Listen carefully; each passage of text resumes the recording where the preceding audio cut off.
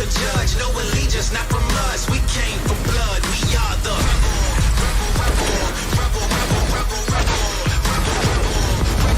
break the system, never budge. Kill the lawyers, kill the judge. No allegiance, not from us. We came for blood.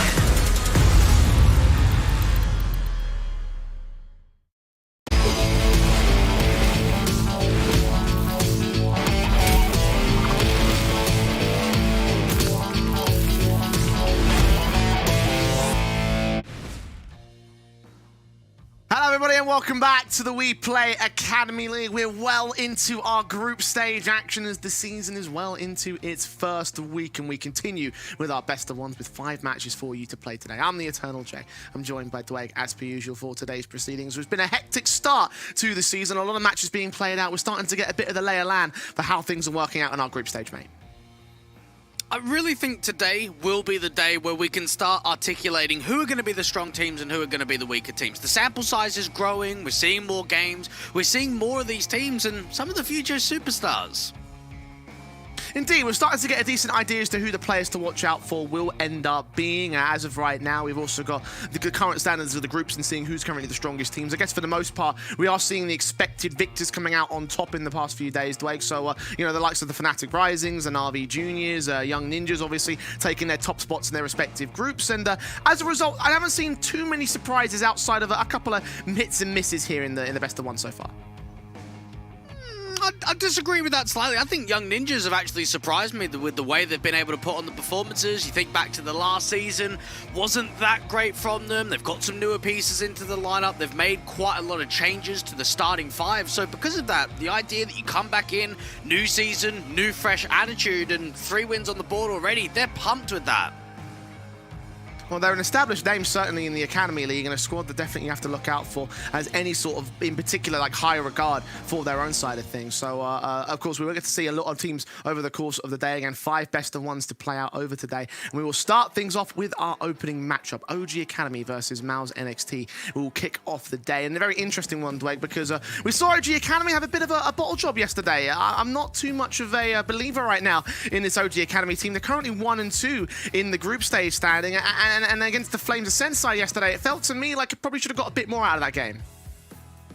Disappointing, and that's the way that you could put it when we look back at that last result. For OG Academy, we know that they're a middle-of-the-pack team, but we're not expecting them to go down to the Flames Ascent, and even that second half of Overpass, we saw almost nothing from them. We can take a look back at the highlights of the last few days and show you exactly how things have played out between respective sides. But just to continue on that conversation with the OG Academy team, like we said, them going up to 2 and 1 in terms of their group stage standing, with their position being held against it. It seems like to me that it might end up being a bit of a struggle from here on out against the MOUZ NXT side, who still look fresh, still look good. And as a result, like I'm looking at that particular game, thinking to myself that there might be some difficulties when it comes to OG Academy going forward. You mentioned them being a bit more of a middle-of-the-road team, that they had some bright sparks over the course of the last few days, but I could see where you come to that conclusion when it comes to looking at the OG Academy.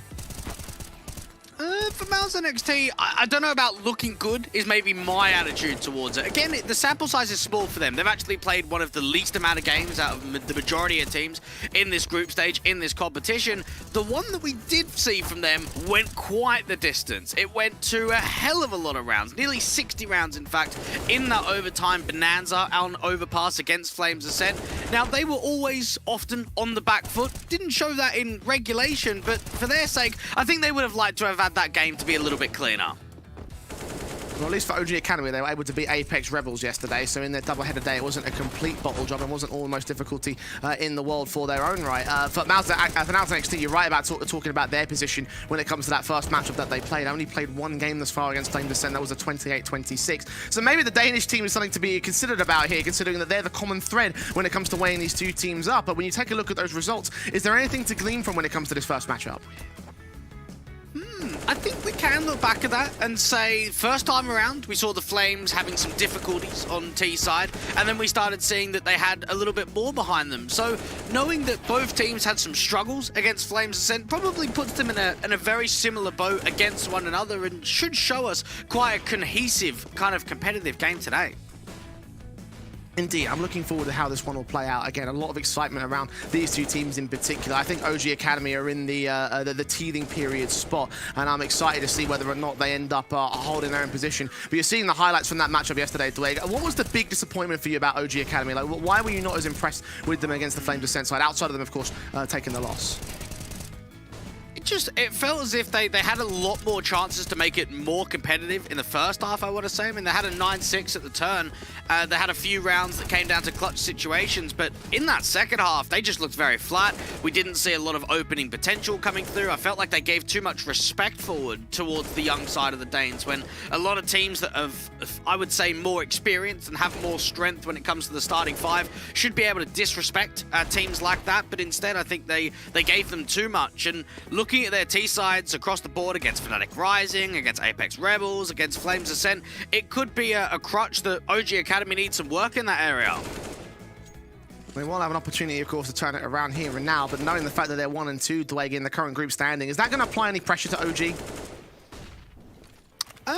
Well, they were down in a similar position at 1 and 1 last season in some of the early couple of games from them. I think pressure, would it be on? Possibly not. I mean, it's still very early. You have to remember to yourself, even if you get off to a slow start in the group stage, you've got plenty of best of ones to start bouncing back to give yourself a good winning streak to get over right to the end. So I would say for OG Academy, there won't be too much pressure on their backs right now.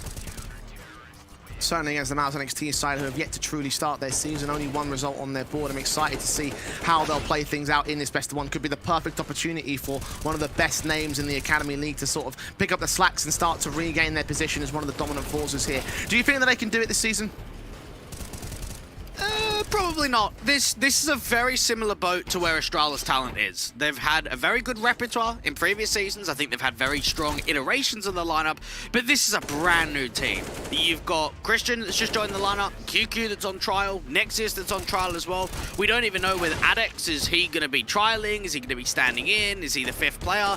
It's still all the unknowns. As of right now, you're really looking at a core 1 player of GymFat from previous lineups. So with that in mind, it could be quite a while, and even towards the new year, until we see the full potential of MOUZ NXT. Well, I reckon at least they've maintained probably their best player from their previous iterations, outside of course, the call-ups from the MOUZ NXT camp. I mean, GymFat's always had impressive moments over the course of the season. And is that going to be a player they have to lean on here?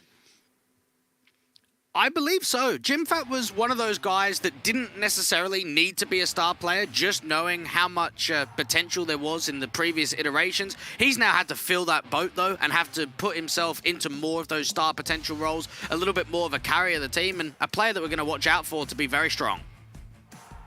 Again, just calling back to how yesterday's proceedings went out, we had 7 best of ones over the course of yesterday, so just to bring you up to speed with how the results currently look at this particular moment in time. Again, you will notice a couple of results from OG Academy in that particular situation. Over the course of the last few days, we have seen a number of matches that have gone down, so the starting form has definitely been organised at this stage, the way we have sort of found our early footing. So what can we glean from the first few days of matches? I think the first few days always gives us a little bit more of an inkling on whose players to watch out for, what certain map pools are going to be like. Even look at that last series that we had yesterday, went into overtime between the Swedes and the Germans. So just trying to get more of an idea, more of a general understanding of where these teams are going to be able to lie and where their positives and where their strengths are. Well, maps up on screen right now, Dwayne. You can see Overpass will be played in our best of one. So talk me through how this map is going to play into effect in this matchup. Well, we saw Overpass for OG Academy. One of the things that we spoke about in the Flames Ascent side is, why would the Danes let it go through again? This is a strong map for OG Academy. They like to pick it in best of 3s. They play a lot of it in best of 1s. But then you actually go into that result, they lost it. So for MOUZ NXT, they played it in their first game. They play it in the second game. We've got common middle ground on Overpass for both of these teams. We can see our match stats from the previous win rates, of course, the 100% win rate for the MOUZ Academy side in that sort of sense. I'm looking at how many games that OG have played, however, and I've got to question whether or not that it is really like a true statistic to sort of make the comparison happen here. Definitely a much more seasoned team when it comes to how many games that they've been hashing out in the Tier 2 space in the Academy League, of course. Yet to see any head-to-head results between these two teams, so we're in a bit of a fresh mindset, like you mentioned, with the MOUZ Academy, MOUZ NXT side, still bringing things up up over the course of the last few days and months. So it's going to be fresh eyes in this one, and you have to take a look at that match yesterday and be at least a little bit concerned that it might not be as confident for OG Academy as they'd like it to be. Perhaps so. They'll definitely be looking back at that Flames Ascent side and go, geez, what went wrong? How can we adapt? How can we be able to put more results back up onto the board? Because out of all 3 results that we've seen from them so far, that's got to be one of the most disappointing ones. And definitely not to let disappointment go at this particular stage against MOUZ NXT for OG Academy. They are playing similar territory, what arguably should be a decent map for them. But the question is, will it be good? Will it be a victory here against the MOUZ NXT camp? I guess we're about to find out here, Delay. We're looking to set into Overpass predictions and ideas and concepts and things you're looking out for. I think for OG Academy, I'm going to give them the favoritism to be able to close out this map of Overpass. I'm looking at Dementa, one of the IGLs of this OG Academy side, one of the guys that typically is not a mad fragger, but has been doing very well in the best of ones over the last couple of days. His chance to get things started. It's Nexius, the first man forward into contact positions in that mid control. Trying to see if we can take control for OG Academy's opening frag. Yet to find anything as of right now. Oxygen caught outside a monster, and Christian is looking to press the issue, but not quite spotting him, not looking to go all the way forward. Instead, the main focus turns its attention out towards that long position. As now the wraparounds will come forward. QQ back turned. Oh dear. Oh dear. Oxygen has absolutely no idea. QQ has no idea. It's about to walk into the van. Oh, it's going to be a kill for the team. That's a little bit silly. Even Christian now just has to try and see if he can over-aggress back towards B site just to try and get some information. Those rotates are going to be so slow. There's that one frag on Oxygen's part of 4-on-4 scenario. Jimfat tapping his way forward. They will force Dementa back and get those kills in against Jimfat and Nexius, finding Marikson awakened to a 3v2, now making it 1. The sound goes down, and they're going to overwhelm that B site effectively, despite the shenanigans that were involved. You could just see for MOUZ NXT how they're able to reposition themselves, get themselves into very tidy retaking positions, put that pressure back on. And for OG Academy, it looked like they had the perfect starter. That opening pick coming through from Monster, give yourself that flying execution to get in quickly, put that pressure on, and instead they crack under it. First round going the way over to the city side. Very nicely placed.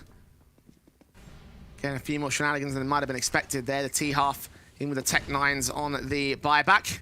Forcing best the standard fast plays in towards Monster in the short position as well. Should try and overwhelm the CT defensive. QQ not going to get caught off guard with a wraparound this time. Gets the kill and Awaken. Dementa and Oxygen go falling the same. So it's a clean up here for the CT defensive. 2-0 on the start. That force buy not presenting much at all. You could see the way that they try and get themselves into that B site again. Crossfires the locks. Those SMGs farm up quite a bit of cash. For OG Academy, you're upgrading slight amounts on some of the pistol players. Try and see if you can get yourself into a light eco. For MOUZ NXT, it's all about trying to siphon yourself up with that early lead. Try and get Adex on that AWP come the next round. Blocks for this one for the OG Academy camp. Mostly eco basis. Take it on the chin, see where they can go with this one. The CT defensive trying to press themselves forward from Adex's position. Not quite spotting anything as of right now. A bit more of a standard eco here from OG, so MOUZ should be able to clean this up. Just showing slightly more A presence, getting their way forward. Or is this going to happen again? No, not for a second time. QQ goes, you know what? I've seen it before. Let me just check it, just in case. Fool me once, shame on you. Fool me twice, shame on me sort of deal. So let's not let that happen again, QQ. All 5 alive again for MOUZ. Indeed, it is a clean-up for the 3-0 start. And OG will be onto the guns. But just from MOUZ NXT's point of view, trying to be able to get enough victories on the board to make the gauntlet stage is going to be important from them. We know even in the last season, Group A, while it was only that one core now from Jimfat, it was a 6-6 record, 5th in their group. Well, consistent, but not enough victories to be able to get them into the run for the playoffs. OG Academy getting themselves in to try and keep putting that pressure on, allow themselves the first round to be taken. Aggression from MOUZ NXT up here towards Party and the Fountain Control. Several players pressing on with the CT defensive. Sound and Awaken have the weapon advantage of both of them. Bit more of a bonus round here for MOUZ NXT. You mentioned they're trying to get Alex up on the AWP as soon as they can. They're still rocking the MP9 for this one. 2 for Masters also in play. The 1M4 for Jimfat. Really being the only significant rifle for MOUZ to play with. And truly a bonus basis, which will work out for that first kill. NXT gets the kill, Sound to respond. JimFat gets trading, and Adex continues facing against Marix. Doesn't quite land the pick at the long range. Low HP for that player, 3-on-3. OG Academy just trying to see if they can settle themselves, bait in any further press, any further aggression to come through from JimFat, who will be lined up by a couple of T-side players. You've got Dementor and Marix close by, but they actually give that respect forward and start repositioning. Bomb is contested by JimFat, though. He knows he dropped it. Backup's on the way. You'll see it at the corner face. They might line up for it. Marix, that's an easy pick. Swing back to the second. Locks it out against Dementor. And now it's left all on Oxygen 1v3 to breathe new life into this round for OG Academy. But it's not going to happen at this stage. Bomb is at least in his possession. He can grab that much. But the damage was done. And this bonus is going to be very successful, I think, for MOUZ. Excellent re-aggression coming through from MOUZ NXT. You see that opening stance up there from Party, out towards a Falcon control, and then, of course, JimFat just starts aggressing that slight bit further, try and regain that bomb control. Now, Oxygen has forced it into a clutch situation, and if he plants it open for Bank, he's got a chance in this. Oh, couldn't get that spray through. Crizin takes him back with that from Ars. Should be able to grab an AK. A little bit far away from one. I don't think he'll get to it, no. Not to be. 4-0 at least for MOUZ, however, and a bonus round that just went so well. You can't really complain about the success that they had here. The true guns will come in for most players. AWP, of course, in for Adex. And still a pretty decent money float as well. We definitely saw some good CT halves for MOUZ NXT and OG Academy's point of view in the previous matchup on Overpass. A look back for MOUZ NXT against Flames Ascent against the Danes. They managed a 12-3. Had some significant positions. Of course, we kind of lacked to mention that overtime between MOUZ and Flames was on Overpass, so both these squads have had their victories.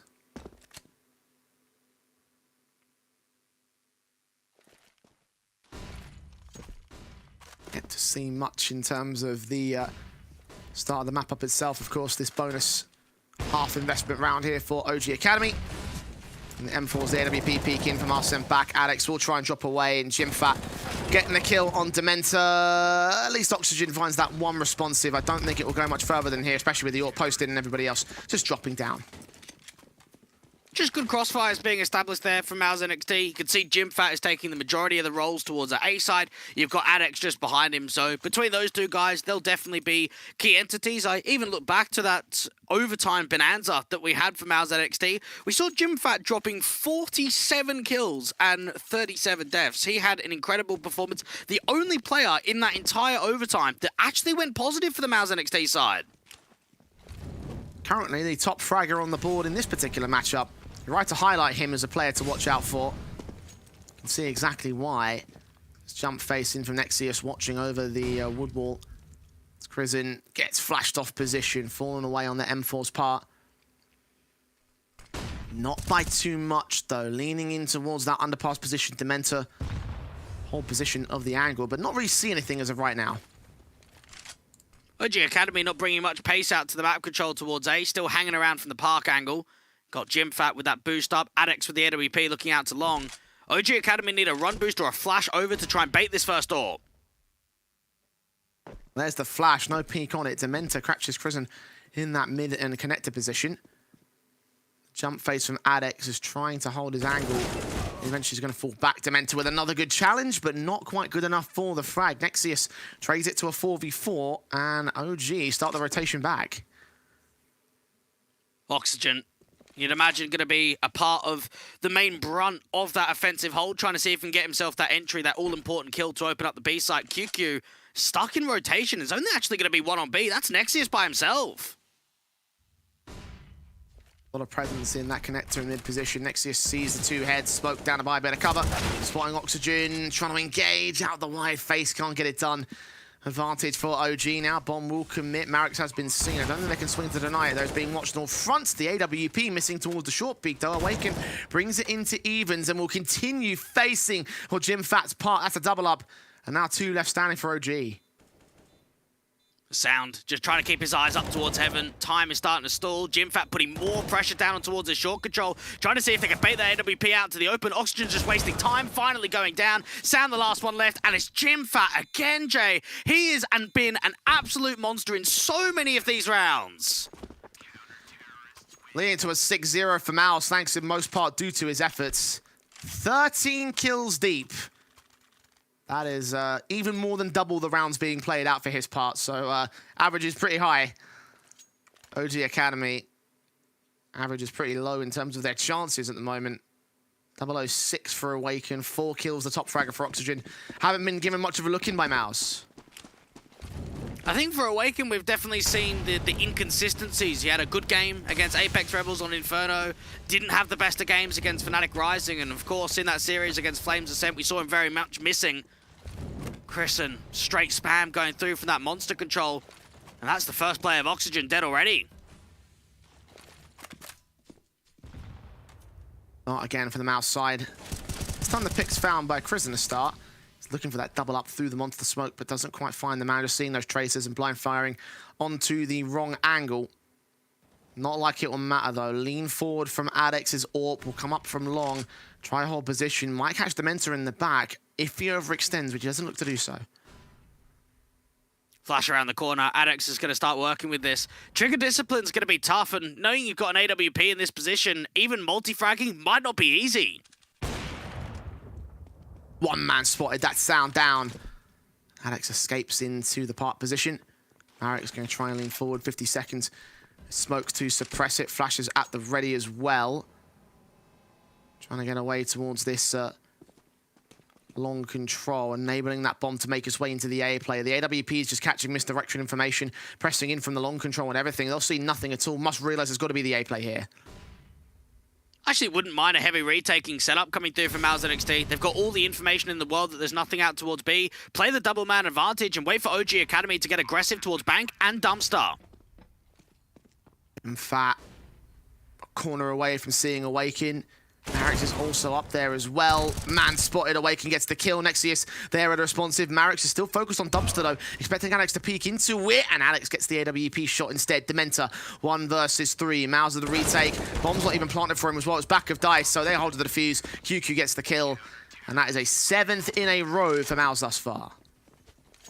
He's just very proactive on the CT side coming through from MOUZ NXT. You could see the idea that they're taking map control away, they're setting up backstabs, and for OG Academy, once you get down into that 3v5, yes, you can get the bomb plant, but you can't really muster much up after that point. I like the way they start aggressing bank control. They realize themselves, unless we take some fights, there's just no way back.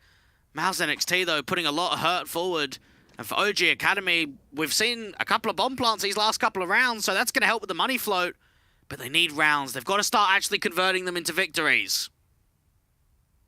They're taking a tactical to try and figure out how exactly they're going to do that here. Because the situation still does not look great in spite of it. Done everything they can, thrown a lot of ideas at the wall, and as you mentioned, have a buyback because of the bomb plant bonus. No AWPs for them, AKs on all 5.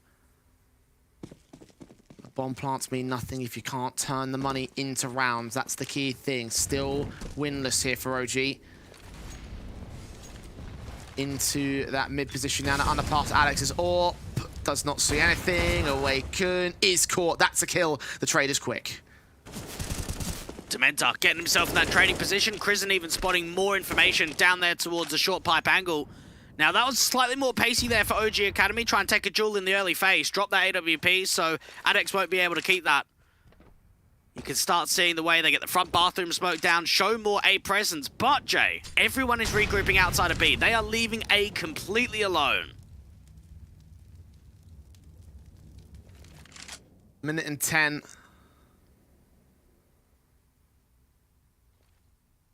Clean up. Menta trying to lead the charge. Sound gets the kill on QQ instead. Now left to 3 players and MOUZ. This might be the best chance that OG have if they can get Nexius down especially. That'll be the B side being stormed. Chrisen stands alone. Bomb has committed to site, not spotted. Sound's going to regress forward and Chrisen will get that kill while staying damageless alongside Jimfat's frag back to Menta caught on the site. Player up towards short's been seen and MOUZ is still turning this around. Oxygen alone.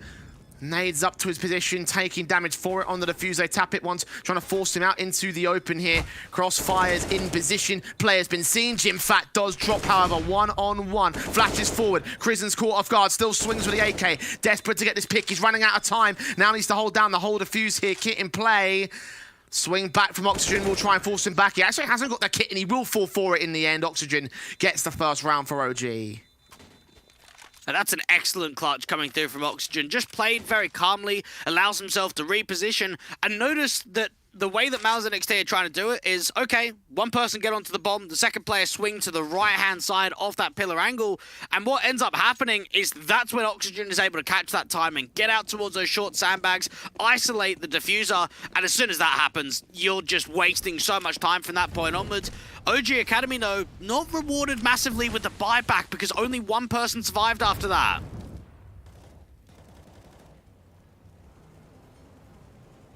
Mac 10's on 2 as a result. Look at the engagements up close and personal from Nexius. Oxygen, first man down. Mac 10 seen, does get the trade back, but he's seen 2 for it, including that bomb. So second player on rotation. Crizin engages on Sound, takes him back. Advantage sits with MOUZ. Crizin just doing so much on that B defensive, and you could see the way they wanted to pop, the inclination that they wanted to be pacey again and over towards that B site to be direct. They get cancelled. That counter utility's too strong too. And now for OG Academy, even trying to find a response, you need to start working that connector control, try and show some presence down on A. This is going to take time though. M4 New York waiting with 50 seconds left on the clock. Positions held for these guns. Marek's backed up. Dementor and Awaken making their way towards mid with 40 seconds left on the clock. They will try the A play. It's very passive. Again, similar retake setup with a lot of emphasis to the B site. Marek's might be able to either lurk out B once those over-rotations come through or try and fake that it is going to be a B lean. 25 seconds left. He might be able to catch off one. Trade back immediately from QQ, catching them in rotations though. 2 players back on the B site. Shots ringing out from the AK, the AWP also there with him. Dementor seen, sprayed on. AWP gets a pick back for Awaken. 1 kill found of the round, lands that second player. But 5 seconds, the shot does not connect. Crizin holds it down. Keeps in the half for MOUZ. Quick response as well to OG's first. And it looked as if the AWP might have just been on for something there. You could see Awaken isolating some all-important jewels, trying to see if he can get himself in for the last, but not to be. And Crizin, one of the newer guys, the in-game leader for the MOUZ NXT side, is the one that closes it down 8-1. Now, we did know that both teams had some strong CT sides and there were some struggles on T side, but at this sort of scoreline, I'm not sure we expected this kind of start. If it keeps going like this, then it doesn't matter what the halves are going to feel like, honestly. Like, it's a case of a few rounds if MOUZ take, at the best case scenario, they're a 14-1 half right now. Well, that's the you issue just we're need to talking look about. back to the Flames Ascent game and think that that was enough of a half to get the job done, and we went all the way into OT about 5 times. That was 12-3, so it's different. It's a 2 rounds difference. Yeah. Well, in Counter-Strike, technically 2 rounds is 4 rounds because 1 round you don't win is 1 the other team gains, so the difference is made up. As far as I'm concerned, it's mathematics, mate. Gotcha. Well, I can do the maths. Jimfat plus M4 equals kill on Marek's. Awaken plus Deagle equals kill on Jimfat to trade, and now there's a rifle to play with for OG. You've even had Adex go for a slight peak of information, get a little bit more aggressive towards that short sandbag, see nothing. Now, Crizin could just jump spot even further from APC and DICE, but they've already brought the AWP forward. This is a good read. Leaning forward, flashes in, applying that AWPer off. Crizin to swing to the right, flashes back in from the CT defense, seeing where Sound is, but not lining up the heads. The bomb on its way back out, actually. They've fought the rotation back from the B side, so this is a pretty open bomb plant. Have got a player in heaven, however, who's trying to watch out for it. Nexius picks up one of Dementor, seeing nothing else as well. They counter-rotate back once again. 16 seconds. They can't afford to hit their A site here for OG. Got to commit to B. Got to get this bomb down soon. 10 seconds. Players caught. Awaken also to go down to the crossfire. QQ picking him up. And Sound, not even enough time to go in for this site take. He's gonna have to save. Like, nothing left. That's a decent effort there from OG Academy. So they try and sell as much of the A play as possible, try and do the late overreaction back into B, get the bomb down, try and make that round winnable. The unfortunate nature is MOUZ NXT haven't over-rotated. And the one player in Heaven you highlighted of QQ, he had a smoke and he had a molly. So he just puts that molly down towards the short sandbags when he starts hearing the footsteps from Connector. And because they haven't baited enough nades out of the B-site anchors, it means that you're running into a trap, you have to get slowed down, and eventually you just run out of time.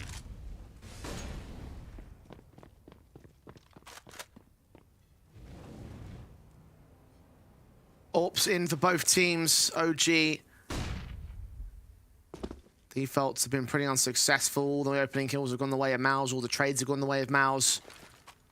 Advantage and the retakes, the site defensives, all sorts going the way of MOUZ here. OG very little to look forward to. Trying their hand at a set piece. Molotovs counteracted by incendiaries. Smokes in with flashes over. Next year, she's going to wait for contact in from that short control. QQ leaning up above toxic barrels will get Molotoved away here. Team's still working their way forward. They've stalled for the time being. Oh, that spam coming close in from Chrisen. And knowing that there's so many CTs around, it's only going to be a matter of time until the majority of the defense comes into the mix. Chrisen around the smoke, going to get flashed off of the angle, gets another kill off the sound, and now Nexus is getting involved too. Yeah, plenty of support around him. Next frag back, found was short, Awaken with one trade, but needs 3 more. Being dropped in upon by Chrisen, actually managed to land that AWP shot. But Jim Fat so quick to return at fire, bring it 10-1 now for MOUZ NXT. Starting to get quite significantly out of control here. This is turning into a dominant affair. Turning into a dominant affair, Jay? Where have you been the last few rounds? This has been it. They've been all over them. This has been MOUZ NXT crunching down on OG Academy. And this is where we have to look at OG Academy and look back at the more recent results and start seeing more glimpses of where the weaker T-sides have progressed and where they've come through. I'd like to remind the audience that Dweg was the one that was entertaining the idea of an overtime from a 12-3 half. So, you know, you've got no right to speak, my friend. That's into the pistols. We'll go for OG.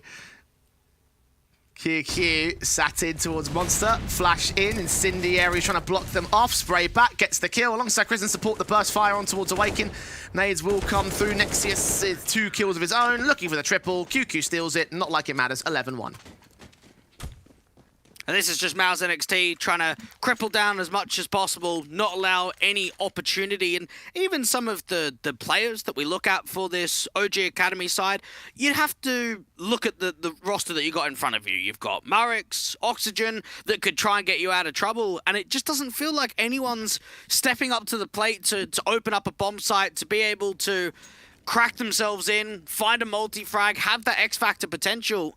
When you're down by this sort of scoreline, you've got to look at some of the strong individuals and the highlight players, and we're just not seeing them. Another tactical for the OG side having to be taken. Watch this dominating sequence again from the CT side.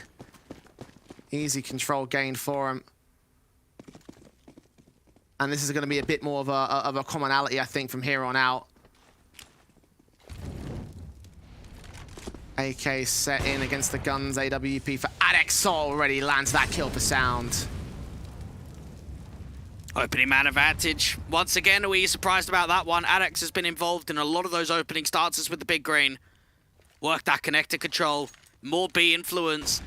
And you've got to wonder for OG Academy, we've seen a lot of B hits. We've seen a lot of splits in the late round. What is adjusted to the playbook for them to find more success with these B controls? Because they haven't put more of an emphasis towards A for very much of this half.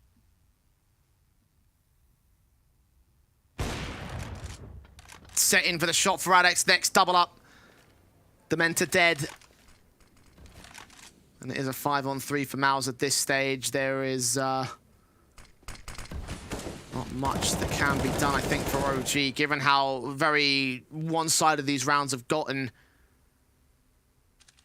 You doubt trades, let alone a round victory at this moment. MOUZ locking themselves in. Oxygen, the most forward player, might get a little bit of utility support, but there's no flashes on his teammates. I think one just got past to Awaken here, so might allow some sort of entry, but they've all backed off. Get themselves up to that heaven smoke for Awaken. About trying to clear out this grill position. Nexus and QQ to the right-hand side. They've got to be the first point of contact. Sprays doesn't do anything for Nexius. QQ also drops back, but Jimfat goes in with a 3K sequence and rips them all apart. It's 12-1. It continues to just get better and better for MOUZ NXT. Jimfat's always a very exciting player to be able to watch, and when we gather the information that he's only 16 years old, that he even have a semi-pro career for a couple of years in the Finnish scene, we know how much of a super potential superstar this guy has behind him and how he's proved it already. One of the main highlight players, one of the best riflers that MOUZ NXT have behind them, and one of the pieces that was left from the previous iteration.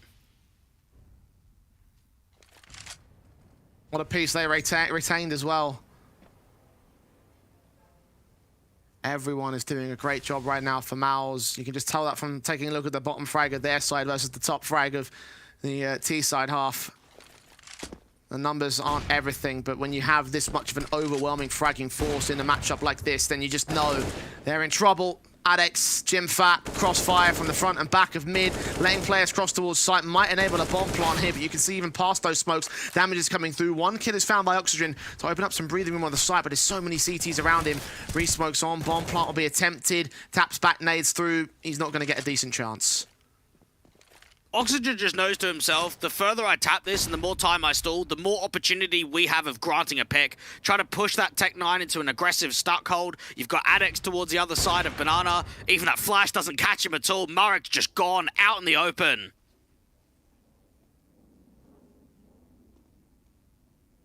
Okay, just standing alone, desperate to get anything. Does struggle against Adex. And the taps towards the second man will be just as unsuccessful.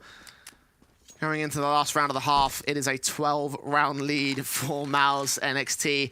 And well, I mean, you were talking about disappointments from OG Academy yesterday against Flames Ascent.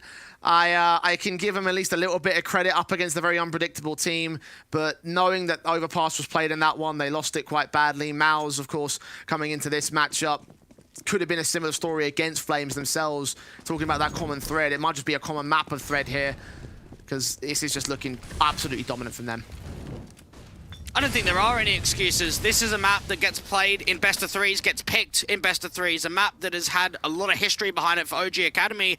When coming into this new season, they've changed one piece. They've got a new AWPer, and that's it. They have not changed and adjusted any of the core for months since announcing this team.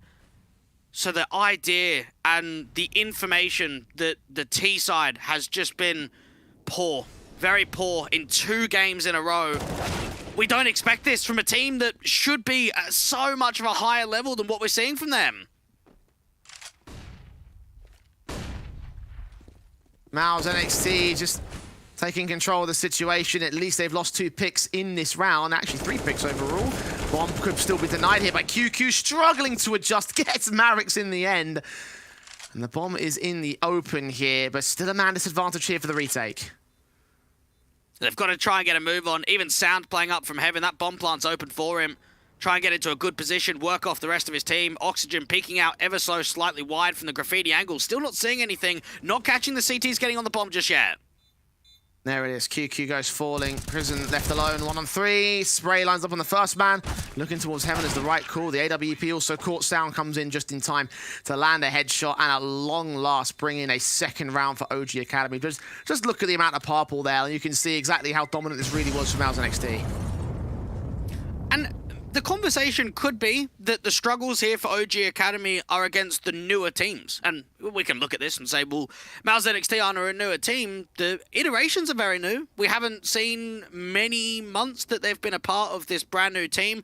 You could make the same conversation for Flames Ascent. At least when OG Academy took on Apex Rebels and Fnatic Rising, you're looking at teams that have been around for a lot longer, haven't made a roster change in quite a while. So is that tangible? Is that enough evidence to start the conversation? Well, it's early doors for everyone in the season right now. But certainly a situation that you can't deny on a scoreline here. 13-2 for MOUZ NXT.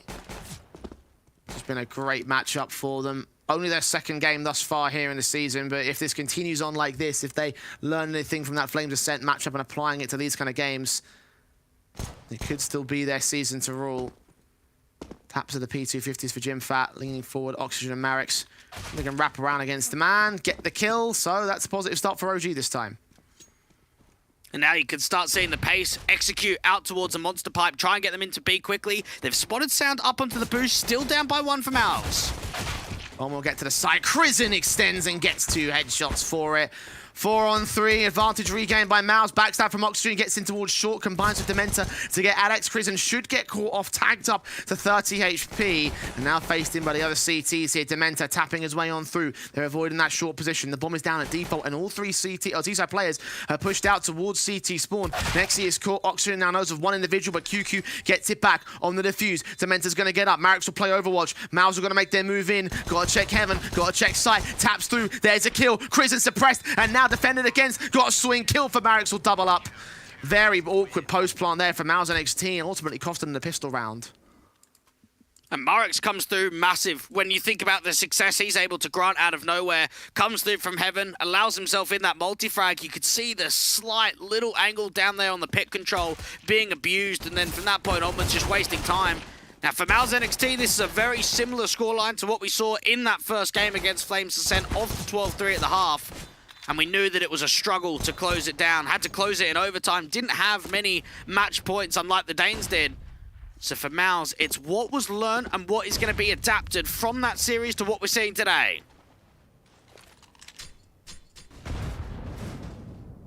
Doors popped open in at Squeaky. Eyes set on to watch from the short pipe of the crossfire of the SMGs. Of course, expecting there to be some sort of gun by here for MOUZ. Bomb plant bonus gives them 5 Galils, so this will not be an easy affair for OG. MOUZ NXT are looking for that instant reset. And 13-3 up, if you win the force buy, you pretty much won the game. You put the CT economy into turmoil, but you've got to pounce. This is your opportunity.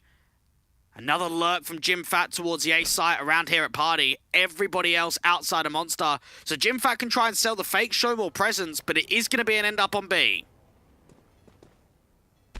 Prison with a kill, Dementa down.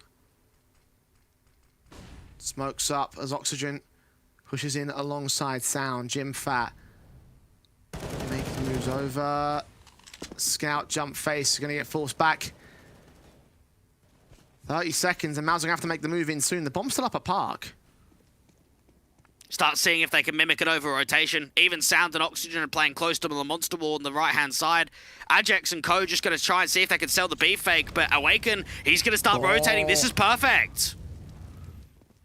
Scout on 25 HP, last player on the A site, 12 seconds, bomb's going to go down. Oxygen will get Alex on the lurkout, but this will be a 4v4 on the retake. Crisen's going to get aggressive, try and see if he can get close to the bank control. The corner, Awaken doesn't see him yet. Leans forward to check the backside, up close, swing, Galil, kill. Advantage now for MOUZ, not extending against Sound. SMG gets his pick, Nexius to the QQ, now joined by Jim Fat being the boosting player up at Divider. Can't quite find the crack angle, eventually does alongside QQ's kill. Nexius gets traded back, now Marix, open bomb plant, taps it once, trying to force out the fights and does bring it into a one-on-one, but no kit, no time, and no round for OG. What a lovely angle that was from QQ. That boost up from Divider is not an angle that you see all that often, and he just gives himself the slight amount of pixel information to deal with the diffuser, to make that round awkward. From Marix's point of view, you're saving an M4, you're not saving the round though. MOUZ NXT with a steal. 14th up as well. This is what I was talking about in the first half, Dwayne. If the scoreline is this good, then for MOUZ, it doesn't matter how good your CT half or T half is. It all comes up to just getting those few victories on the board, and that will be enough to end off this one in a one-sided fashion. OG Academy took the pistol, lost the conversion, and a harsh reset in for this one. A force buy for round 18, at least features an M4 saved. But P250s and USPs, it's not a great deal. It's not a force buy here for OG Academy. This is what's so surprising. Yes, they've got the M4 being saved through, but they're lightly ecoing this. I don't know about this decision. Seems like such logic that you'd assume it would be a force buy. For OG, I guess probably they're trying to save into getting a decent force buy into round 19 again, but it's still going to be a force invest one way or the other. At least you'd have 2 of them in play. Already that first frag's been found on Oxygen. Of course, not a resistance there towards mid, so dead man, easy. Start for MOUZ. Marex, aggressive with that M4, deals with 1. Now you can start seeing the gamble sights shift up towards A. It's whether Marex can continue to do damage. Can't though. Jimfa gets his pick and now walks his way forward. Damage will be done to the T side, but minimal amounts on QQ and Crizzen. Alex gets involved, 4 alive. Hold of the round for the T side, 15-3. It's match point for MOUZ NXT. Wow, this has been a hell of a start to the day for them. Indeed, it has been. And that's going to spark a lot of confidence here for MOUZ NXT. If they can close it without giving many rounds over to OG Academy, if they can close it right here, because this would be a lot more one-sided than what we've seen previously, and it would strike the campaign for one of the teams that we didn't expect and perhaps didn't imagine to go 2-0 up with a very easy second game advantage.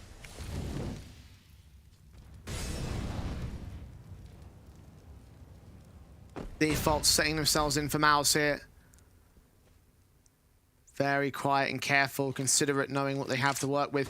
At least OG getting the rifles out. I guess this is what the eco was going to lead to. Had a decent money float to get themselves the guns here. Still a broken buy, only 1 kit. No helmets either.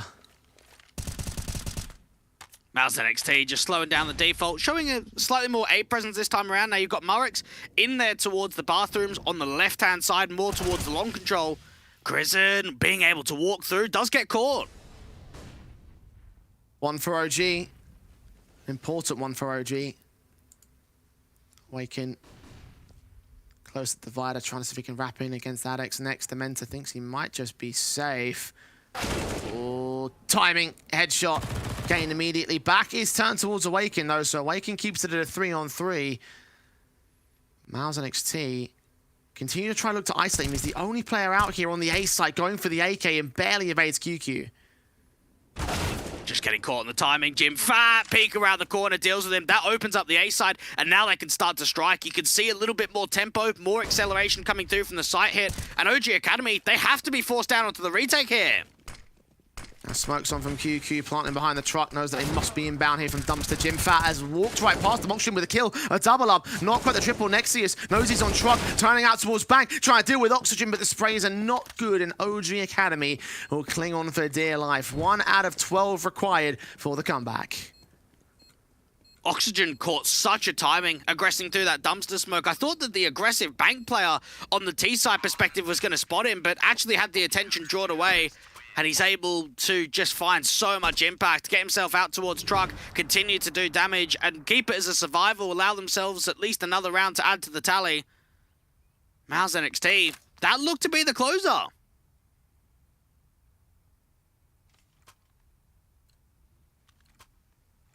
Not quite, though.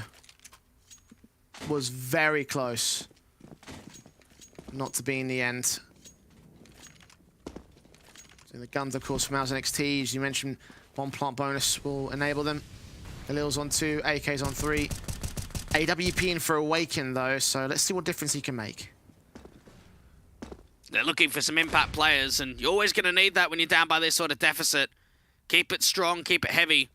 Awaken out towards the right-hand side of Divide, a little bit of an off angle. Marex, we saw the success that he was able to find in the bathrooms come the last round.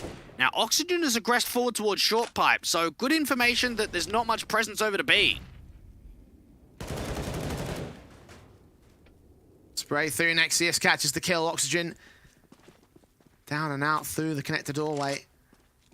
Jim Fat just setting up utility into that mid position. The meanwhile, MOUZ NXT rotating in towards the B play. Only 2 players to stand and defend. That's Sound and Dementa. Just knowing that Sound is going to be the first contact towards that right-hand side of Grill. He's going to have to put up at least that early opening fight, try and halt some of that utility. Now, the resmoke goes down from one of the A-site players. That's going to stall, getting closer to 40 seconds on the clock. MOUZ NXT is still trying to fake the A-site from Adex. Awaken's been seen. Alex not quite getting the kill for it, but will make up some decent room. Flash turned away from. AWP can't find him. Little does he know that Alex is sneaking around the dice. Kill does get found in the end alongside Sound picking up Crizin. Fast rotates back into the A site though. They think it's going to have to be the play, but the footsteps are heard. And Barracks is quickly on the way back in. Awaken towards backside. Might not be able to deny the bomb plant if it goes down at default. Dice will bang a little bit far off for it. He does get Nexius though. Now you can just see the T-side players trying to put the emphasis back down towards that connector starts. Jimfat out in the open, deals with Murix, but so many more players does find Awaken as well. Man. Molotov in, or Jimfat's caught the headshot. Incendiary's back, he's spotted the last of Sound. Switch to the Galil because he's low HP, looking for the headshot burst. M4 moving forward, no kits in. Jimfat stalling for time. I think he might have already won it right here. Swing back for the Quadra. What a clutch that is to close. A 16-4 win for MOUZ NXT. That has got to be one of the best. What do you even say about that? He has done marvelous work to be able to turn that into a victory itself, isolating so many of those individuals and getting the job done. That is the important factor. We saw MOUZ NXT had a tough time of closing against Flames Ascent. Here today, Jay, that wasn't an issue. What a matchup for them. I have to say that I wasn't expecting it to be quite that good from MOUZ NXT. Like you mentioned, Dwight, there was potential in which it could have been brought back. There was opportunities for this one to still be close because it was a map that both teams share. Could have been the overtime potential like we saw against the Flames and everything like that, but it just never really came together for OG Academy. Like, so many things went wrong. I just think they weren't showing up today. I'll be in agreement with you. That was not the best of showings coming through from OG Academy. And this is 2 wake-up calls in a row, knowing that you're down now to 1 win, only 3 losses, and that they go down to Flames Ascent and MOUZ NXT. If you're OG Academy, those are 2 draws that you should be winning. They're new teams, they're new iterations of the lineups. Those are the kind of matches that get you more wins, that get you closer to the gauntlet of playoff stage. Instead, they've both been losses. It's funny how yesterday we were discussing the idea that OG could try and find a decent spot within the top end of realms of the Academy League, an opportunity for them to try to become an established organization within the title contention. You know, they're not quite there yet, but with a loss like this, they're going to get put further beyond it. That's 1-3 now for their season record in the group standings, and that's just discouraging right now for OG Academy because they're missing out on all these basic opportunities. Like you mentioned, Blake, this should have been a bit of a layup for them, both yesterday and today. Arguably a little bit less today, but even so, opportunities were abound and they missed the mark. And just not even being competitive from the start. Towards the end there, this is a perfect round that I think dictates what we're talking about. The idea that Jimfat's able to drop nearly 30, 1v4 you, and still wreck you across the board with the scoreline. 16-4, not a close showing. Good consistency from the rest of the guys. Nexius, Adex, QQ, Chrisen, all coming into the mix, along with Jimfat's X-Factor potential, some of those clutch rounds, where for OG Academy, we were breathing. We were just trying to see who is going to be the guy to step up, and I don't think we saw it. When you say breathing, I say heaving, honestly. Like, there was just no breathing room at all there for OG Academy. MOUZ did not let them get much of a look in at all. Had the good pistol, of course, to bring it back in the second half. A few rounds on the first half in general, like just occasional bits and pieces here and there in the mid half. And that last round, it's just like outside of that, OG Academy didn't really have much in that matchup. And that is a very concerning situation because it compounds, right? It's just more results against their tally, another loss to add to the table, and they've got to turn it around relatively soon. I know it's very early few days in the season, but these best of ones, they count. They do. And for Overpass, there needs to be a look in. Whether it's going to be down to Dementor and Crispy, just to have a look and say, okay, what's went wrong? Because this has been twice now where Overpass has been a successful map in the past. It's a map that, again, they pick in best of 3s. It was very strong for them last season of the Academy League. Things have changed. And by obvious, looking at the last 2 results in the best of ones for them. In these last couple of days, we've been looking at Overpass saying, look, this is a map that they play in the tier 2 scene as well, and they have decent results on it and everything. Like, it's not like they're an incredible team. They're not like beating Ecstatic or, you know, Copenhagen Flames' main squad or you know, Outsiders or anyone like from the big leagues. Like, we're talking about like a team that are doing all right in the tier 2 space against teams like eSuper, and that's just be good enough for an Academy side. The fact that they're taking this map and still taking the losses on it, I think there needs to be some serious internal discussions about whether or not they want to keep playing Overpass here, because you can't keep letting this go from OG. No, you can't. And This has to be addressed. This has to be something that gets looked at. For MOUZ NXT, this is building blocks. The idea that we saw them the first time, it was okay. It was a victory, the job got done, but it was nothing impressive. This is impressive. This is one of the first showings from MOUZ NXT that we could look at them and say we are seeing signs of a potential threat in this competition. What a way it would be for MOUZ to turn their situation around from last season with this brand new roster, of course, currently 2-0 now. One of the teams that are now undefeated in Group A, joining the likes of NAVI Junior and Fnatic Rising in that particular top end of the bracket. So listen, like you said, dominance, absolutely beautiful stuff from MOUZ, and it sets them up for the rest of the season, and definitely a turnaround from their first matchup on the first day. But from moving on from the rest of the day, MOUZ and OG Academy, probably not the match we expected to start things off, but hopefully it will get a bit more competitive as we roll on. We're looking at Spirit Academy versus ENCE Academy as our next match on the stream here for WePlay Academy League. So just stick with us after the break.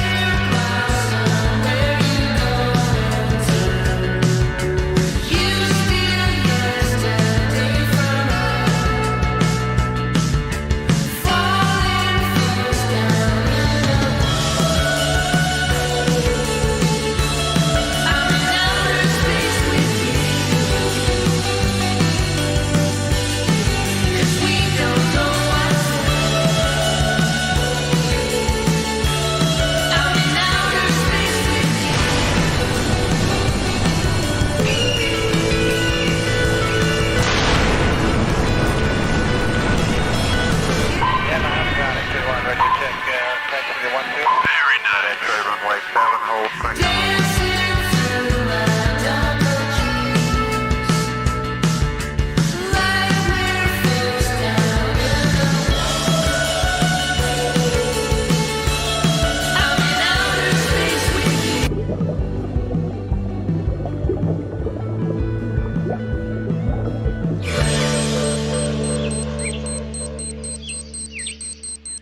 Oh, crap.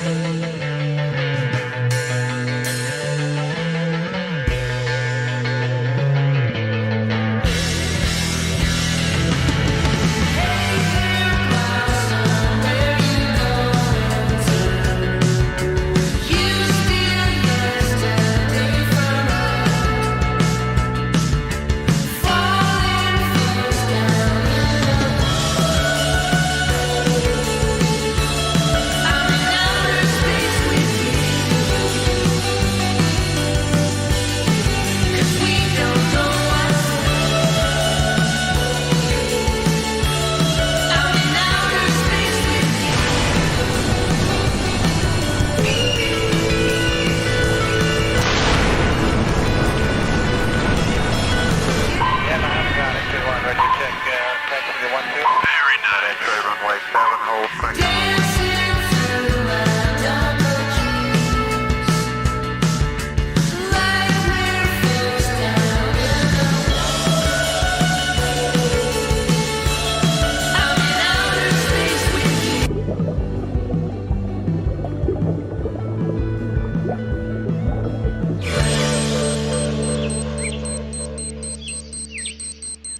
Oh, crap.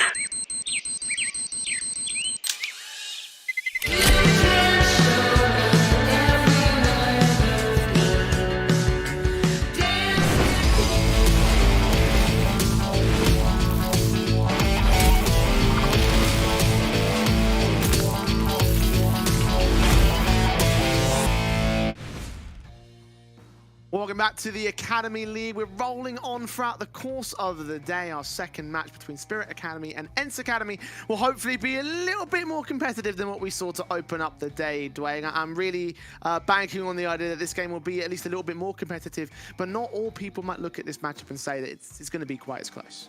I like the way that you've used your words wisely there. Less, more competitive maybe than the last game, but is it going to be the most competitive game of the day? Probably not. This is what I would look at as being a top team in the group against a weaker team in the group. Spirit Academy are looking to get more victories forward. They've impressed us over the last couple of days, where for ENCE Academy, they're going to be scraping the odd victory here or there. I just don't think Spirit Academy are the team that's going to be able to take it away from them.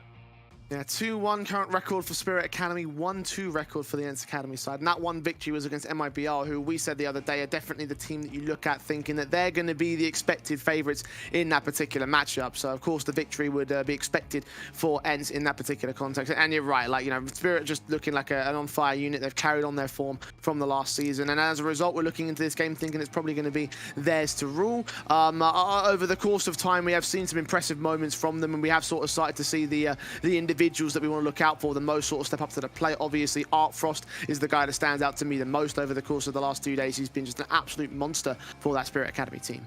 And he's been here for quite a while, so he's had an opportunity for a few seasons now to make his name known. 20 years old, main AWPer of the squad, always an exciting player to watch and to see what he can do. We've also got some other pieces here for Spirit Academy. I think Donk has been an incredibly powerful rifler, but then even Owner, the IGL, I feel as if he's always the one that closes down rounds, finds impact. He somehow has this ability to find a lot of steals. I've often seen Owner's impact in some of those anti-eco rounds where he just turns things on his head. So you've got a strong core three with a lot of powerful individuals. It feels to me like this team is well built, they really pay attention to the details and giving us a squad of players that know how to play around each other with their main stars as well involved. It just looks like a team that are going to have a great season overall. On the ENCE Academy side, I can't say that they're completely without stars. Obviously, we'll be looking at guys like MILTY, for instance, and seeing where they're able to place themselves in terms of their own team. And I've been excited to see how his tier 2 experience are going to play into this Academy side. But we've seen the rise of Juisi, for example, being an incredibly proficient player, having high-pressure environments, thriving in those high-pressure environments and doing great work for them. But unfortunately, it's just a case that those victories haven't come on the board for ENCE despite that team formation.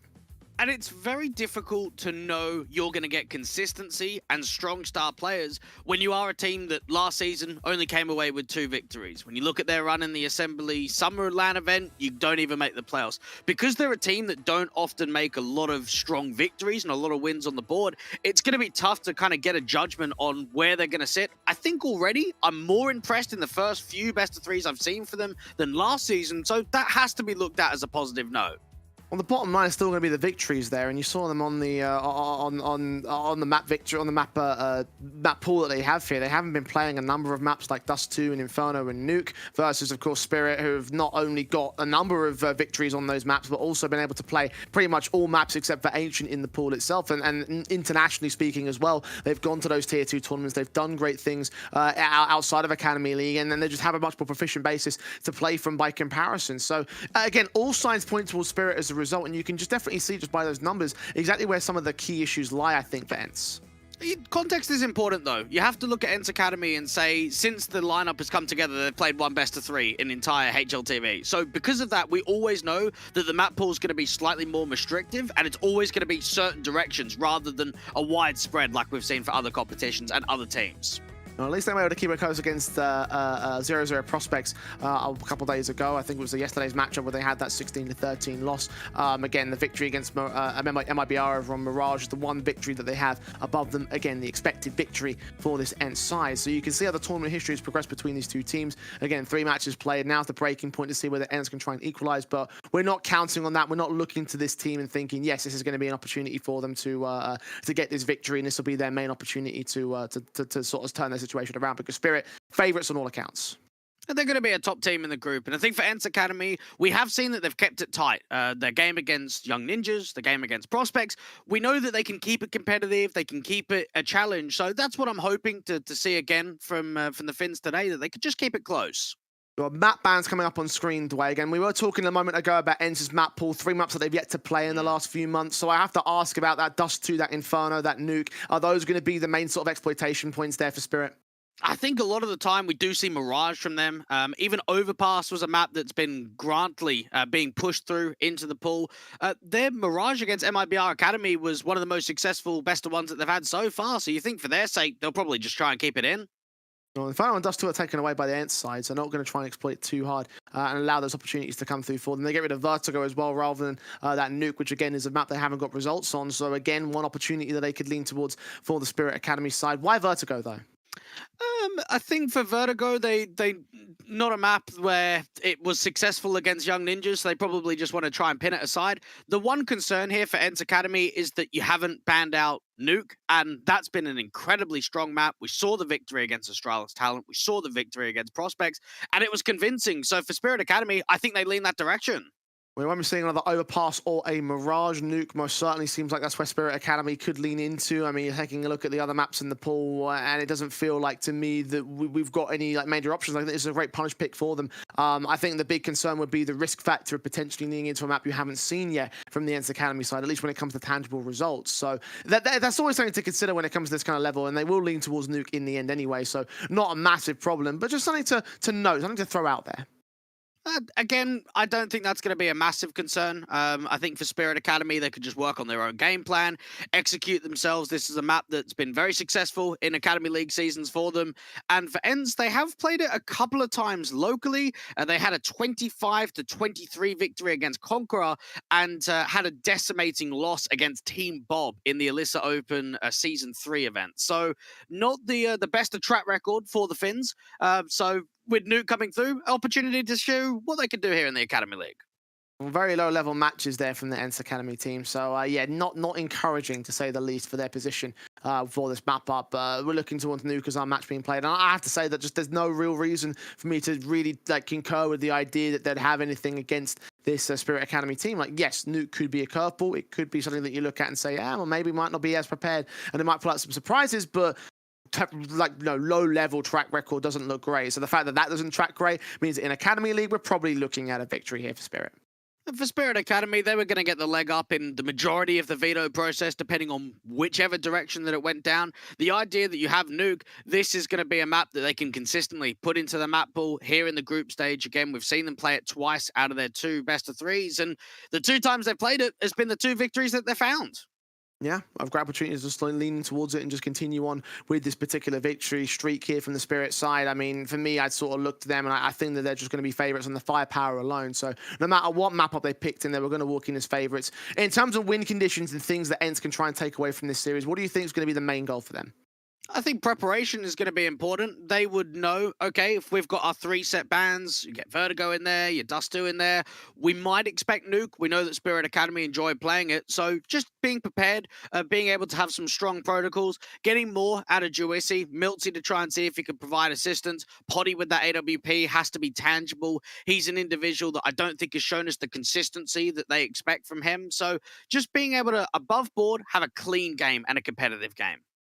I'm not quite as convinced on Potty just yet here and what he can potentially do. I mean, definitely you've got to look to the AWP is having some amount of impact just down to the meta alone, but the fact that obviously that we've got such great other stars in elsewhere in this team does indicate to me that ENCE have other places that they can make up the difference. But you are right about that AWP player. Like, if you're setting himself up to be the entry fragger and to get those picks, particularly on the CT side defensive, then you need to sort of like, you know, rely on him to hit those shots, and not always has he been as impressive as we hope Orpus can be. So I'm hoping to see him develop over the season, and maybe that could be the answer to all of ENCE's problems, but I'm not going to bank on it per se. And looking at this from ENCE Academy's standpoint, this is going to be a long-term project. This is going to be something in the works for quite a few seasons here in the Academy League.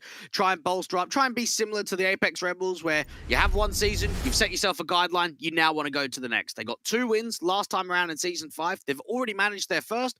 From this point onwards, keep the games competitive against the top-end teams in the group, and against some of the weaker competition, that's where you can strike with victories. Yeah, Academy League is not a short-term thing, only 2 seasons deep for ENCE, so yeah, we'll see what they can do here in this one. Anything that would be nice would be pretty appropriate. We're ready to get into Nuke, our second match of the day between Spirit Academy and ENCE Academy. CT start for the Spirit side. And this is where, for Spirit Academy, starting on the T side, they can dictate a lot of pace, try and get in quickly towards a ramp control. Look at the Julies being set, though, for ENCE. Very fast in here with these USBs set. The Julies do indeed spam down for Juicy. Double up for him. Baz gets at least 1 trade, 2 trades, in fact, being found alongside the triple. They work in against the T half, and just like that, Potty is forced to respond. 2-on-2 situation. Defensive line is held. Henu even getting aggressive out towards a squeak door. Might get caught off by Ono. It's a matter of timing. The peak to come round towards Tetris is successful. Taps forward, looking for a bit more, but Artfrost stands alone, trying to get this bomb down on the site somewhere. Taps will continue, but he's only chipping away at the slight bits of damage. Finally, Potty is there to lock it in for the 2K, bringing the pistol for ENCE. You just saw that initial shutout coming through. You had 3 players towards ramp on the crossfire, those Julies being the first point of action. And then for Spirit Academy, while there's a couple of trades back, you can see the way that Baz is trying to keep it competitive, get themselves in a position where they can actually win the round. They go back towards the A site, and then Henu, as soon as he drops that IGL of Ono, that's it. That's completely over. Artfrost tries his best in the clutch. Not to be. A start coming through for the Fens. Straight in for Miltsy into the contact angles. Alongside Potty, backed up for Mars and M4. Involved in on this defensive, hunting for Zontix first. Can't quite spot the head. Either way, there's not a lot of firepower for Spirit to play with here. Bit of a throwaway round from them. Just try and see if they can peek towards outside. Try and get that dig set up for the best potential. Potty spotting a couple of players towards outside. The Glocks all around. Try and pass that dig back in front. Just looking for a kill or 2. 5-on-3. Picks found pretty easy. Nades on. Donk does get 1 to return. That's okay. Next up with the SMG. Burst through from Potty. Does get his pick back, and everything else starts to fall from here. Artfrost, 4 points of HP. Nice to the SMG. You can get the kill here. Potty's going to steal it away from them, so not a lot of cash being gained by the CT defensive. The 2-0 regardless here for the ENCE side. And guns will come forward, a bit of a harsher eco for Spirit. AKs across 4.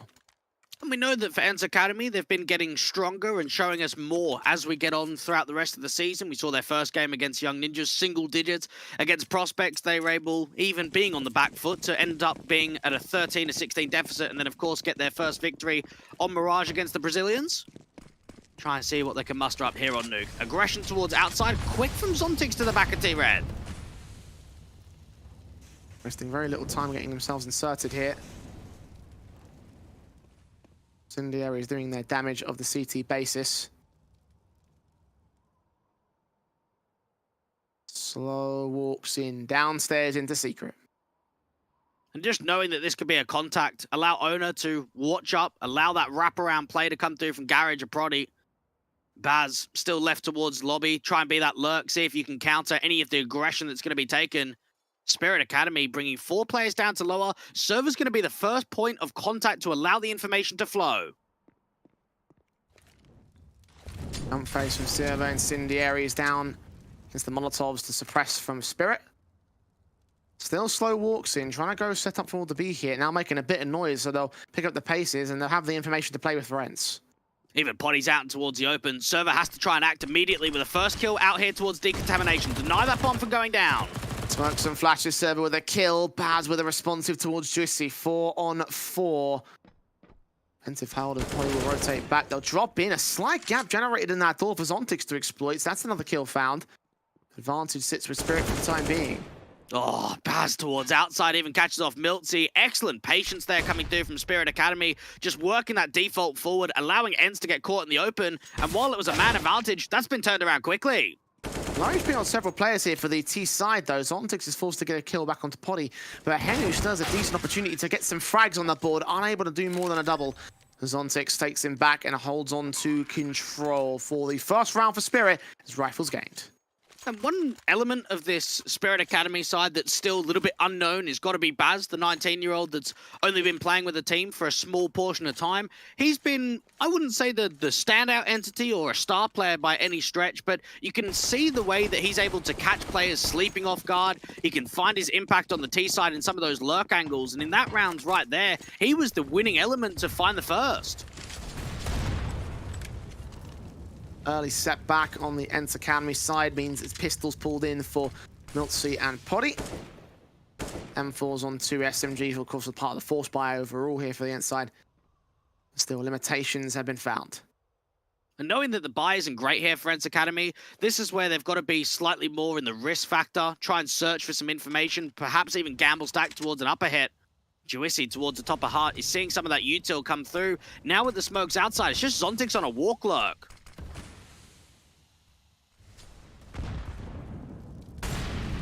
Damage done to Zontix, pressing in.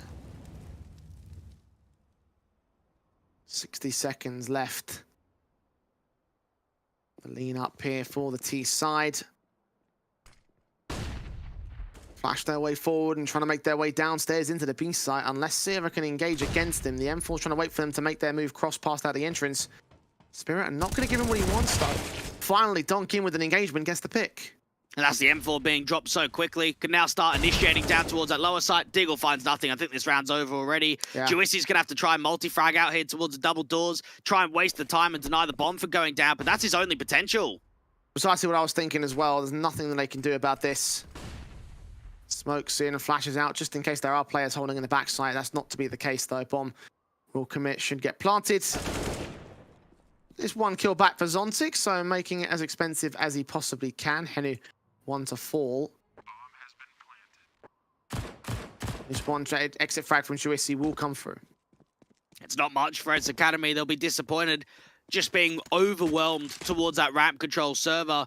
Anytime you've got an M4 and you've got obviously the force buy around it, but you're the main weapon holder, you need damage. You need to put yourself in a position where you're finding one-for-ones, you're dropping weapons, you're allowing your teammates to pick that up. And once he falls without anything, you could just see the trap coming through, the kill in from Secret, and that ends the round. A second on the T side for Spirit Academy. And for ENCE, you've got an M4 and an AK. You won't have much around it in the next round. Didn't have much around it to begin with in this round, to be fair. Yeah, but it'll be less, won't it?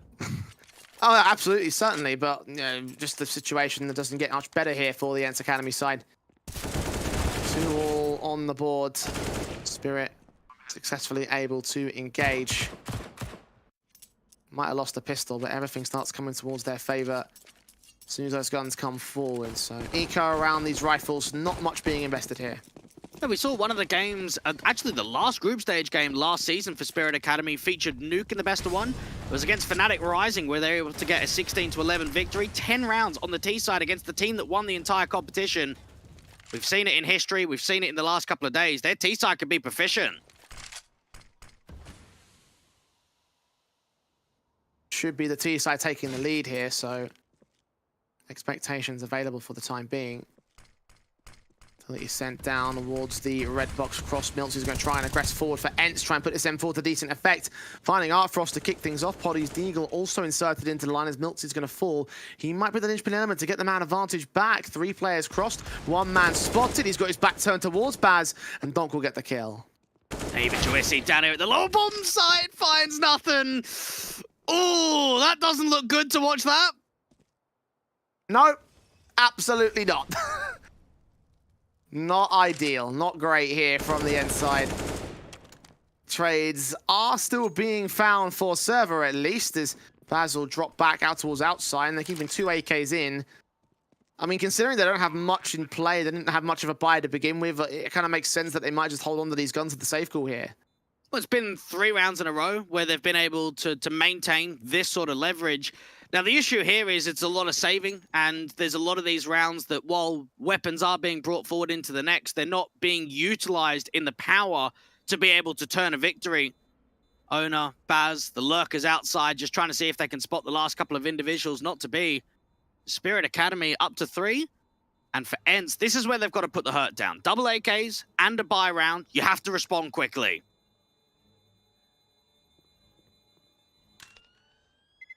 Extra firepower for all the headshots. Should be looking pretty decent in terms of the setup here for ENCE Academy. You are right, though. This is the chance they can start to get back on the board, equalize, take as much away from Spirit as possible. A couple casualties coming in will limit the economy state by a small amount, especially with the AWP investment as well.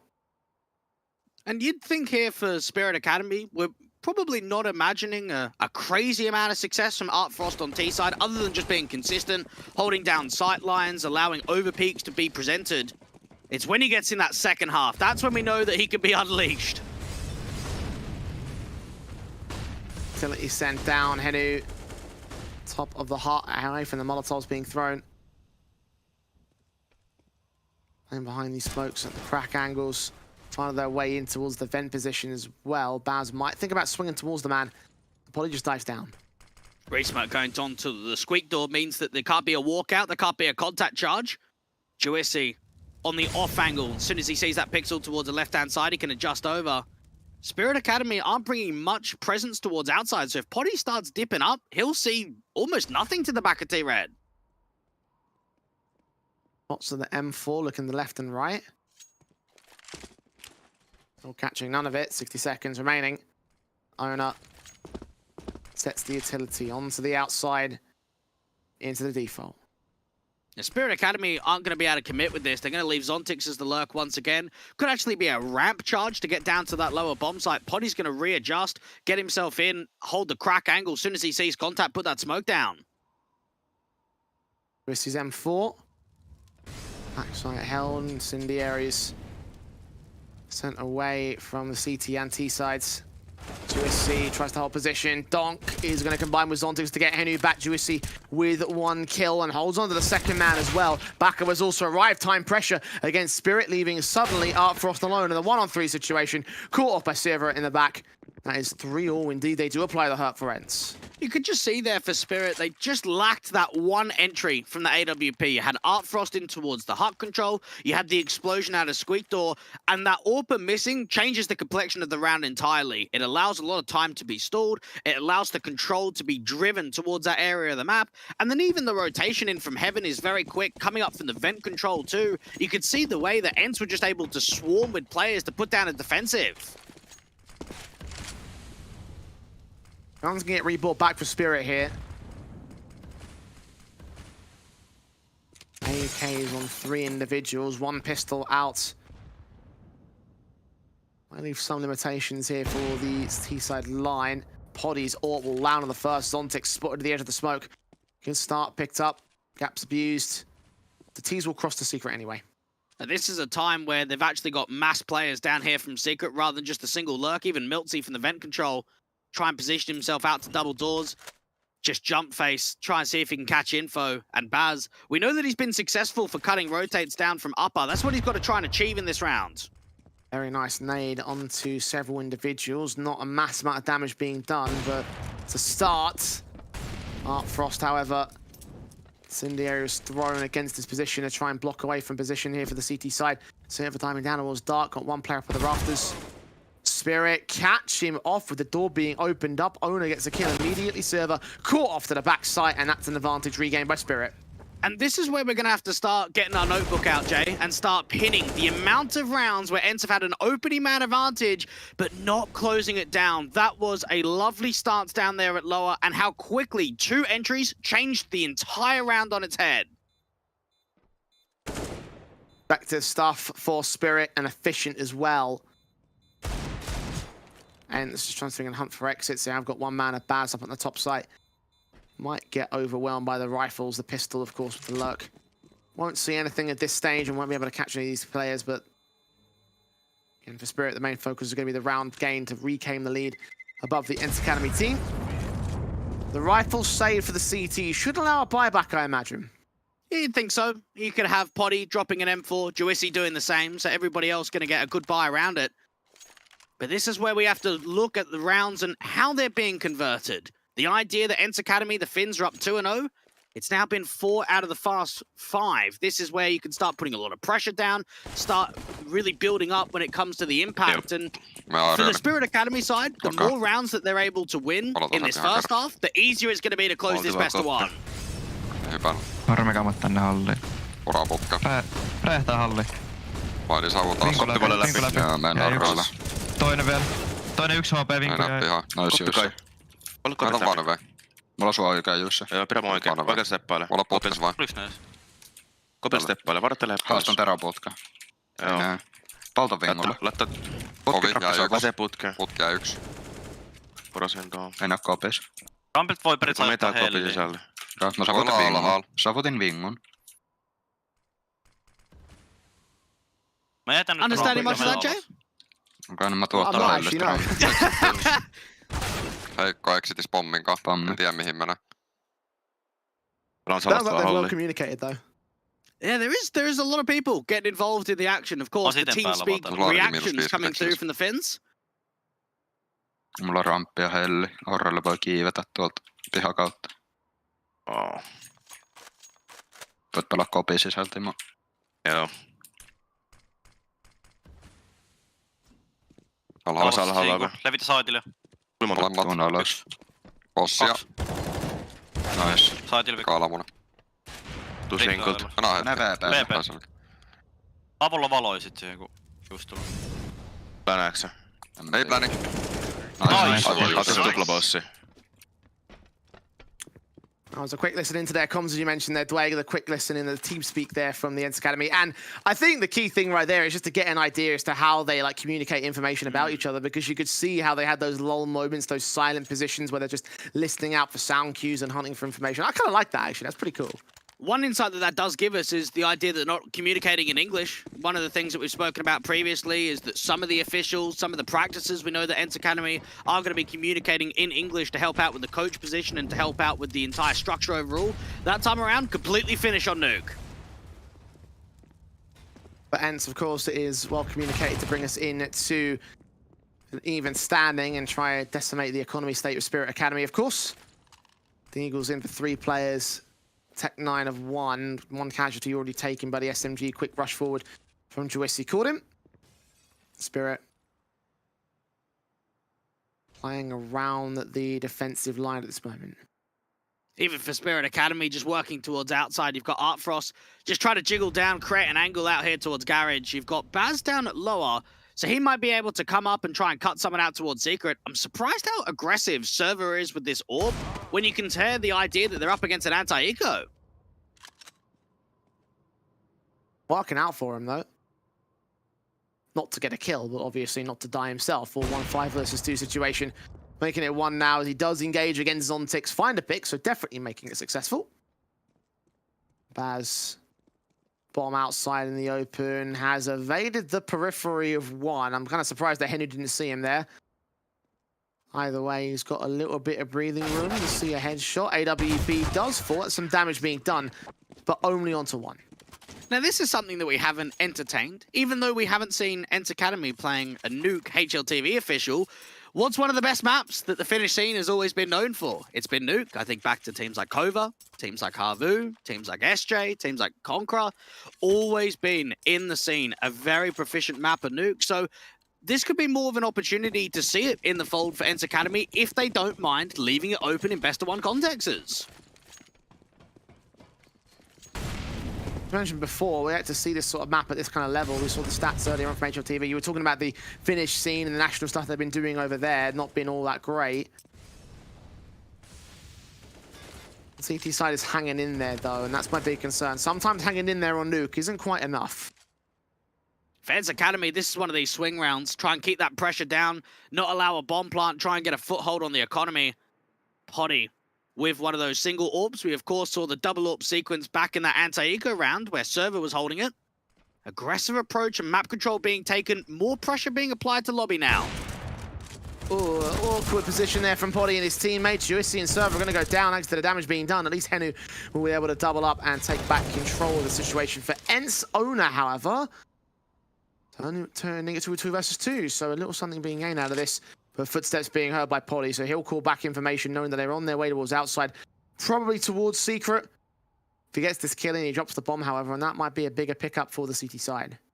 I like the map control that Zontix is taking. Owner's waiting for a response, waiting for Poddy to start working outside, get away from that main position, try and spot info. It should be a split A with Zontix getting up towards heaven and eventually that bomb going back into main. 30 seconds into Cubby, he'll look to make his way up. Zontix needs to burst into the A site, and Henry's read this like a book. They must be aware of the outside play from him. Information called, adjustment not there. Zontix kill, and Owner swings on Poddy. And despite ENCE recovering the lobby control with the man advantage, they still couldn't hold the round there. It's 5 apiece thanks to Spirit. Well, this shows me very similar signs to what I saw in the last few days of action, is that ENCE Academy, in some of the tighter rounds, and some of the 2v2s, some of the uncomfortable situations, they get stagnant. There's not much being presented with information. You've got Henu playing defensive there towards the back of the silos, and then even your last main player is not looking outside, not looking for information to see what's going on, and because it just gets so settled, it gives time and comfortability forward there for Spirit Academy. Enabling them to continue on with the confident basis. The gun buys still be seen to have limitations on the T side, but not as many as what they have for ENCE. Still the SMG for Server, still the Deagle for Poddy. And I pressed that pistol forward as the aggressive individual for ENCE. Took face, gave away info, and seeing so many players but not getting a pop shot, going to fall back into the site. And the result of that swing round is, of course, a breath of potential here for Spirit Academy in the first half. 5-5, you've got the economical reset, you forced ENCE Academy down into a very rough buy in round 11. You start working outside. And for ENCE Academy, they've got no one towards lower, so the only player that could be quick on a rotate is MILTY going down the vent or Poddy from Ram.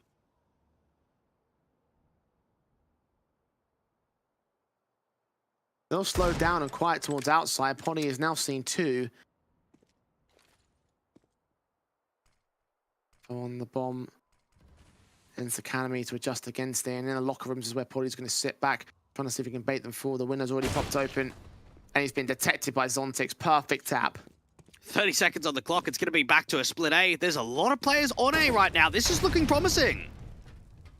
Good counter fire, though. Incendiary's up towards heaven. Stopping Zontix from making his way in, but now he's going to have to make the move out.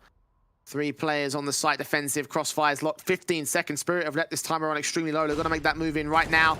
And ENCE are just giving them nothing. Juicy kill found. Bas can get one. MILTY with a responsive. Still got Henu in the front corner. Gets a double, drops the bomb, looks in for the triple. And steals it away from all.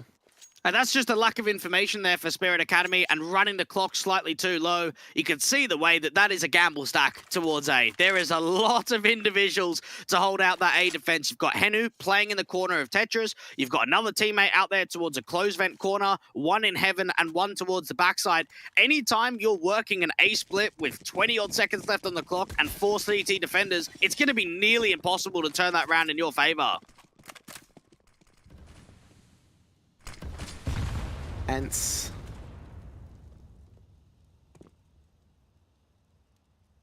Back in the lead against Spirit once again. Pistols pulled out for the T's once again. One flash down to start peeking ahead of these smokes and getting into the ramp control. Can just go for it completely dry. Double dink down onto Server. That's a kill. MILTY with a responsive. Falls back to the 4-on-4. And now Spirit Academy have got 2 options here. They could dive down towards a lower bomb site or try and put pressure onto Hell. You've got a couple of players already diving down to the double doors, and with Juresi with this MP9, close range, he could start farming up. Might give him what he wants as well. Owner and Donk in. Donk gets the kill. Henu's completely flash blinded. Somehow gets a pick back on the Zontix despite that, but Owner is in with the advantage. 3-on-2. That nade scatters the T's right into the hands of Poddy, who makes a double up happen on the backstab. And Artfrost known, dead to the hands of the M4. Triple in for Poddy. Another round for ENCE. I can only praise the composure in the end of that round there for ENCE Academy. Things got very out of hand. You could see the pressure building out there towards the double doors. The util placement is on point, and then they have to recover things. You've got MILTY coming through from the back line, in from that vent rotation towards double doors, up to the observation window, and then, of course, Poddy fighting from that top of ramp position, working off one another. 7-5. If ENCE Academy can get themselves up to 9, I think there's workability in the second half. Quick in for MILTY. Smoke centers Poddy. Behind the smoke he plays. Backed up in garage. MILTZ hunts above the smoke, looking for his pick onto one individual, but so far so little is found. Flash turned away from kill for Zontix. Picks up the opener. And it's quick, it's pacey, down to this lower bomb site. Even Juicy on the vent rotation doesn't get anything. Now up to server. Didn't know who to focus on. SMG up close, back to turn. He lines up a triple for it. And they've locked it out. Spirit, leaving it all on Baz. One SMG did all the work. And just knowing how much control Spirit Academy had, that rundown, the pace changer towards outside, the rollover of MILTZ and Juicy, it comes down to one man, and server just creates the magic of that lower bomb site. I get back to a gun here for Baz. That bomb is on the B site. At least he can work with that much. But the concept and the issue for him is trying to make it down from secret to the bomb in the first place. And they just got all angles covered here. ENCE checking all positions. Baz knows this is going to be a difficult clutch. He might not even go for it. ENCE Academy giving themselves another round to add to the tally. This has been an impressive showing in the first half. It's whether they can keep it up, keep that tempo. And if they can restrict Baz to any more impact, that's going to lopside the economy for Spirit Academy. This is not going to be ideal with only a few more rounds to play out at the tail end of the first half.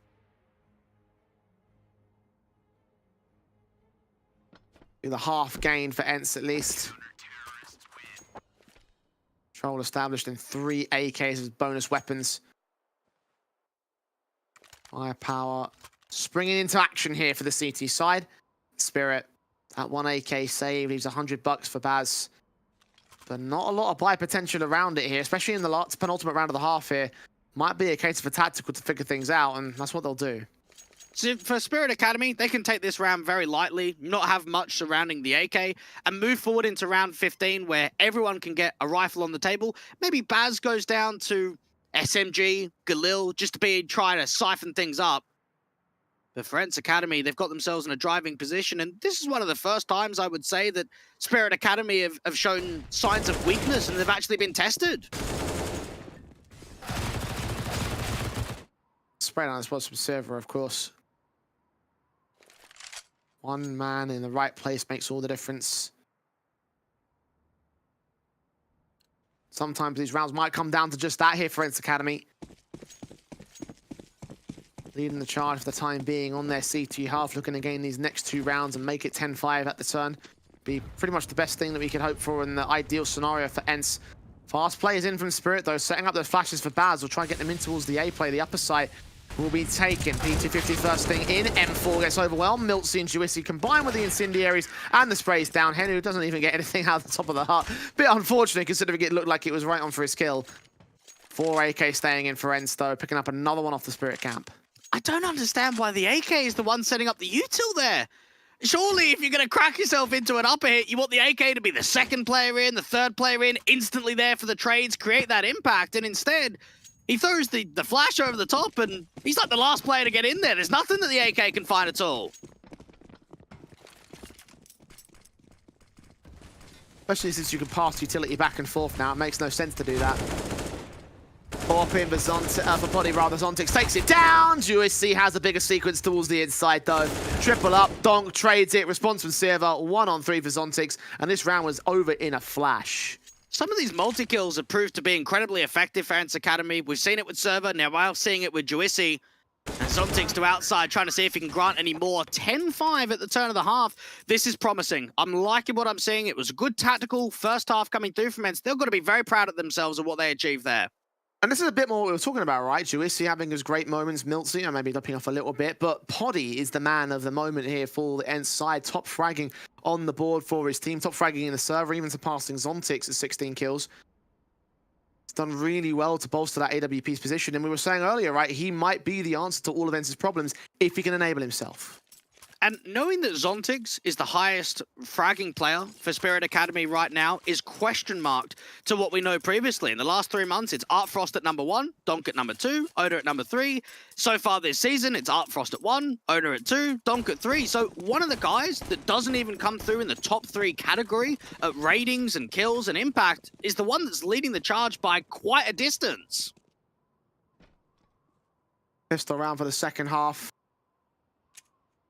I believe we might be listening into some of the team speaks, so Let's go ahead and hear what the players have to say about this.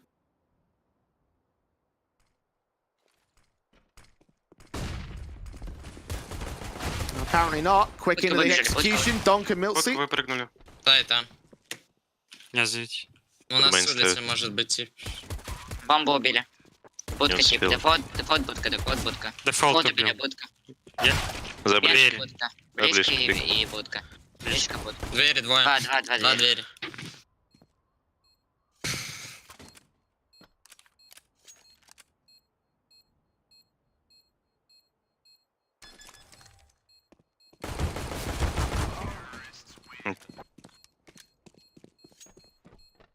Well, very chaotic for a moment, Dwayne, but very calm and composed there from the Spirit Academy side. Couldn't quite hold on to it.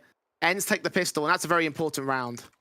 And knowing that Spirit Academy back onto the Force, it reminds me of some of the rounds that we saw against Young Ninjas in that second game of the group stage on Vertigo. We had Artfrost with that scout, finding a lot of impact with the top ramp aggression. Some of those deagles out from Ona as well. That's what they've got to try and incorporate going into the next one, into round 17. ENCE Academy, they know to themselves, if we win out this Force buy, we could just win the series, just off of the basis of the early momentum with this one-sided half.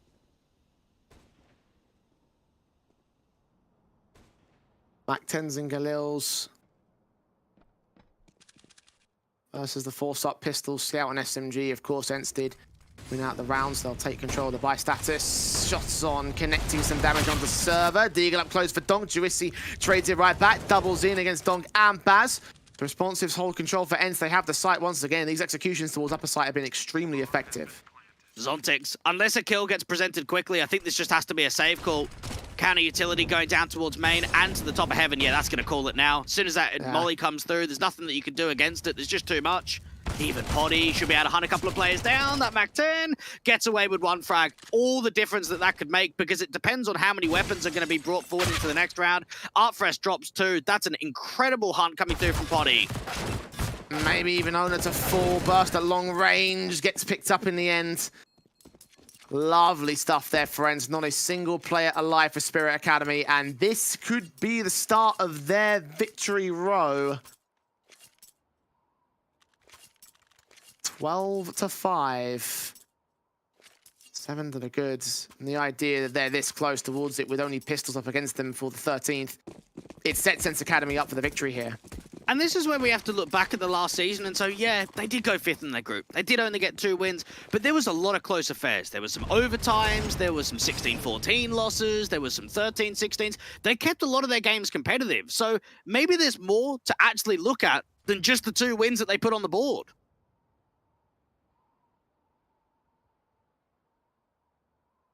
We were talking a little bit about that in the last few days, about the idea that maybe ENCE could just find a few extra moves, a little bit of development might start to turn close maps into victories.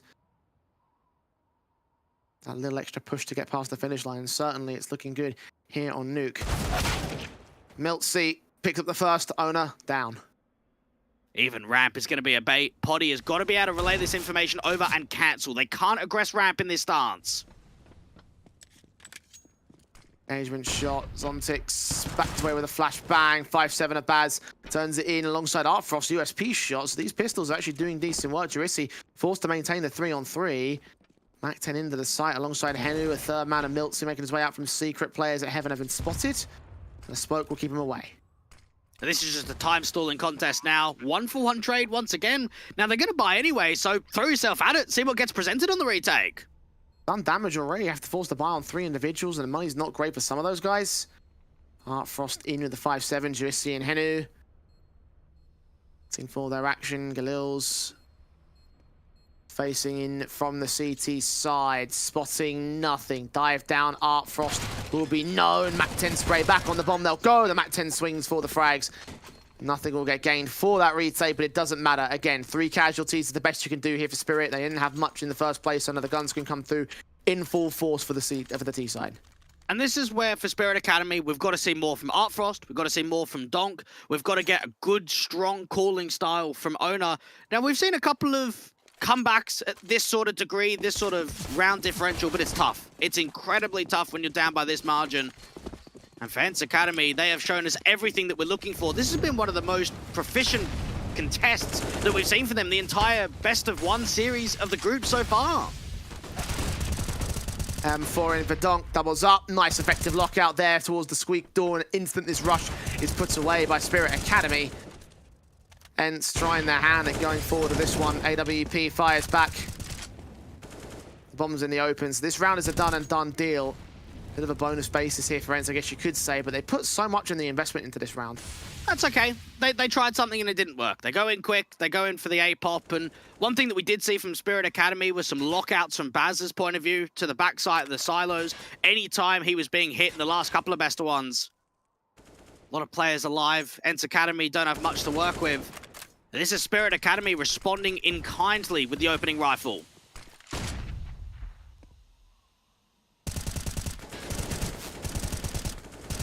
Sprays on from Owen, a blind behind those smokes. Support as well from his teammates, of course. ENCE have got to force forward. Engagements, fire back, Polly with the kill. Ona with the responsive, last man standing, dealt with by Ona. You mentioned him, of course, still being a pretty decent fragger for the Spirit Academy side. Right now at 10 kills.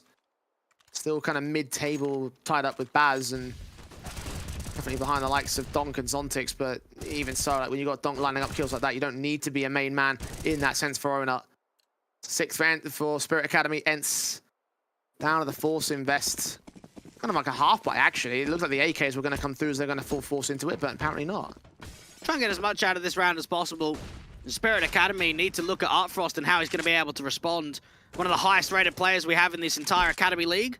1.37 rating is the average that we've seen from him from the past 3 games. We're expecting a lot more, not down at 3 and 15.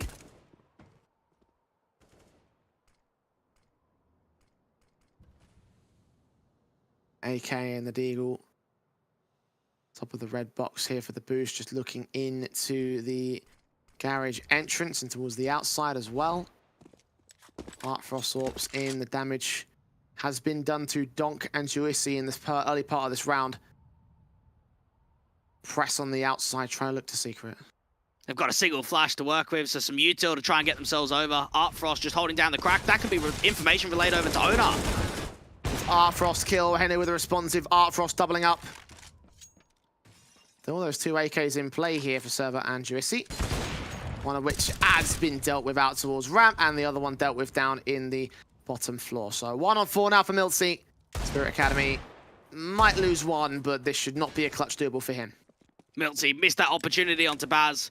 Try and get himself back out towards credit card. Look for another engagement. Hope that a CT is going to fight aggressively. But Spirit Academy locking it down. You could see that info being relayed over. Artfrost with 3. And some quick flicks. So try and get him more involved. Get himself some more comfortability. And for Spirit Academy, knowing that that was just a half, they're going to be focusing up on the next. AK at least picked up by MILTZ, but didn't try and go for a save. Just swung upon Zontix, and Zontix picks up that kill. The end result will be the gun buys here. Let's have a look what we got. AWPs for Artfrost. AK's also come back. You can see, of course, Artfrost doing great impact with that AWP in that last round. So right there, he has the big green for this one. ENCE, will they have a similar gun to respond? No, Galil out for Server. The gun round seems like the best time to take a listen into ENCE here. Joo. Voltti navisoi. Pidä tovi vähän leitti. Joo. Ladatteko Savutti raampi. Pyydä ne savut. Joo. Poraamaan, niin savuttu ove. Suvalo Afrikkaa, tuu poltta mulle ei sulla polttaa. Ei oo. Meillä ei oo polttoa eksittiin sit. Mä voin tulla sun kaakylykkileerään. Joo. Te voitte mennä 2stakin. Voidaan koittaa sitä Meitä valoa saa. sitten. Kopin Me päällä. päästään rampilta 3. Meitä valo mulle tähän kanssa. Joo, mä haen pommi. Mä näet menee tää 3. Niin 3. Menee valo. Nyt. Pum. Mä liikun rampille pori. Ehkä haastaa. Poltti rampin. Käänsi ehkä alas rampilta. Eksitti haastaa. On siinä Samulas. Oliko haastaa tää? Onks valo? On polta peliä, pistä valo, niin mennään. Portais. Joo, mennään vaan. Pistä valo, lähti. Helli. Helli, musta valo helli. No backäs pois, Ei oo. backäs pois. Ramppi alas. Ei ramppi myös. Voidaan backälikit vittu vaan täältä. Mä oon exitis. Täällä on 2 Mennään alas, alhaa. mennään alas. Alamuna. Joo, mä oon Varmaan tässä jossain. tapet, ei oo. Varmaan tuuppelilla. Tähtää oikeat. Mä Lähdetään etelin tänne. tästä. Savutti Shifter. exiti. Alamuna ja tuuppelat. Jäi alla, mutta Nice. tuuppu linkalle. Tupla. Oikea reuna. Jäi. Jäi tuolla. Veepä mino. Mulla on putki. Putkella. Putki viiva. Mä Jäi jalan. putki. Näyttää. Toinen vielä oli putken päälimo. Jep, munkin muista kuuluu. Ramppi ainakin. Mä menen tuplille vaan vittu. Ehti se etes pleitebota lähti toinen. Ole säästö. Joo, annetaan säästöä, tarvitaan rahaa. Näistä säästää exittiin Jussi. Eiks? Joo. Mä ajattelin... Me voidaan säästää tästä tuplille. Joo. Tuo oikein niin simppeli. Nois. Vitu hyvä. Eikä nähnyt. Mä äsken No tästä köyhästi. bossi ainakin. Joo, Siis mutta mura käteen. Tuo ramppipelaaja laittoi vittu savun ja porasasti kaukaa. Tai sit on kyllä rampellekin pääsit vaan ryysimään, Joo, siis jos sinne haluaisi oikeesti mennä. Tarvii ainakaan. Äskenkin, kun laitette pihakaan, toi poltti heti vastaan. Impressive round coming through from ENCE, and what I liked there was you could actually tell what they were trying to achieve towards ramp. You could feel as if they've taken ramp, they've got Potty down towards that lower portion, and he spots that individual. Now, things slow down for quite a moment there for ENCE, and you can hear it in the comms. They just try and keep it really calm, even though they've spotted information of that player towards the back of the default silo at the bottom floor on B. They don't panic at all, and that shows a very drilled team when it comes to just the communication point of view. Doing such a great job at keeping calm in there as well. I'd be panicking like madness if that was me in that situation. But they held their line. Have lost the first though. Zontic's picking up Poddy. 2 players out of Squeaktor. Joycey is one of them. As Donk catches his main man as server. Joycey back in. Just about evades the Ira. Baz can dive down through the vents. They read that he's done that as his teammates trying to make their way in from secret. Miltsy is caught off guard by Owner, but ENCE have that map control. They just don't have the man advantage. Potentially sneak the bomb plant in. Joycey's got to do a lot more work though. His teammate's so far away. The headshot can't get gained. And this bomb's just no chance of it going down. Henu fights onto the first, but even Artfrost towards his left-hand side does get baited. So Henu might actually be able to get the bomb plant in. Getting away with a swing. Owner puts him in his place. And this is bonus cash here for ENCE, but not a round. That's what they need the most here. Only a couple away from the victory, and its Spirit will now be within 6 of the ENCE camp. 14-8. The buy does look like it should be there mostly for ENCE. A couple of hit and miss players though. You've got maximums of 5 grands, lowers of 2, maybe a half invest. Seems likely. Go for a hero weapon, try and upgrade lightly, but there shouldn't be a buy on the table. Now for ENCE Academy, they've got to think about themselves just staying strong mentally and knowing it will come. Yes, it might not come in the next few rounds. It might take a couple to finally get it over the line to get this victory. But 14-8 up, they've shown us some impressive sides of what they can offer.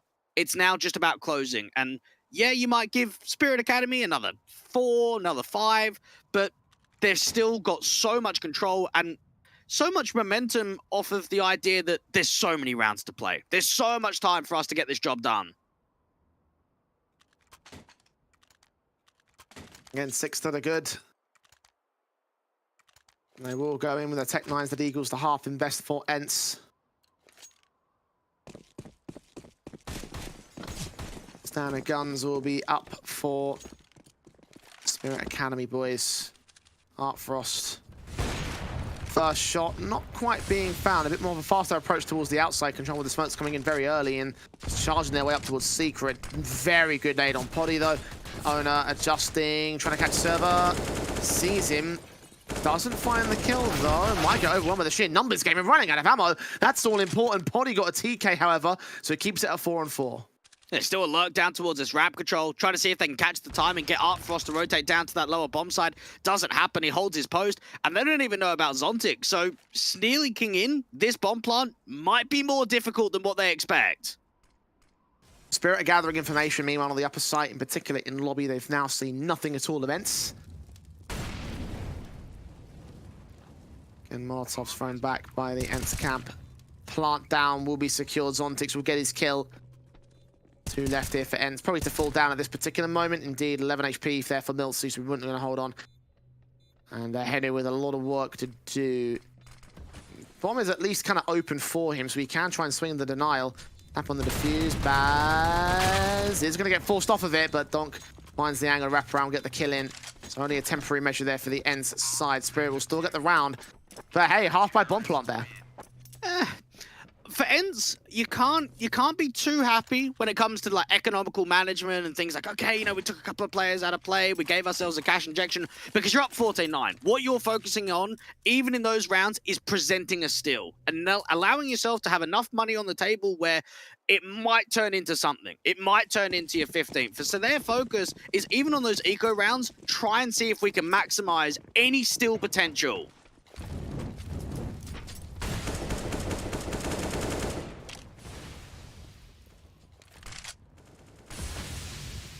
Smokes in. Nades out. CT side trying to defend against the ENCE Academy camp. The AWP of Artfrost. Down upon that hut position. Molotovs get sent by ENCE to try and block them away from the closed vent corner. Don't have any players out of that position, but so far so little has been gained. Just wall bangs and blind shots connecting damage. ENCE Academy starting to work with the smokes towards outside. Now, they haven't committed with it just yet, but it seems like they will do. Diagonal cross. You've got Owner on the other side. No one diving down to that lower bomb site just yet. Zontic's very deep out there towards the lower bomb site in from ramp now. Owner's heard the molly going down towards Secret, and Donk is clearing out map control to lobby. This is great. Down the stairs they'll go. Into Secret, 4 players will work in for ENCE. Standoff for 40 seconds. They're taking their time with this. It would only take too long here.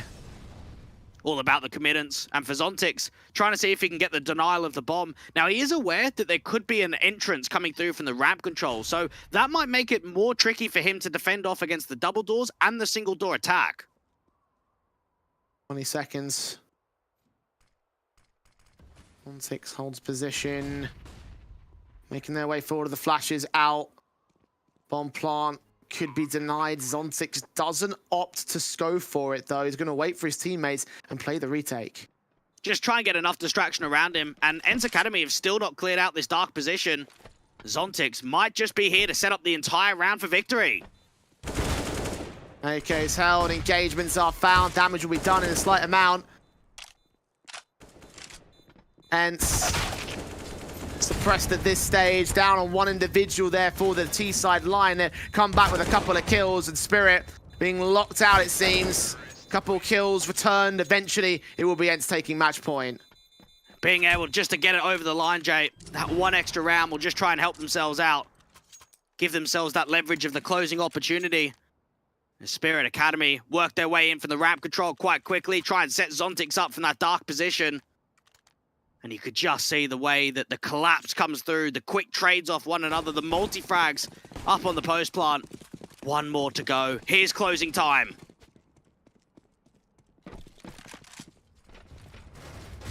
Many match points here for ENCE. They know it. Players on site. There will be a couple of trades back and forth for 1-for-1. Inside a lobby, they'll try and make their way out towards the ramp room control here. Now, Zontix is just going to be able to play the jiggle. As soon as he hears contact, any util coming through for ramp, he can put that incendiary down. Just try and slow the XE. Potty outside is waiting for any counter-aggression, anyone to move over the top. ENCE Academy just waiting for the response. They've got plenty of time. They've left server in lobby. Everyone else is going to be set up to outside. Smokes on just to pull attention over there. Bolster up for the inner hit. Once again, the upper hit towards the A site. Baz watching Milt see his AK. Gonna lean forward alongside his teammates. Donk kills off the opening. Advantage gained. Double up. Restraining ENCE Academy. Bomb seen. Baz gets involved. Server and Polly didn't even stand a chance towards him. And that is 10 back on the board here for Spirit. They stay alive. But ENCE still just need that one, like you mentioned. Well, they're on double eco status now for a few players, and this is where it's going to come down to the whole mind games of the philosophy of what you want to try and achieve. You're up by quite the distance, so you can eco twice and give yourself as good of a buy round as possible. Instead, they have decided to force it, but you're not working with the best weaponry. This is the perfect opportunity for Spirit Academy to get a late comeback in.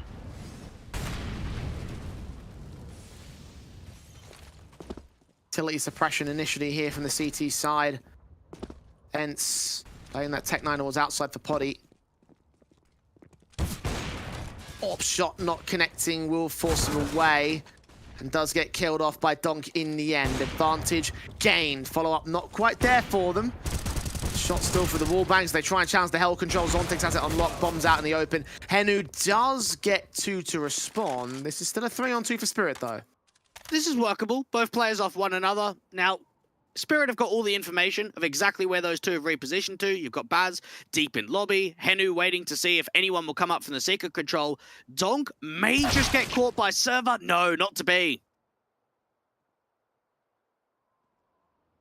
1-on-3 now for Henu.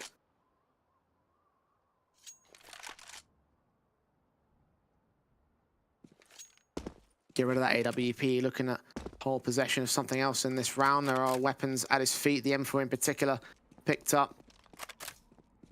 Not anything here in this round, and just not going to happen for him. Donk picks up 11 now for Spirit on the grind back, and you mentioned that force by potential for ENCE Academy. He's now going to leave the economy state in a bit of an awkward environment. Second stage of the eco. So we should be seeing guns the next round, but Spirit Academy have found their line back into the matchup and back into overtime. And this is where we have to pin what rounds should be the one. Round 28 and round 30. Those are the two chances, the two real chances that ENCE Academy have of closing, because those are going to be the rifle rounds. And Spirit Academy, their main focus on this anti-eco is to not lose the AKs. Don't lose those upgrades. Smokes on fire. Molotovs extinguished, and the CTs have dominion over the squeaky door. Got one player towards outside that's working in particular for ENCE.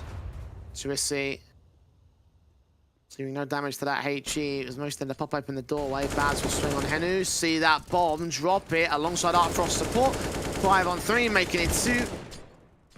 Pistols are cleaned up as you would expect here. They're looking towards the gun round here for ENCE. Spirit Academy, make it look easy.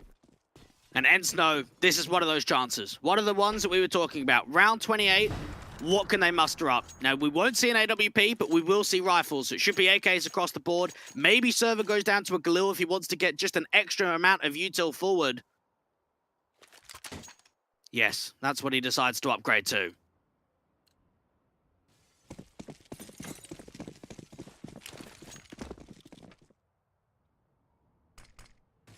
Orps in for the T side, ready to go for Artfrost outside. ENCE Academy will mount up towards the smokes against the incendiaries put up there from the CT forces. Blocked away with Zontix and incendiary in his own hands.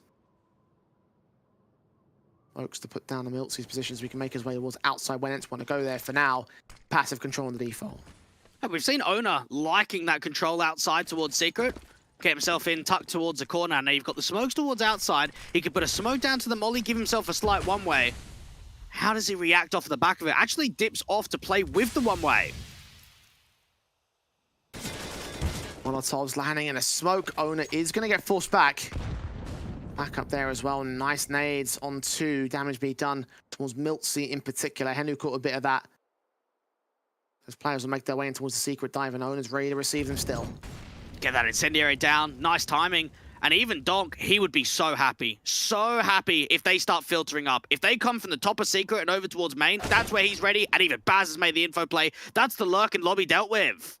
An advantage. Owner now standing on the defensive. Back here at Decon stairs. Swing upon Poddy with a headshot.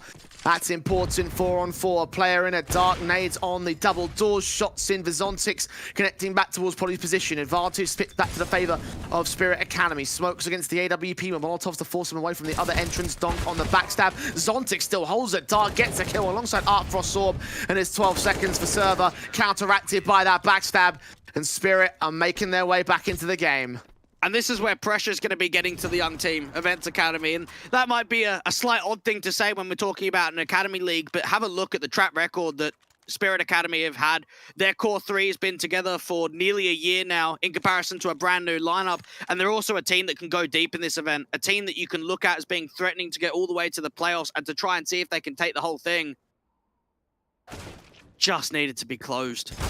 Had a few rounds to do it, and still, they're on match point, but it's whether they can get it over the line.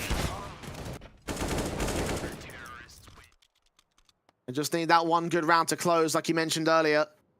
Tactical number 2 taken by the ENCE Academy side.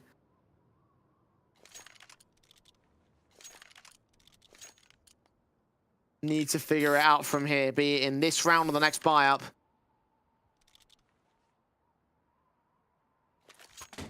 Could be a victory pretty soon here. Deagle's up for round 29. Else will be playing for overtime in the next. Let's see what ENCE can do. Just knowing it was 13-5, it was such a one-sided scoreline. Artfrost towards outside's going to spot some information. Know a couple of players are there. Relay that over to Owner on the crossfire. There he is with that kill. Body down. Artfrost hoping for more. Looks in. Spots another head, but can't connect to the man. Don't see next to face, but not next to full. Artfrost missing some shots. Owner being up at the back just to be able to receive, allow that crossfire to get set from the credit card position. Henu just trying his best to drop that AWP, and for Artfrost, he's continuing to double peek back in, so it's only going to be a matter of time until Henu feels as if he's got a chance. Oh, MILC, however, is involved next for his team. This is going to get forced back there towards the ramp default. Of course, that weapon from Artfrost can't get picked up by the T side. The M4's in there to try and stop him. Donk looking up, spray through, kill gets found alongside Owner. Zontix again domed in with that Deagle. The bomb can make its way downstairs now. They can get a plant out of this. This is looking promising for ENCE Academy. They need more, though. They need to try and get the steal. Got Juissi getting out towards the double doors. Baz, can he deny the bomb? Doesn't open the door. Right onto the pre-fire angle at the wrong place. Server plant in front of double doors. Owner's going to hear it. Check corner, but make a fair amount of noise. Server could open up. C2, get none. All left to Juissi now. Focused on the entry position, so we'll spray back, do some damage onto Baz. Smoke's in against him, though, and Incendiary's back through the smoke. He's still bursting, gets a frag in front. Flash in to check the position. Can't deny the defuse. Owner's there to mark him. And that'll be number 14 for Spirit. ENCE got pretty close, though. And again, bomb plant to bolster the buy. Next big chance to try and take this matchup, and it'll be their last chance in regulation. Hey, good effort coming through from Juissi, but I look at that round, Jay, and think, did the Deagle really need to make that? The idea that Juissi is up there from the top of the ramp, he's defensive. He's very much away from the action on that entire retake, and instead his teammate just opens up the double doors, tries to take a fight straight away. I think there would have been much more potential in closing that round if they just would have held on the post plant together. ENCE focus on this next round now. Put the pass behind them. Go for the fast play upper sight. Smokes off. Gaps in them, though. Donk can get a kill alongside Artfrost AWP. Solid as ever. MILC can take it right back. That bomb's been dropped in at midi, though. And Donk extends out to give up the man advantage. Owner's on the backstab. Poddy better check this. And he better be ready for it. Oh, yes, he is. On the corner. Sees his man! But Owner still gets the pick. And now they're reduced to 2. MILC next to face. And next to fall. And Spirit will look to take us to overtime. Oh, my goodness. From 13-5 up, Jay, we go to OT. ENCE Academy not closing it with many chances, multiple rounds to get the job done. It has not been, and even that check. The check from behind, it looked like Oda was going to get dropped, and instead he's the difference maker with a multi-frag, with a couple of kills to force at the issue. That's got to be heartbreaking for ENCE Academy, because they look at that one, even with the check towards outside, it looked like they've done enough. Well, heartbreaking for ENCE is heart-making for Spirit. What a game that they played to bring it back. 6 in a row at the turn of that CT half-leg. Yeah, Owner's just so happy about that. He's just left. He's just got up and, you know, yeah, see you later. Go and refocus. 15-15. It's been a good comeback coming through from Spirit Academy, but I do look at the ENCE side and think they did have rounds to close. They did have opportunities and just couldn't get it done. And this is now where, because you had so much leverage and now you don't, it could be to the detriment. This could be Spirit Academy stealing this entire best of one because of it. You saw that shot from Poddy, and it looked dead on his head as well. I don't know how he whiffed that. But that is going to be a missed bullet that haunts him for probably the rest of the season at least. Watch it again. That looks on to me, honestly, Dwayne. I reckon that's a kill. I don't think so. What, really? It looks on to me. I think that should have been a casualty. Whatever it is, you've got to focus up. And for ENCE Academy, you might get a few rounds like that. You might get unlucky. You might feel as if you've done a lot right and it still hasn't come through. But you're up 15-15. You still got overtime to play out. They've got to focus in, try and get back to those clean comms and look to see what they can find. As for Spirit Academy, the chances are actually pretty good at maybe an 18-15, just off of the back of how much consistency they've found on the gun rounds on this city side.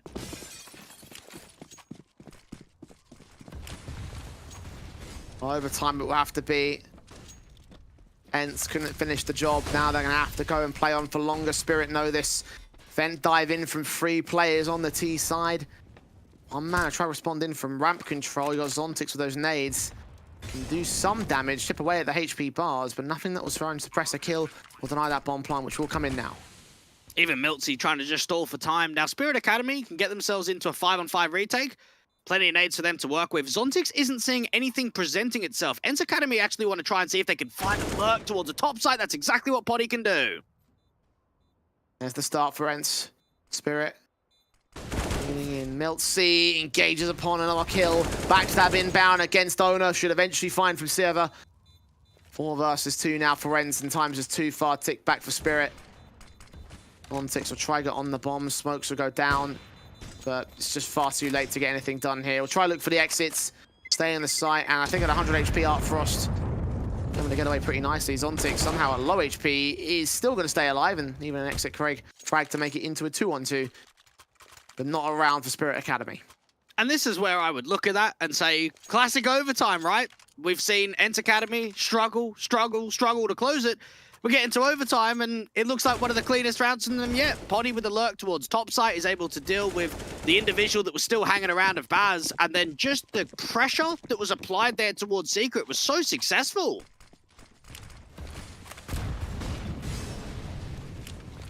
Quick nades in again for the default setup here for ENCE. Trying to go quickly out of the squeaky door into the vent dive for the second time. Here's for one individual. Dong's going to catch MILTzy behind him, though. Poddy following suit on towards Zontix, traded back by Art Frost, extending in towards Ramp Room and Trophy. Advantage for Spirit here. Server's hoping for some movement to come towards outside. Even Henu expecting some more aggression to come through the squeak door. Now, ENCE Academy, they've got a player down towards lower, but it might be difficult for them to regroup with him. Dog come through squeak door, just deals with Henu again. Shot connecting. It's 2-1 player left here for Server. Casualty taken, Juicy standing alone. Spirit picking apart ENCE to bring it back to evens again. Spirit Academy getting a lot of success in that round. ENCE Academy, you could feel for Juicy because he gets down in the vent control. And that's it. I mean, everyone else that is working in lobby, trying to get towards ramp, it's just not successful. You can't blame him at all. Owner towards the left-hand side of main's even going to catch him. A chance to be able to pick up quite a few of those AKs, tie up the scoreline once again.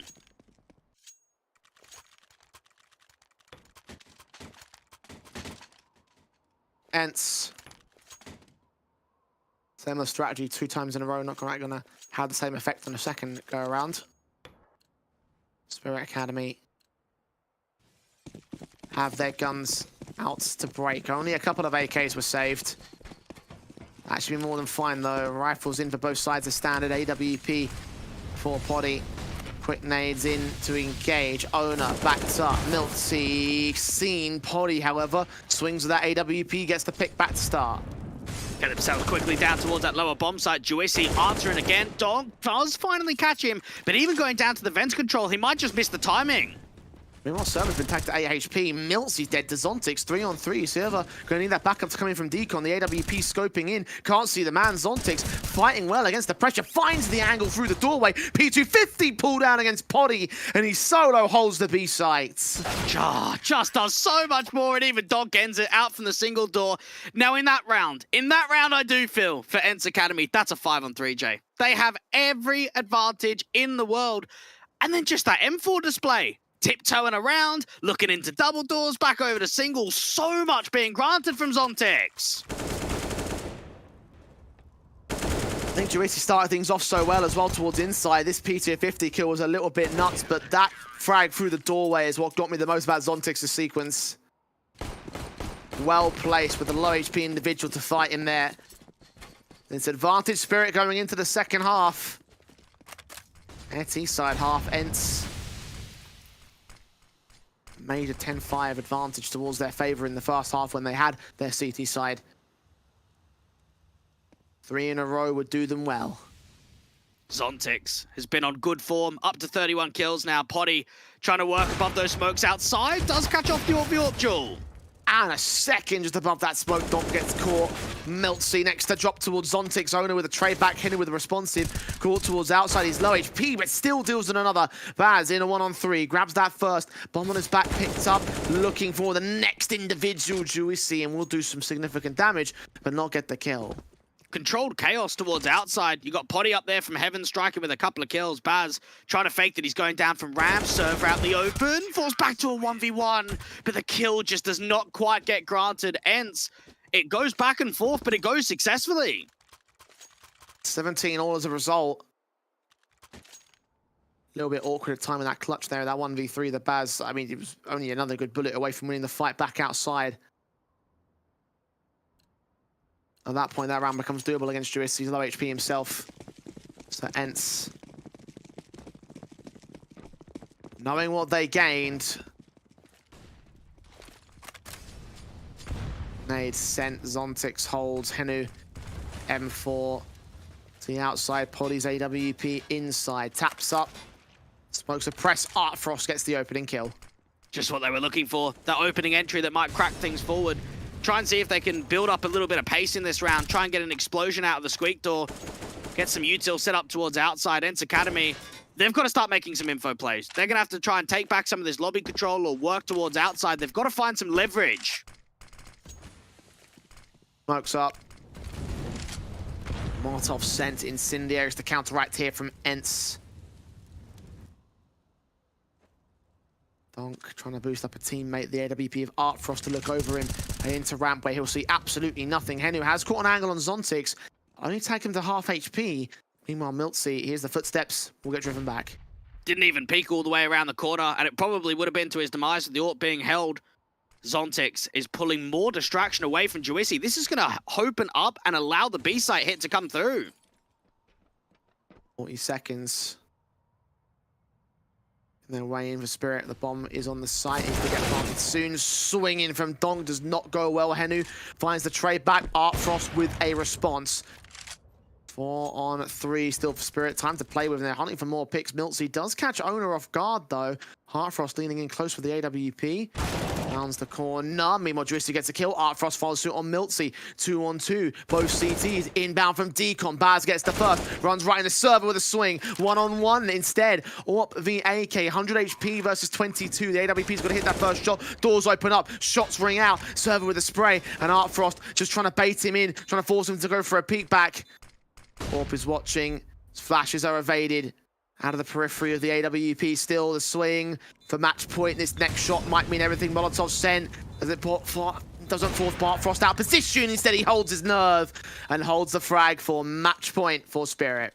And this is what we want. The absolute king to come into the fold in the round that means everything. The round that gets them up to 18. Spirit Academy. Again, Jay, I want to drive it through. From 5-13 down, have brought this all the way back to overtime.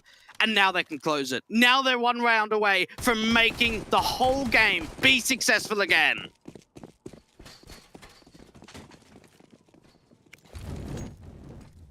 One round to make it happen. One round to go to another overtime for ENCE. Spirit Academy start things off. Donk with the kill. Straight through on Henry with the wall bang. That's a start. Within the first 20 seconds. Just a straight spam. What an early advantage that is.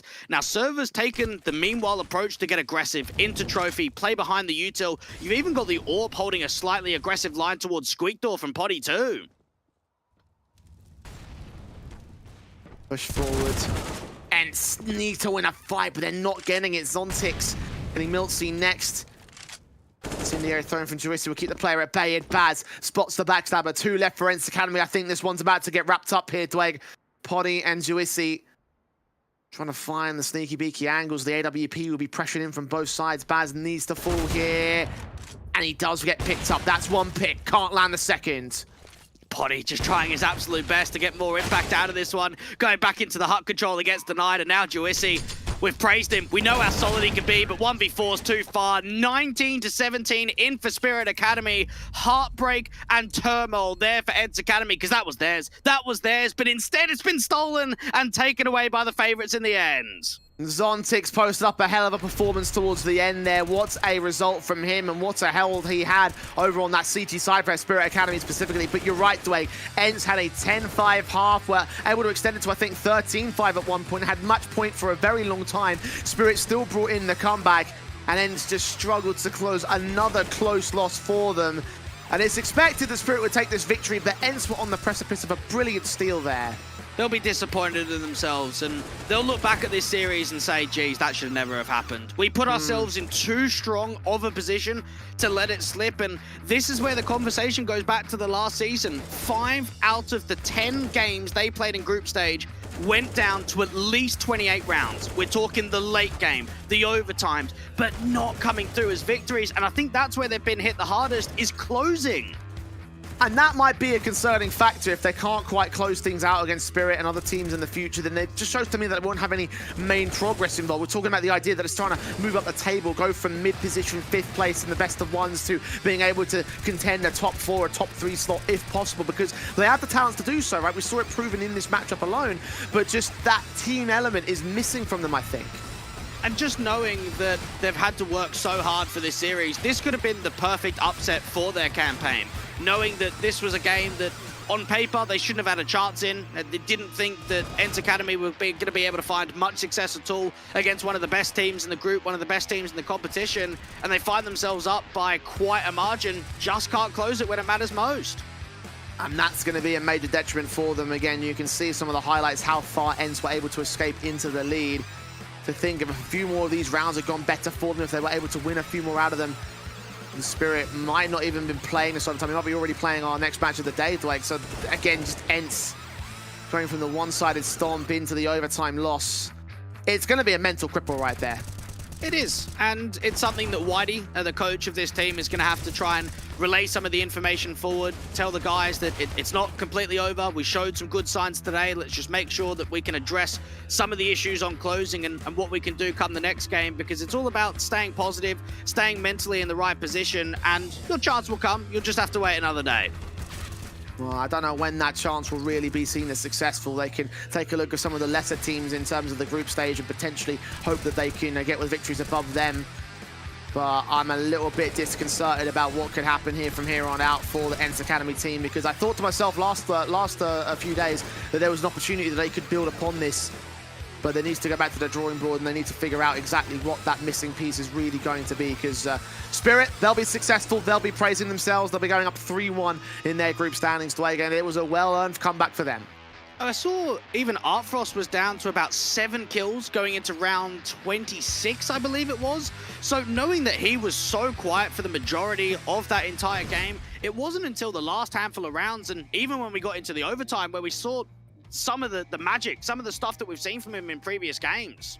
Yeah, I think a lot of that game really rested on some of the other individuals, like Zontix ended at 34 frags at the end of that matchup. So he had himself a brilliant performance of his own. We saw some great impact moments and solo holds on bomb sites, especially on that CT side defensive. So for him, he showed himself to be another talent that we can watch out for. And Artfrost might not necessarily be the guy that we always have to rely on, I think. And for Spirit Academy, it shows that their nuke, once again, is successful. Yes, you can have a look at it and say, well, context is important. We can talk about all the scorelines. This is now 3 wins for Spirit Academy, and all 3 of them coming down onto nuke. This tells me that if you're another team going up against them in a head-to-head, maybe you ban nuke against them. And look forward to the rest of the schedule over the course of the day. We've got MIBR Academy versus Young Ninjas up next on stream as well. Of course, trying to follow in the wake. And it's kind of curious, that little matchup, how that's going to play out, because both teams are in very opposite positions of the table. We mentioned a little bit earlier how OG are in a very different angle as to where Spirit are. As to where MOUZ were, I should say. And obviously, kind of a bit of a similar story here for the ENCE Academy team, because their position is now going to get a little bit more worse with that 1 and 3. 6th place on the table, Dwayne. It's still discouraging for them. It is, but you've got to take it with a grain of salt. The idea that they're not one of the stronger teams in the competition, you've got to set expectations, set your boundaries. Today would have been a tough loss, but when you face off against some of the weaker teams in the group, that's where we're expecting more success, more cohesion, and more dominant scorelines than what we saw today. As I said earlier, we're going to stick on with Group B and look towards our MIBR versus Young Ninjas match. MIBR looking for their first victory in the Academy League, 0-3 right now in terms of their record, versus a team that are 3-0 in their record. I wonder who the favourites are. I'm sure we'll tell you after the break.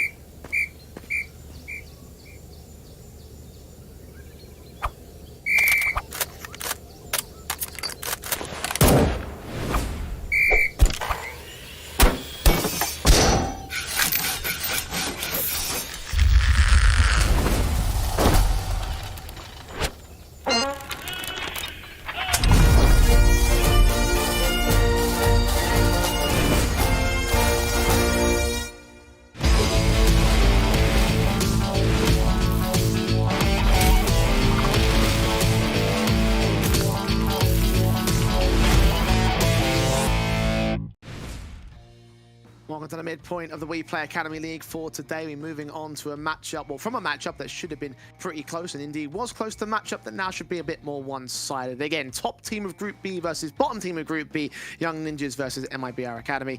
And look, MIBR, I'm hoping that they see some performance out of them in the future, but it's all in the future really for them. In the present, I'm not expecting much from this game from them. No, I'm not either. This is a very tough draw, and probably the worst team that MIBR could face this early on in the competition. You'd like to face the hard hitters a little bit later on when you've got more experience in Europe, when you've got more games under your belt, because this has been a run for them where we're still yet to see double digits. They haven't been able to keep it that competitive, and you're going up against a Young Ninjas side who is all about the Ws. Yeah, they've been 3-0. They've been doing great. They've been doing fantastic stuff over the course of the day. They've just been looking like they've obviously got another match a little bit later on as well, so they could extend it to 5 wins if they keep this going as well. A lot of potential for the Ninjas in today's proceedings, and for them, like, they've just been looking like a great unit. Obviously, a lot of known names in this roster, a lot of players that should be able to prove themselves at the top end of the group. You question whether or not they'll continue to hold their top end position as of right, as in the future, but for right now, look, they're 3-0. They're better than anybody else at the moment.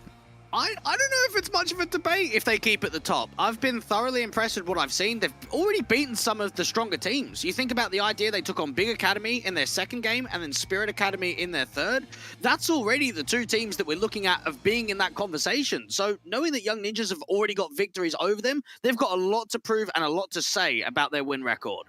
Meanwhile, over on the MIBR side of things, not quite as encouraging signs from their own side, from their own part here from the Brazilian team. Now, whilst they haven't been able to get many great results over in the Academy League, you've got to look at the team overall and think that we've seen glimmers of hope and glimmers of performances from these players. Like, you know, Card has been very lights out at times, but at the same time, he's also been a little bit hit and miss at certain periods. So you need to just sort of unlock that consistency, I think, for MIBR, and that's the point where I think they'll be golden. In terms of this match, though, you can't rest on them having to hit those high notes to be able to beat a team like Young Ninjas. And we know that for MIBR Academy, they've played Inferno once against the Astralis talent side. They've played Mirage a couple of times. Not a map that, for Young Ninjas, they typically tend to ban. So with that in mind, you think here for the MIBR Academy, what's one of the maps that's given us the most success, even with 3 losses? Probably is Mirage. Will have the option to pick into it here for their own side of things, and NIP moving out Ancient, Dust 2 in Inferno, Nuke being removed, so we won't see that again this time. MIBR opting not to play that. I think it's one of their lowest rated maps in the pool, alongside Vertigo, a very similar story. Mirage seems like it's the obvious choice, so yeah, we'll go towards that map in this matchup here. I still don't think that's going to be a major leg up for the MIBR side. Like, it's pick of the litter, it is the strongest map in the pool for them, but sometimes you have to take a look at the teams that they're up against and just say that there's no realistic chance they get the victory here. No, not really. But then at the same time, did we think that ENCE Academy were going to take as much of a fight against Spirit Academy? So I think it does show that on-the-day performance can be quite vital. Of course, they're not going to be favorites by any stretch of the imagination, but you're going into a map that you've now played for the 3rd time. Comfortability starts settling in. You're getting used to the European playstyle. You keep playing the same map. You've got to expect that at some point, we're going to see progression. We're going to see that next step from them. But then the question is, when is that point, Blake? Because surely it won't be now, right? Yeah, maybe not. It might be a few games in the future, maybe when they take on some further weak competition, when they have a chance of playing an ENCE Academy again, because for Young Ninjas, this is a good draw from them, and I imagine going out Mirage, even though it's a map that the Swedes don't tend to play that often in Best of Ones, don't see a massive amount of it, I think they'll be the favourites, and I think they'll be the ones to close it in. Well, MIBR have yet to find double digits on any of the matches that they played thus far here in the Academy League, so a lot of work to be done to try and turn their situation around. Winless here in Group B versus lossless here in Group B. Pistol round going live. MIBR into the T side immediately, trying to start things off and look into the B play. Look at the bait and switch that are already getting set up. They might not even check ZTR around the balcony. Surely spamming in for Nilo, getting his opening kill, spinning with 2. Nilo makes it a triple in from Shaw, decimating all that face him. On for the quadrant, not quite found. Era takes Insanity back, however, and B-God should not last much longer. I say that. He's in a 1-on-2, he's caught the first, he's looking for one more. Maxter's got 2 options here. Charge it down or give the respect. As soon as he hears that bomb plant going down, he's got to make one of those 2 decisions. B-God's waiting for a fight. He's hung back. He's been able to play it very passive towards Van, and Maxter is still not seen him repositioning. Taps on that Glock bomb, trying to get planted into the short position. Taps, USP engaging, and Maxter wins the fight, brings in the pistol for the Young Ninjas. And Maxter was one of the least known players, do we want to say, coming into this Young Ninjas side. We saw him trialing in for a little bit earlier on in the year, officially signing with the guys about April time. He wasn't a player that I was too familiar with going into the team, at least for guys like Adam B, who joined in at the same portion. We'd seen him on a couple of the low-end Swedish rosters. And had their history. A lot of history in this Young Ninjas team, obviously. We talked in great detail about a lot of the players having come in from previous lineups, not only from the Tier 3 and Tier 2 Swedish scene, but even players like Nilo, for instance, joining the team, leaving the team, back in the team again. Era finding the first frag here, the SMGs. Position held towards the mid control. Now ZTR falls back into the site. It's a force buy here for MIBR that should not do much. Another kill found on Spinny. 3 players left. And do you want to educate the viewers at home, Jay, just how much of a madman Nilo was? Because we saw him ripping things up only in their last game on Vertigo. I think the best way to describe it is he's one of the new guys to watch out for, I think, for Young Ninjas. And usually when we look at the AWP players and we want to see a little bit more from Era or someone like that, Nilo is now my man. Like, he's going to be, I think, the next call up from this Ninjas Academy team, from the Swedish scene, no matter who he's going to be. Like, he has just been dominant in these first few days. If he maintains it going into the future, then yeah, certainly he will be within that bracket of a Tier 1 call up at the very least. Well, we know that for MIBR Academy, they've played 3 games. No one has been able to manage more than a 0.94 rating in those 3 games. As for Nilo, positive 35 KD difference and a 1.55 rating in the Academy League. He has been consistent in all 3 of their games. Those are good numbers, to say the least. Only good, though. Not nothing bad. 5-7 here for Era, gets his double, looks for Spinny next. Eco dealt with, for the most part, pretty flawlessly. Adam B and ZTR with their SMG kills, 3-0 at the start, only 1 casualty taken, and only a pistol lost there for Era. He's another player we're on the watch out for as well, and he started to find his rhythm as of late, 6 kills deep in this matchup. But now the true test comes in for him and his team. Rifles for MIBR. He's still very fresh to being able to get a part of this lineup. Of course, being a part of Game Legion for a couple of years, he was on that lineup for quite some time. Maybe stagnant in the Tier 2 scene when it comes to the team's overall position. Thought he needed something fresh, something new, a new change in his career. And he found it over at the Young Ninjas, and they've found it in the first 3 games. Into the opening rifle round, you got Card on the big green, and some aggression from Adam B to put pressure down towards a ramp control with ZTR. Very quiet at this moment, though. Not mass aggression from MIBR. Got B got in against ZTR. His SMG holds face, holds fire. Waits for that contact to wrap the corner. It should be B got at the advantageous position in that duel. There's a question of whether he expects ZTR, but in the end, doesn't look for that fight just yet. It's prodding around the mid control for the rest of MIBR Academy. Spinny tries to join the A fray. It is just a patient game right now towards that palace angle. Now, the smoke going to come down towards window. Era's got to either push through it or reposition. Smokes in, flash is sent. Maxter does get blinded off by his own team's flash, but still gets the double anyway. On for the triple, not quite landing against Card. B-God is indeed caught off by ZTR. At least the CT is forced away. 40 seconds close towards the clock. They've got to make a decision on where they want to try and act. Start shifting over towards the B site. Bomb gets dropped, and that's probably the round from that point onwards. And Card well out into the open. It's going to take so long for even B-God to get over to that bomb to bring it back to B. Sani watching, AK checking out that short presence. Can't see the SMG. Can't see the backside player either. 18 seconds. Bombs in the open. So from here, it's a round basically lost. Young Ninjas will get to 4. It's a case of just keeping as many players alive. SMGs will end up dropping, so it's not mass value lost here. The AWP also goes down, so actually it is a bit more lost investment than we'd like to hope for here on the CT side. But those AKs will get picked up onto 2 individuals. There it is. AWP also in for ZTR, so a little something saved. Still 3 players falling. Dominant showing going through for Young Ninjas. And again, this is an organization, and even ZTR will be very familiar with it, where they were very successful in the early days of the Academy League. I think back to Season 1, they had a grand final placement in the LAN. Back at Season 2, they came 3rd place, always very consistent in the online groups.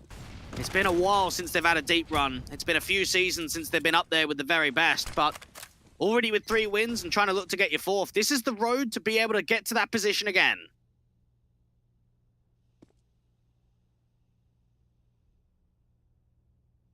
Another quiet setup here from MIBR. Engagement from ZTR, tries to force out the opening fight, but doesn't get quite as successful with it. Insani, 74 points of health for him. These will get sent back. Maxter in a connector.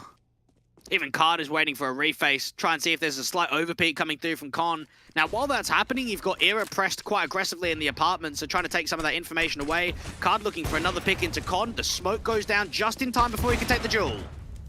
Oh, missed out there for Card. Nilo returns fire. 4-on-4 bursts forward. Should force that man back. AK engagement for Lub.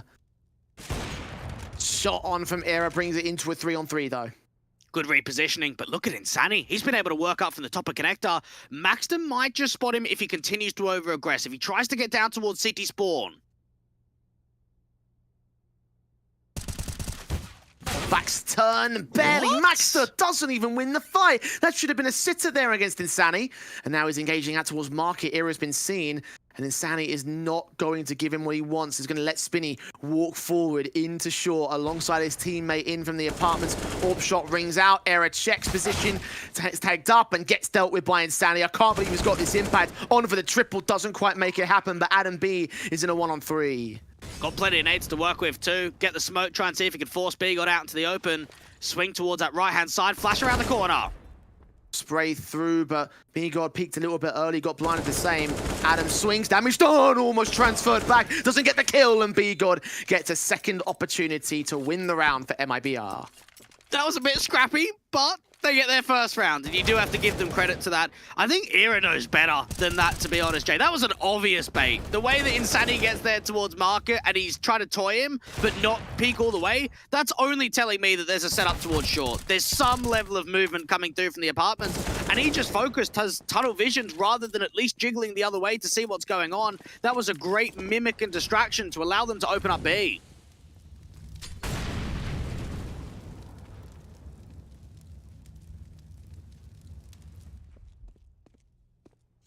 But as standard off the back of a very hectic round, MIBR want to take this slowly. Very passive defaults, like literally no points of contact for this T side. Has been a bit hit and miss over time periods, of course. In that last round, it was a success. But you can see how Ninjas are reacting to it. No one's peeking mid, no one's looking to push in from ramp, no one's looking to push in from Palace with the exception of one man. But even that's just at the Palace entrance, so just wait for MIBR to come to them mostly. Insani trying to work down towards that bottom of connector position. Might get flashed in by Lub with a top con smoke. Get it out towards a window position. Now, Maxter playing in from ladder. This has been an area of the map that has not been taken all that often from Young Ninjas. There's ZTR with the kill against Insani. Lub backed up in mid. Maxter holds position. Lub wraps over, trying to find his way in from the smoke. ZTR right up against him, does fall away. Saw those traces, saw that muzzle flash, but doesn't get the kill. It's a good timing still for ZTR to get out of trouble, even if he is low. Adam B's focusing his attention right now towards connector. Out towards default, he can try and get the crossfire set up with Era too.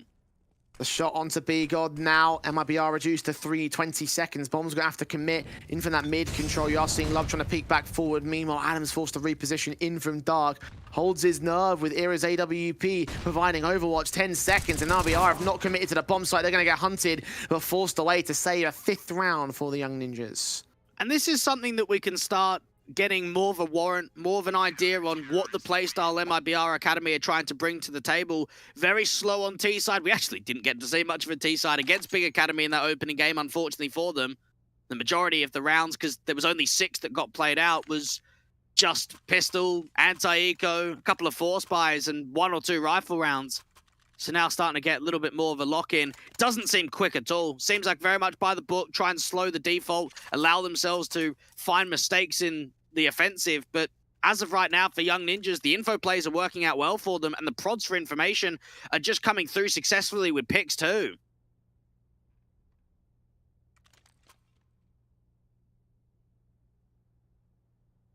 Tactical take in here by MIBR. First one called in, thanks to them having a little bit of a rifle basis from the save, and virtue of that only.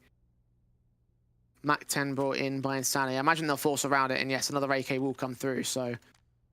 Limitations here for MIBR, but at least they have the guns out against Young Ninjas. Even looking at some of the round difference, we know that MIBR coming into today are at -25, whereas Young Ninjas are at +17. So we just know how strong some of those victories have been over for the Swedes. Insanity quick, a little bit of pace, but look at the charge down from the spam, and this Mac 10's a goner. ZTR finds the frag, kicks things off. Nade damage done to the rest here for Spinny out to the apartment's entrance. Nilo jump facing, looking for him, but hasn't seen anything yet. Has seen them now. Smoke in his hand. Incendiary for Maxter as well to try and block them. Just slow it, cancel this hit. MIBR Academy might just have to think about going back down towards underpass, re-establishing some of that mid-control. You can even see with that opening fight, where was the util? No window smoke, lack of flashes. ZTR was caught by the first flash, but when the kill actually presented, he wasn't even blinded. Vantage stays with Ninjas as a result. Mid-control being hunted for here by MIBR. Got the AWP leaning in from Card. Boost up to allow Spinny to make his way in. Run out. See nothing in Sniper's Nest still. Smokes on towards bottom con will provide a bit of support from the B site. Assistance on A with the 3 players on the crossfire. Getting closer to the time, running low. 30 seconds on the clock. ZTR out towards that jungle control. You've got the AWP that can establish, and even Adam B looking into Palace isn't seeing anything. This has got to be a charge up con and into A. AWP is going to see it as well. Shoulder seen, at least one individual known of. ZTR is going to get picked up in the 4-on-4, and Adam B waits back in dark. 13 seconds, the lineup's right there. B-God picks up the trays, but Max to provide support, suppressing that bomb, turned away towards the Sniper's Nest. The AWP firing back 5 seconds though. Bomb's not even on the site, it's not ready to get planted. Will it get denied? It might just do so. Indeed it is. The timer comes back to bite MIBR again. And this is not the MIBR that we've seen locally at all. And that shows us the difference of adaptation period that you need when you need to come to Europe. This is a map that in best of threes they play quite a lot. It's a map that they actually are very successful with when we think about the South American portion. But here in Europe, you can just see with some of the defaults and the way that they're leaning towards sites, they just don't have enough utility. They're not in trading positions at all, and they're getting slammed right now by the Swedes. It's very messy T-side for my money. One that's so slow that keeps forcing them into high-pressure environments by virtue of themselves. Minute and 30 with Incendiary Stone.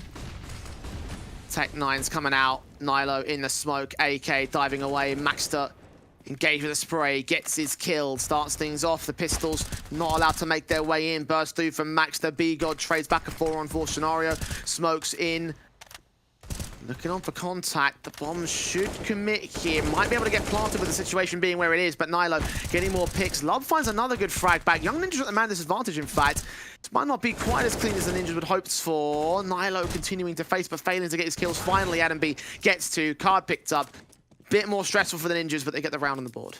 I actually like what MIBR did there with the creativity. Now, they got a very quick kill when it came to the entry, but rather than just getting the bomb down and saying, okay, we'll play out the post plant, they try and put pressure down. They try and swing out in the open. Even one of those backstabbers that came through from underpass gets domed in by the dig of Card, and MIBR Academy, while it's not the strongest buy, they were holding man advantages. They were trying to see if they can crunch down a bit of a steal. Not to be, but one of the closer rounds that we've seen yet. Set for error, past the smoke, can't really work in. ZTR struggles with a pick up against Lub. Nades on, evaded just barely. Bit more pacey into the defaults this time, but only one insertion point for MIBR. Even Nilo trying to see if he could spot for some of that information up there towards the apartment. ZTR with the spam down at bottom corn. Lub just exposed out in the open. And just the fight being presented just before the smoke goes down. Vantage Ninjas again. Orb of error. Trying to look up the sniper's nest. Jump face from Nilo, sees the AWP in from short. They've gained that control for MIBR. How do the Ninjas deal with this? Era, just good angle. Being held, bomb dropped out in the open. And now for Spinny, he's got to try and see if he can somehow put more pressure down on B.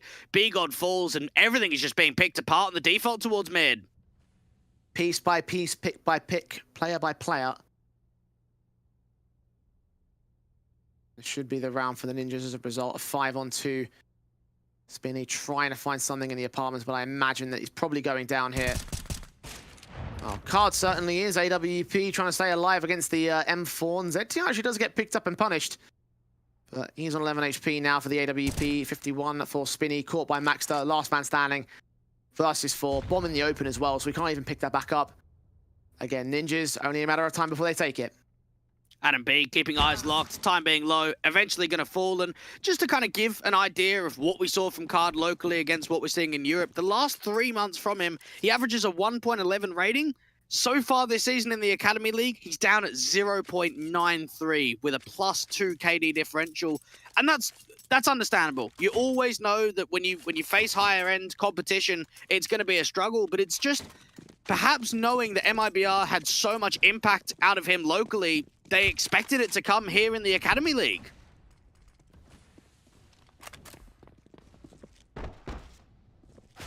Half by making the competition even tougher here for round 10 already. Nilo gets his pick. Spinny down. All ready to focus for Era. Drops in against Insani. Lub there with a responsive. A 4-on-3 for the Ninjas. Even the HE placement going down quite harshly. The spam even better. Lub's down onto 16 HP before he's even seen anybody. Maxter, another incendiary down towards that underpass position, just trying to see if they could force Lub out into the open. Card gets dropped in the meanwhile.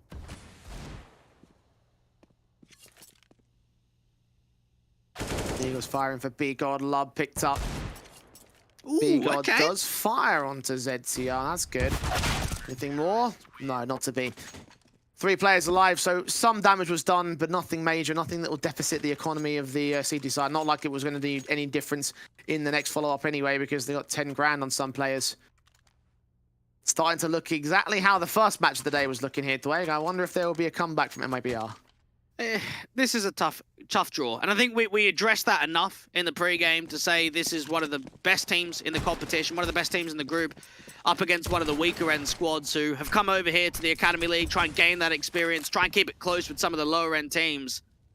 And any time you play a squad like Young Ninjas on their form in the 4th game in your group stage, you know that there is a very good chance that you just get romped, that you get absolutely pumped, that you don't have any chances, and that's exactly what we're seeing in these first 10 rounds.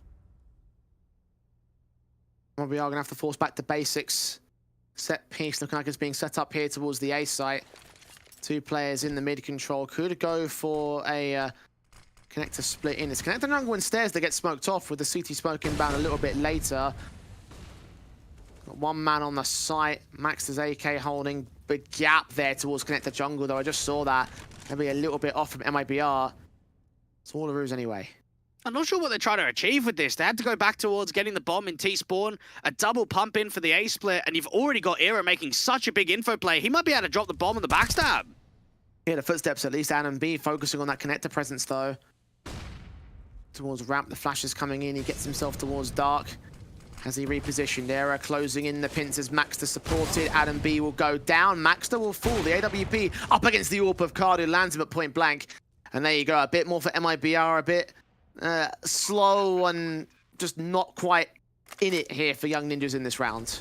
Well, you can see that they got caught off guard, so it's an AXing, which is then a double pump into a connector split, and Insani gets a double entry. Really helps cracking open that A side. Even the backstab from Mira, just nothing gets found. Not even a single kill, not the bomb being dropped.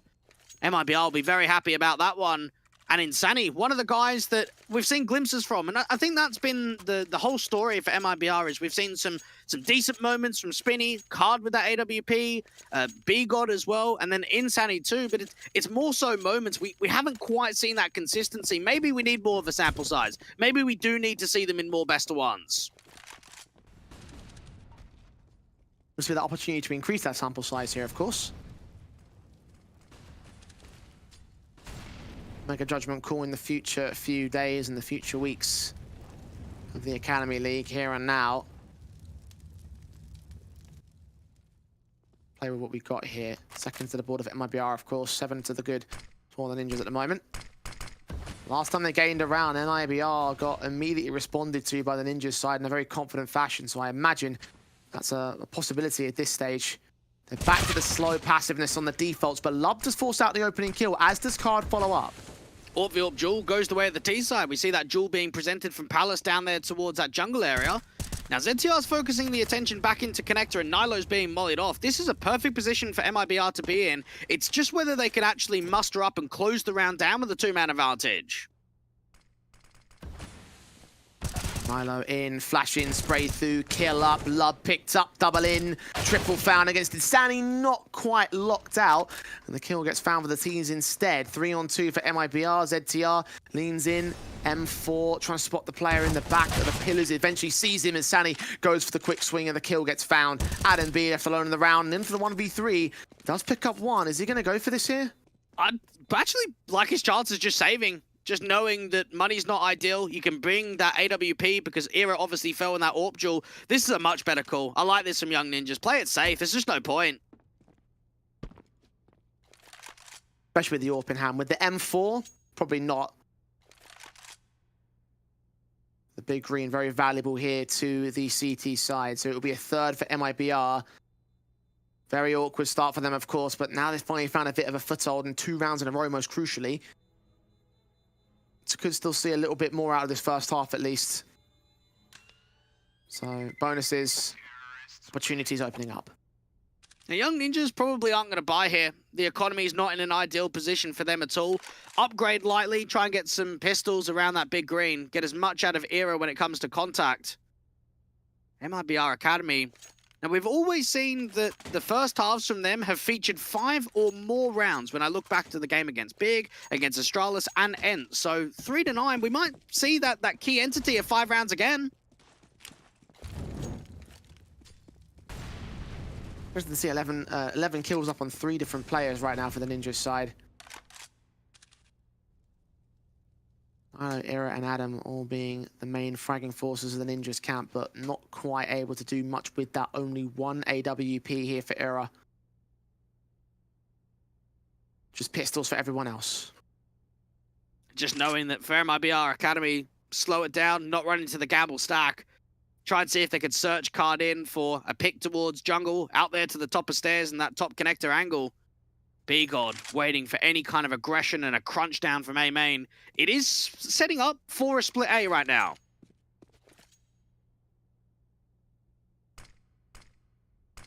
Smokes on to the sniper's nest.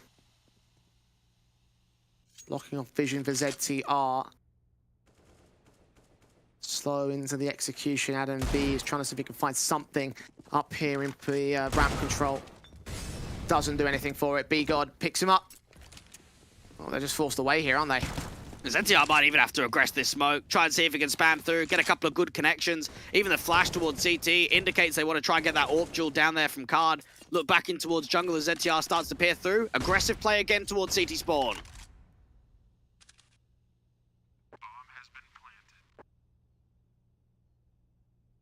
Looking for the exits. Nilo on that boost, can't quite spot anything. It's not going to be given up by the T-side player that's looking to him. Spinny. Smoke's even involved, not getting top of ticker booth, not taking that risk. Best to keep all the guns here for MIBR. Economy can really bolster itself with all these weapons.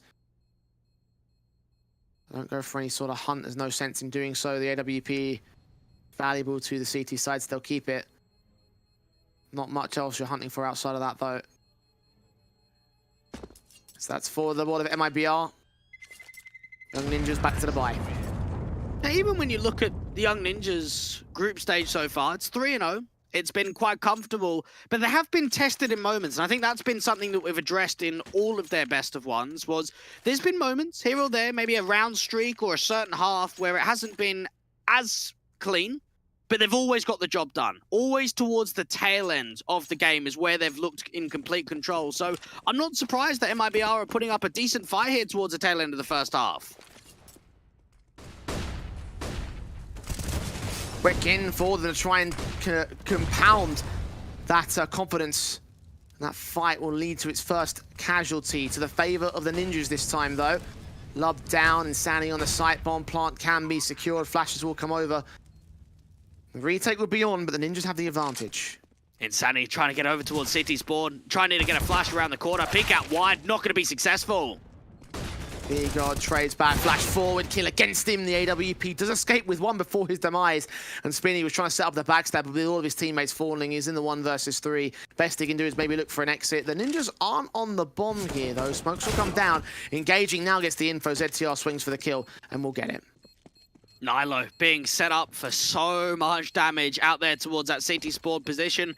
And for MIBR, just got slightly panicky, trying to get the bomb down. I think if they wanted to address the CT map control to get themselves down towards spawn, they needed to do it earlier. They come into a position where they're light on util when they eventually go for it. Double digits in the 10th being gained for the Swedes. And that round streak of being 3 finally gets over. Ninjas back in control. Last of the half of the 10-4 half. Young Ninjas. Of course, we up against the guns here. The AK's the AWP. The M4, similar story here for the City side. Orb of Error with the AK of Nilo. You got ZTR moving quite aggressively down there towards the bottom of Connector. Trying to put some pressure on. Boost up for Lub to try and see if he can run boost over to that left-hand side. Get up towards top mid. Not get seen by Era. Smokes in or...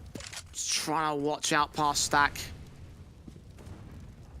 Incendiary's thrown. Maxter. Eyes on. AK of ZTR. Can't quite spot Lub just yet. He's hearing the footsteps and utility being thrown there in the mid position. Made in for Maxter. Not ready for the man to peek. And Lub almost caught him. Damaged up to 47, but not dead yet on either side. That should have been a sitter coming through from Lub, and instead he gets caught out towards a ladder position. You've got 2 on B and Era thinking about the rotation. This is already Young Ninjas reading the round incredibly well. 55 seconds. Walks in. AK's a B-guard leaning in with 3 more CTs, one of which is staggered. Either way, the execution will be out from the apartments. AWP of Era lands on the first. B-God to fall. Focused on the next individual. Any flash support? No, just dry out for the bomb. Gets dropped. Love and Speed do get a couple of responses in, but Era isn't missing. It's a 3-on-2 for the Ninjas. Back up also inbound there towards short position. Era's going to get forced back by the Incendiary. Or Molotov, whatever. Kill found on Lub to a 2-on-2. Card looking at backside. 20 seconds. M4's in for both players. Maxter on the back of the site. Engagement kill found. 1 player left. It's all on Adam B to clutch this into the clutches. The AWP who unscopes at the right moment. 8 seconds, needs to get onto that bomb carrier. Gets the kill to fall back and save, to hold his lifeline. That's all he needs to do. Card won't get here. Adam B is going to stay in, and it will be an 11-4 half for the Ninjas. Adam B, one of the youngest players in the server, the 17-year-old, steps up in the clutch. And you could feel in that first half, the readability was there. The way that Young Ninjas are able to address themselves. They go down to that B defensive already with 3 on B. You've got Era taking that first connection, everybody else peeking off one another. Young Ninjas do well with the late fights to force it into a 2v1, but just can't get it over the line. Adam B closes the round down with a clutch. 11-4 half for the Ninjas as a result. Tactical taken by them to go into their T side. MIBR. As you mentioned there, Dwight did look good towards the tail end of things. What could have been a 9-6 when they started off their comeback, mini comeback. Won't go much further than just those 4. So pistol buy-ups potential right here to try and see if they can lock in a decent 12. Just knowing that taking a tactical very early on. One thing that we have seen, I don't know if it's just one of those moments and just happened, but a lot of the stronger teams have actually been losing a lot of pistol rounds in these opening couple of days. That's just something that it just seems to be a correlation. Är det lägga? Vi väntar tills du får Vänta kontakter. till... Jag kollar. Ja. Ge mig bara någon gång kitchen, okej? Ge mig ljud nu.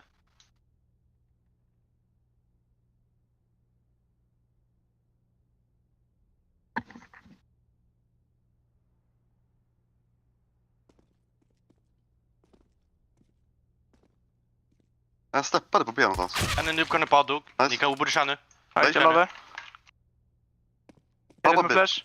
Jag har flash. Där! Bil. Bil. Bil. Edward. Dink Edward. Bank Edward. Bank Edward. Bang, bang, bang. Dink Edward. Edward. Edward. Nice. Nice, boys. Bra boys. NS, Erik. Bro, Well, I heard the nice boys part, Blake. I can understand that part. They definitely get it. It was a very nice pistol round there from the Ninjas. I love how there was so much silence in the comms there. They were just sitting on their attention, ready to go for the execution, hoping that any information, ready to hear any mistakes made by MIBR.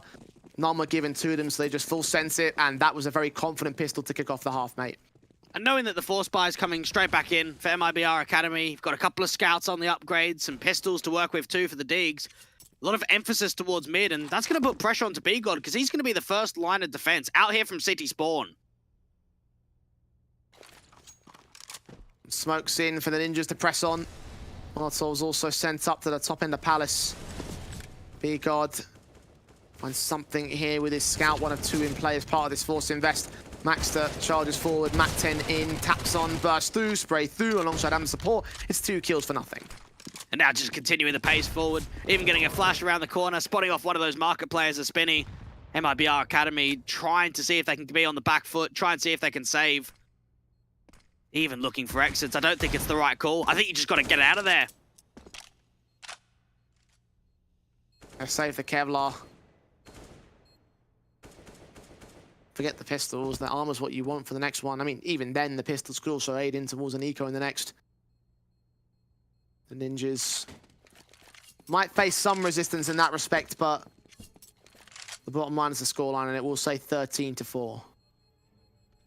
Young Ninjas. Got to think to yourself, are they going to be in closing positions like we saw on Nuke? Was it 13-5? It's a similar kind of scoreline. I don't think it will go all the way back to OT, but I'm hoping that we at least see a rifle round. A rifle round victory to me would be looked at as a positive for MIBR Academy. Now, obviously, it won't come in the next round, but give it till round 19 and we'll have a chance. Still got to look at this and recognize that this matchup is pretty definitively to the favor of the Ninjas. And I mean, we have seen one major comeback to overtime and victory once today, but I don't think it's going to happen this time. At least Spirit had the caliber to be able to pull it off. I don't think MIBR do it at this stage. Young Ninjas guns into the XC Deagle of Spinny. Does get a first, no more. Only member of the B-side defense. The stack was in otherwise. Fallen down, bomb plant. And I mean, they might as well send themselves out this, try to get some exits, because it's not like you're losing anything here. Of course. Get yourself in for at least a couple of kills. If you can recover a weapon somehow, if you can draw a fight out into the open, get an aggressive approach towards market, then there could be something. But Young Ninjas know better than that. Keep it defensive, keep it locked in the post plant. Don't give up any opportunity of a duel.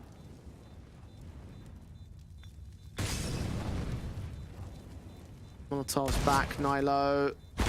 Engagement, Sani trying to get one of those X's with a quick swing, but just minimal damage done. The T's will escape. It will be 14-4. 10 in the lead for the Ninjas. MIBR will have their gun round now. A bit of a drop weapon there for Nilo. Only a Galil lost, though. I don't think they're going to be fussing about that too much here. Fussing about the weapons. AWPs, M4s, full buy-in for MIBR on what will be their last chance to get anything done here on Mirage. And Nilo could be shaping himself up to be... Do we want to say the tournament MVP or do we want to say group stage MVP? Do we want to take it one stage at a time? Because he's been unreal in every single game they've played so far.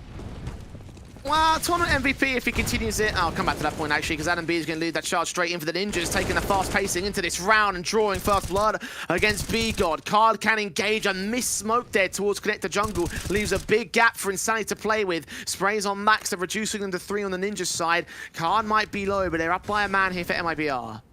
Insanity just trying to see if he can play around this connector position, get the city spawn lock on area. Era's going to try and take some map control away and keep the pressure on. Try and get that bomb plant flash around the corner. The duel towards short is successful onto Lab. Perfect taps, 3-on-3, and he's leaning in against Card. The AWP doesn't get the shot off. The AK wins it. Spinny's up close past CT spawn, though. Era does get dealt with eventually. And Nilo catches Spinny at the edge of the smoke. I thought he was blinded off, but apparently not. Insanity now known, dealt with by ZTR. What a recovery that is for NIP. It's match points. It's uncomfortable. very uncomfortable because they did a lot right. And for Young Ninjas, they pretty much let that happen because of the missed smoke. I don't think if that connector smoke actually lands in front of jungle, they have as much concern as they do into the round. A man advantage for a moment there, but look at Era's stance. Realizes, I've got to make a play. I'm out here towards stairs, flash around the corner, deal with Lub, and then things just start getting in control really quickly. You get Nilo with that pick towards CT spawn, the crossfire set with ZTR2. MIBR having a tough day.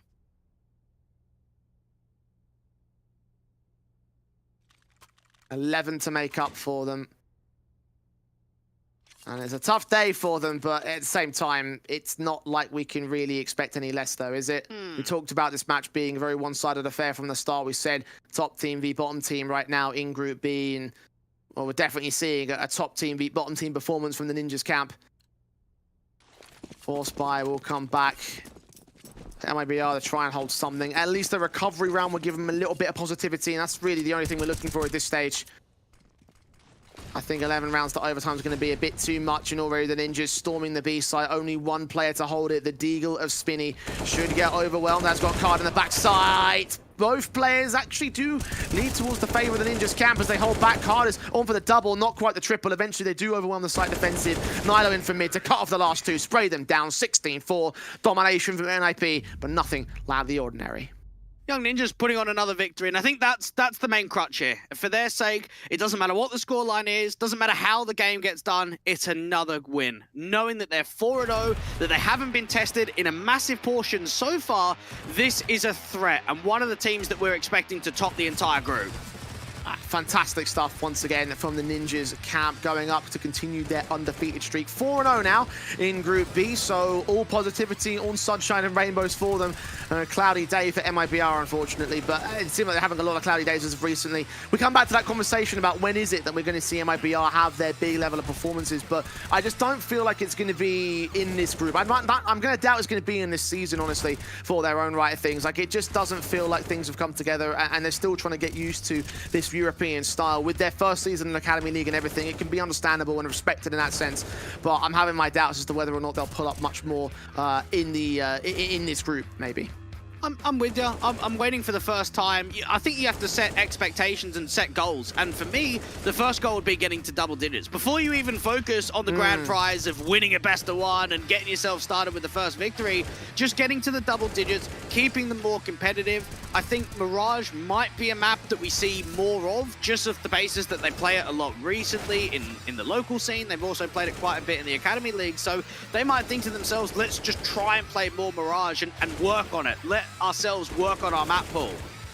I think you're right about that, honestly. Focusing on the little things, getting to double digits first and foremost for MIBR is a key thing that they haven't been able to do so far in the Academy League. As 16-4 makes this the second map that they've gone 16-5 or less, and obviously towards their detriment, as you would expect here. And the very positive is Insani can sharp a decent affair there for MIBR, but unfortunately, I don't think that those kills really meant much to the MIBR side because they were traded so quickly. He didn't really have a lot of impact with them, so it's a positive in terms of the numbers game, but that's about the only positive you can take away from MIBR here.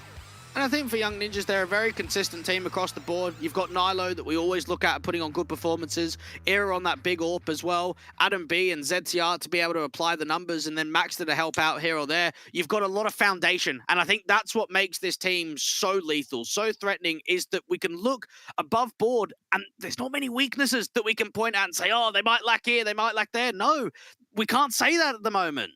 Yeah, and that's the reason why you can't look at this match and give MIBR too much hell for this series, because that's just kind of how we expected it to go. Again, we came in thinking it was going to be a dominant affair for Young Ninjas. That's exactly what we got. So, I mean, is there any silver lining maybe from MIBR outside of maybe the good numbers for Insani? They had a chance of playing one of the best teams in the competition. They can learn from it. Like, I think that has to be it. The idea that all of these games, they can look back, they can have a lesson and learn to themselves. We got absolutely slammed against Big Academy and Young Ninjas. They're some of the best teams in the Academy League. What can we do and what can we learn to try and bring that against when we play lesser competition and when we have a chance on the weaker teams? Well, it's a good thing you mentioned some of the lesser competition, and of course the Big Academy side is one of the teams that beat them out as an action next against a team that potentially could be exploited by MIBR. Astralis talent are on the other side of the board, so we head towards our short break and come back with our next match of the day.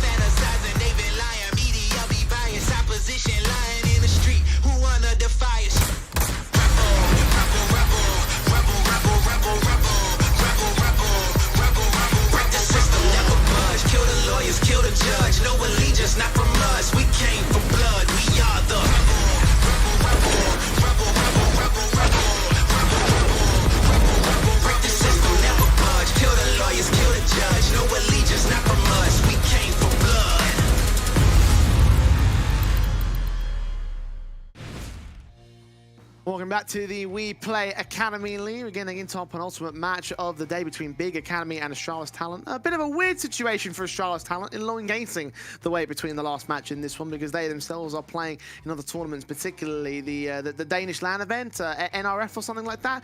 Just got off the stage, making their way into the grand finals today. So for them, they're probably looking at this position right now and understanding that they're a little bit more warmer than you might expect them to be. And they've actually been able to perform quite well with this local LAN. It's a pace setter for us to get more of an idea of where they sit. Again, brand new lineup. Haven't seen them play many officials under their belts. It's whether they can translate that over to the Academy League because, again, some of the top teams, they have been absolutely put under the pump. And that is not what we know of previous iterations and previous lineups of Astralis Talent. They're a squad that do well in the international stage in the tier 2 space, but coming in to look into the group standings, it's 1 and 2 right now for Astralis Talent. So, yeah, not exactly the greatest position to be at here at the start end of the Academy League. Hopefully this will be their chance to turn it over, but Big themselves, not going to be an easy feat for them. They are also in the second place position on the table, just behind the Young Ninjas, who might extend to their 5-0 a little bit later on today. But focusing on the here and now, obviously, for Astralis Talent, they are coming into this one in the best of one context, probably looking at a very difficult group game for me. I would agree so. For their sake, this is more of an opportunity to scout them out. They're playing a tough team in the group. We know the Big Academy are going to be one of those favorites to try and make a deep run, get into the gauntlet, get into the playoffs position. So for Astralis Talent, it's all about working with the pieces that they have, and Bro is one of those pieces, the stand-in play. He's been very impressive over the last few days. Yeah, he's been a great guy. I'm also kind of surprised, honestly, that we've seen like such a great performance from what is essentially a stand-in, right? You mentioned how the roster is incomplete, and he's got obviously that position to hold of his own right. And he has been one of those elements that have stood out the most, I think. Probably one of the guys to watch out for in this server, in my opinion. I'd agree to that much. Again, looking at the standings for Astralis Talent, do we consider them a top 4 team? I don't think so. I think they're on the brink between that 4th and 5th position going forward for the rest of the season. They definitely won't be a favorite, let's put it that much. I think there's a chance that they can usurp the 0-0 prospects, if they can beat 0-0 prospects. I think that's the big thing for Astralis Talent right now. Obviously, that's not going to be an easy feat for themselves. Their last couple of matches, again, have been pretty one-sided losses. So when we were talking about them not having the greatest group run so far, we truly mean it. Like, look at those scorelines, man. And knowing that the only victory was against MIBR Academy, it doesn't tell a big picture of what they're going to be like about the more competitive teams. As for Big Academy, I think they got upsetted in that second game at the time. Now we can look back at it and say, well, actually Young Ninjas have proved themselves to be very solid and maybe there was more behind it. But for Big, they're a side that play a lot of officials, they've got a deep map pool, and again, they are a strong team to deal with. I feel like they got hard done by last night as well in that 0-0 Prospect series, because that was a 19-16 bonanza to close out the day. Like, that easily could have gone the way of the Prospects camp. So having Big take that victory is obviously very encouraging for their own right of things, and it gives them a lot more of a basis to work from now against the Astralis Talent side. And again, they're kind of walking into this best of one as the favorites overall. I look towards them, and I think that they're probably in the best position to hold dominion over this series itself. And I can imagine as well, with Astralis Talent, maybe they might try and evade the one-sided performances and the one-sided losses to the Big Academy side, at least knowing the understanding that, again, they're coming into a LAN environment and they're playing from another event at the same time. They're very match sharp at the moment. So I've got an opportunity for Astralis Talent to at least do some work here, but I think the Big might take it overall. The map might also make a massive difference in this best of one. Astralis probably have to get rid of Mirage. You don't want to be playing Big Academy on Mirage at any point. As for the German side, they've got a deep map pool, so even looking at something like an overpass, perhaps even an Ancient might get floated all the way through. No, they have got Overpass on Ancient in the second half of the veto, which Big will now take over. But you mentioned Mirage getting rid of that. Don't want to touch that at all. Dust 2, don't want to touch that either. Nuke as the map that also gets banned in, which is actually one of the default bans for Big Academy. They haven't played it at all in the last 3 months, so get rid of that in that sense. Ancient getting removed, Overpass getting removed, so immediately those two maps are removed from the Big Academy side. Don't want to even play those risks against Astralis. We won't see Inferno, I'll tell you that much. Big don't like Inferno at all, so get that out of there. Go into Vertigo. We haven't seen much of Astralis Talent with the new iteration on this map. We saw it in one of the best of 3s at this local LAN event that they're playing. Alltex and Bro were quite impressive out on that map, so maybe we're looking at them once again to be able to put on a good performance. Well, the pre-match stats do favour Big, as you would expect, but like you mentioned, we're looking at some of those guys like a Bro, like an Alltex to be able to step up. I'd like to also see Krista have a decent performance. We've seen a very lackluster season from him thus far from Astralis Talent. That might be, and again, like we were talking about earlier on today, the answer to most of their problems on this team. Well, he's one of the lowest rated AWPers in the entire competition. So when you are a big green player and you're down there at a 0.81 rating across the 3 games played so far, that is disappointing. And we know that he's got a higher skilling because we've seen it. We've seen it on AGF, we've seen it on North. We just haven't seen it on Astralis Talent. And this is why the whole project is going to take some time. You've got what is 3 brand new players and a stand-in. You're not working with much of a core that has had success.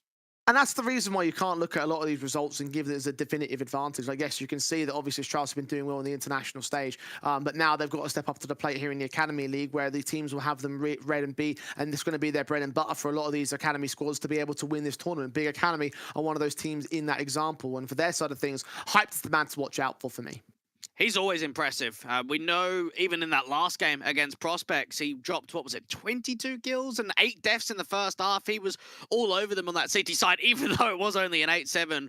We know that he is a high-fragging individual, and he brings a lot of impact with that AWP. And flashy impact as well. You can just watch him, not even look at the numbers and say, yeah, he's having a lot of work being done towards his favor. So you can rest on him as being the main fragger here for the Big Academy side. I guess you're going to predict Big to win this matchup as well, Blake?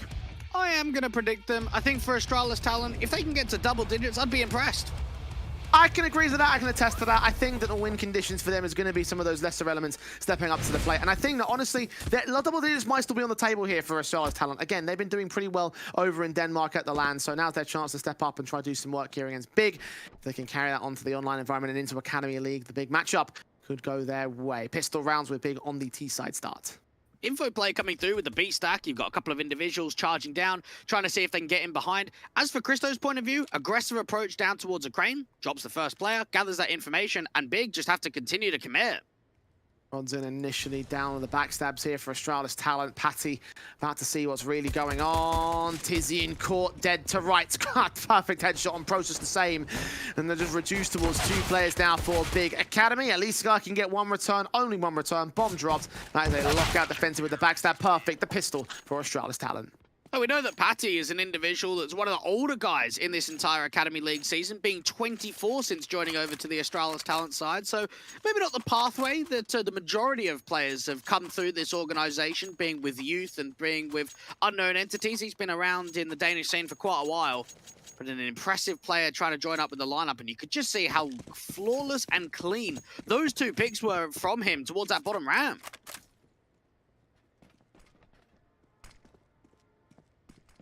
Big on the force buy. We'll see the Deagles coming in immediately for their part. Avoid the wraparound backstab if at all possible, but focusing mostly on the defaults here. Passive in at ramp. The M4 as well, hunting for position. Now for Big Academy, knowing that they've got such an investment into this round, you'd have to try and see if you can find an opening pick, try and create some space. Jarko just jiggle peeking down towards the bottom of the ramp sandbags. It seems like it's going to be another ramp hit for Big. Bro, eyes set as well.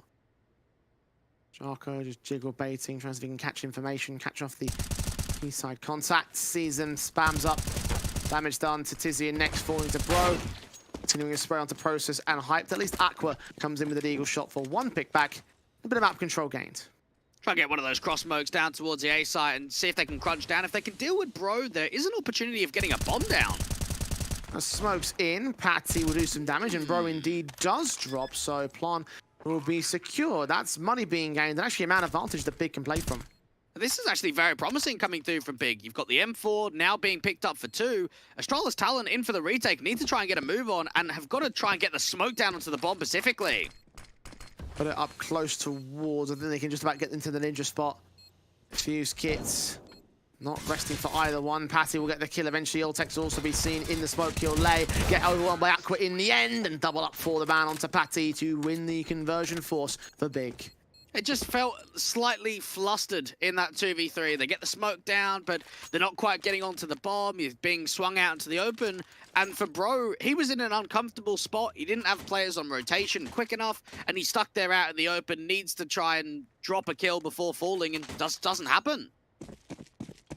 This stage, we will have this into Astralis team speak. Recorder CS, 2 recorder CS. In on a B. Let's go, guys. We got this. Aim it. In on a B. Jeg læser tæt på. Jeg læser tæt på. 2 mid. 3 B split. Der er en under A. Jeg ser, I smukker pladser. Jeg Jeg rammer kan runde hullet. med. Nej, G2. Dårlig G2. Dårlig G2. Jeg spotter over den. Tæt med en. Under, de er listet ud under hullet. Jeg kan En ikke se muller noget. snap Jeg ind på B. flasher på mig selv gul. Godt liste op langs højre. En rush up B. De En med hullet. En med hullet. Det er fade her. Kan du løbe CT? Flyt mig eller for eller andet. Jeg løber. Der er ikke noget tæt med. Måske tæt dig. Kun med ramme 2 gange med Deagle, tror jeg. 1 gang i hvert fald. Jeg står ham. Kom igen. Hvad var det for en lyd? Det er biblen, det er CG. All right, well, there it is for Astralis. Of course, a little bit of talking throughout the course of that deco basis. Force Buy was in that particular round. A moment's respite to just hear out how they're going to handle themselves about taking these kind of rounds seriously. Only got a couple picks in that one, though, Dwag. You can see what they were trying to shape up, which was mid-contact, and try and get aggressive approaches down towards the top box and out there towards the scaff, but just getting rolled over, and then, of course, not having the gamble in play. Process just on the top left side of the smoke gets himself a gap. On the anti-eco, you're not imagining much. Yeah, at least they had firepower in the previous round. In this one, they don't. So, kill found already for Process. Easy pickings towards the B site. A is pretty open. Now, I was going to start actually rotations here, so we are joining by a few more players of these USPs. But they are still USPs versus these guns. Hyped, Tizzy, and Sky. Kills found against all 3 individuals. And Ultex, and not much you can do here. We have to look at Tizian as being one of the more veteran players, one of the most experienced players we have this entire season of the Academy League. We've had a couple in the past. A couple of the big names dropping down from the main squads to try and help them out. It's all about trying to use that experience and bring them forward, because you could have a look at big academies being a very successful team. You've had Crimbo getting the move up there. Sin has now been one of the guys to fill in and to stand forward. And that's more than some of these teams have ever achieved. Don't know if that's a praise or a diss, honestly, with that. No, it's a praise. No, it is good. I mean, I think what that means is that some of the teams just haven't got to a high enough level to allow a substitute from one of the academy squads. That's what I was trying to address there. Okay. Promotion is what it's all about for everybody involved. Promoting Patty to a double frag position, 2 for 1 on the responsive towards mid. Charles hold the defensive, Ultex spraying through, not quite catching the next man back towards the stairs. B control established, and Big forced to slow it down. Try and get that boost up for Hyped, get on top of the header Process, try and force Ultex out into the open. Now he's playing behind the molly, puts the smoke down. Process is unknown on the walk forward. AK lean, Ultex. Caught spray through on Process, Hyped gets caught damaged up as well. 1 versus 4 scenario. Jarko gets his double in of his own right, and that looked pretty confident from Astralis talent. This is a bit more what I was talking about earlier on. The fact that they're playing actively right now, they're playing to a hectic schedule. Be very fit and sharp for this matchup. To find rounds like that as they come. They played one of the teams that we're familiar with in the competition. They absolutely banged out Flames Ascent in a 2-0. That was not competitive whatsoever. So maybe starting to get more of an idea of where they can use some of this Danish and local experience on land to be able to assist them here in the Academy League in the best of ones. Of course, Vertigo being one of the maps that closed down the series against Trick, the 3rd map decider.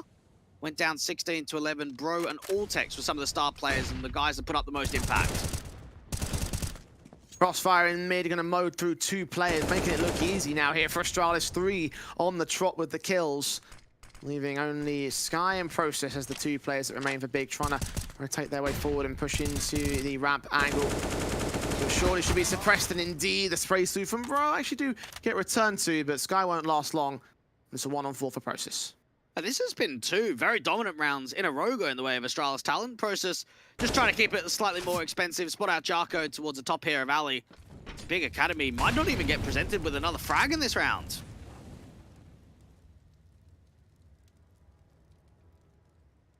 See what you can find on the wraparound. AKs stay in here for Big. Process holds in the corner above all else, hoping not to get hunted, which might not come through for Astralis, considering the money is still lopsided and pretty low on its average. Even its highest is pretty low. Still will be seen by Jarko. Actually, Process gets that pick in, so One more to fall for Astralis. AWP also in Process hands. Try to see if he can hold on to it. Hope that no one's going to aggress him forward after time. You do have Altex down there aggressively towards the T-spawn. Slight off angle, and another kill actually comes through. It's not bad, actually. That's all right. Won't be able to get to him in time. The AWP taking 3 players with him. Keeping that off into the next round for Big Academy. Astralis, of course, going to even up the board, and for them, that's the most big thing for them, I guess. The guns should still be afforded here by the CT side as well. We know that for Big Academy, they started off their campaign with a smooth 16-5 against MIBR. They then went up against Young Ninjas that went down to quite competitive. We saw them be on the back foot for the majority of Nuke, have a slight comeback in that second half, but only managed 12 rounds. And then, of course, Nuke again, the rematch on the same map, up against Prospects and up against Hyped. We know how important he can be. Looking at this round, looking at the minimal investment, that is at least a very positive start to work with it. Hype thrives in the high-pressure environment for me. Pressured AWP sequences, and in this particular round, obviously getting that first pick in ahead of the Molotov. Kill sent, damage done. Big hold the advantage. One thing that we could add is he's been more successful on City side than he has on T perspectives. So just getting consistency out of him in this first half should become more of an impact player come the second.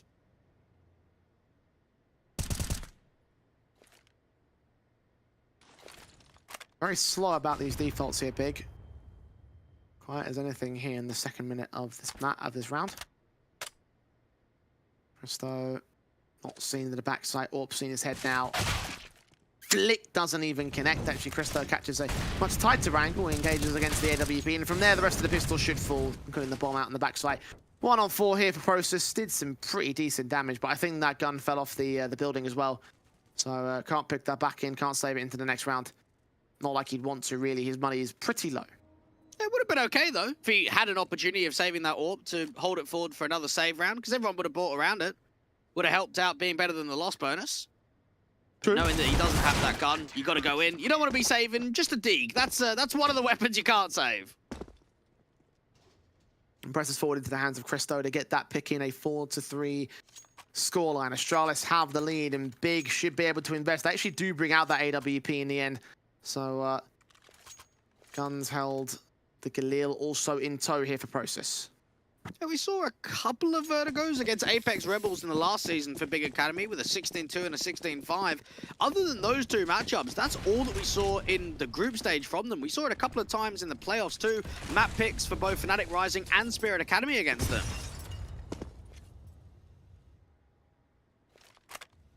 Default set in. Nades down the bottom of ramp. AWP of Hype's just going to fire away. Very blind again. Very slow on these defaults. Was that a commonality in past matches? Yeah, it always is with Big. We know that they're a team that like running the clock. Always on vertigo, taking it steady, working their control, working the utility basement too. Hype setting himself up for an opening pick towards the top of ramp. Bro, the jump spot has not been seen, but Altex hasn't. Christo towards the right-hand side. This guy's picked up. Bro gets Tizzy in next to 4. 5 on 3 now being gained for Astralis, making it 2. Bro focusing on Aqua. And Big, looking a bit small at this particular stage. That's a decimating sequence from Astralis. And I always feel like it was because of the slowness of the defaults from Big as well how Astralis were able to peek up, get to their positions, and just capitulate this round. I think it was a great angle being held from Bro. You could see he was trying to put pressure towards the bottom of the tarps in for the multi-frag. Just see the damage compounding. And he's even a player where having a good performance in this Academy League might help him get picked up to another Tier 2 team, or help him get picked up to stay around for slightly longer with Astralis talent.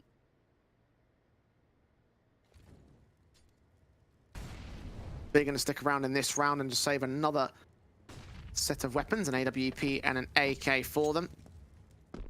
5th round for Astralis, and this CT side has picked up here, Dwayne. Now, we did see against the top dogs of Young Ninjas, 4-11 at the half on the T side of Nuke. So while it's a different map, I think we have seen some struggles on T sides against higher end competition. It's whether something that they'll be able to muster and try and pull through a tactical timeout from them, because things have not been settled in the early portion of this game. I think the key thing you said there was higher tier competition, right? Like, I don't know whether Astralis fits into that bracket in this particular case. We were just discussing the idea how big heavy favorites in this context. So is a 4-11 on T side against Astralis worrying?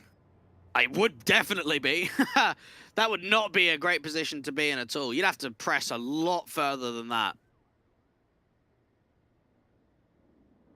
Well, weapons can't be afforded on the parts of the rest of Big. Maybe a half buy around these guns.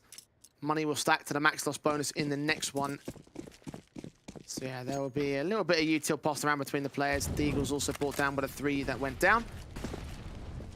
So, no. Hero, AWP, and AK by default, essentially. See what they can get out of this one. Hyped. Not quite fond of that first pick at ramp.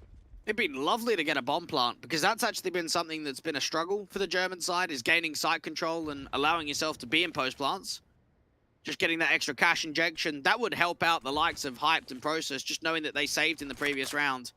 Max round loss bonus is going to be okay for Galils and Mac 10s, but not for the AK and Armor and Util.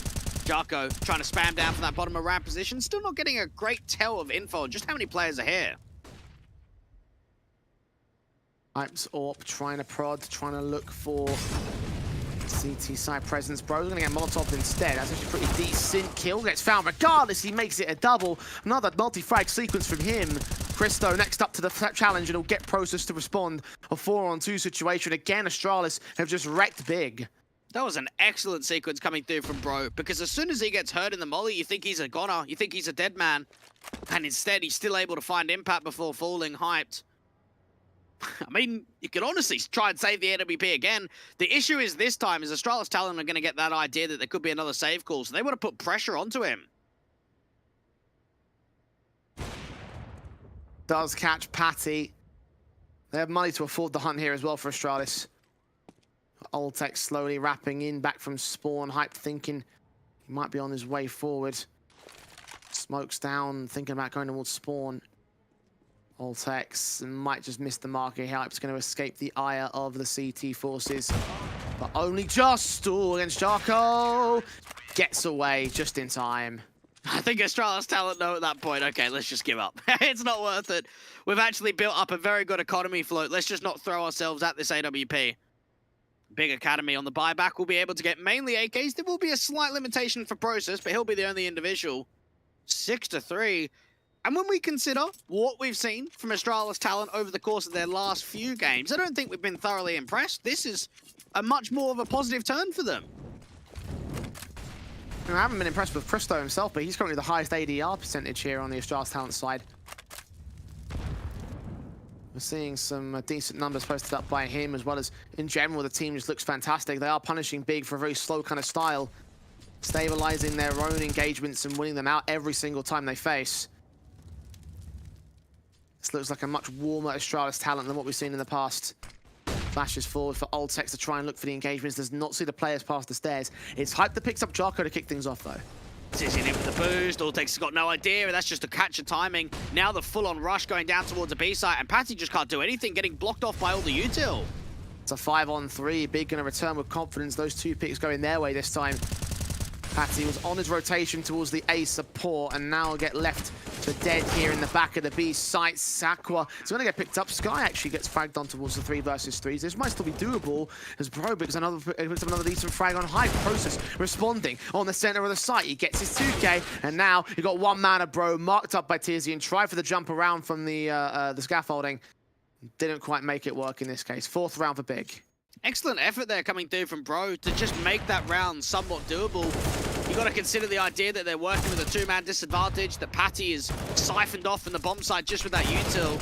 He comes through with a couple of kills, has the backing to go for it. They've got the money surrounding themselves to have the confidence as well. 5 in a row without giving a bomb plant forward. Big eventually respond back. Before it got out of control as well against Astralis.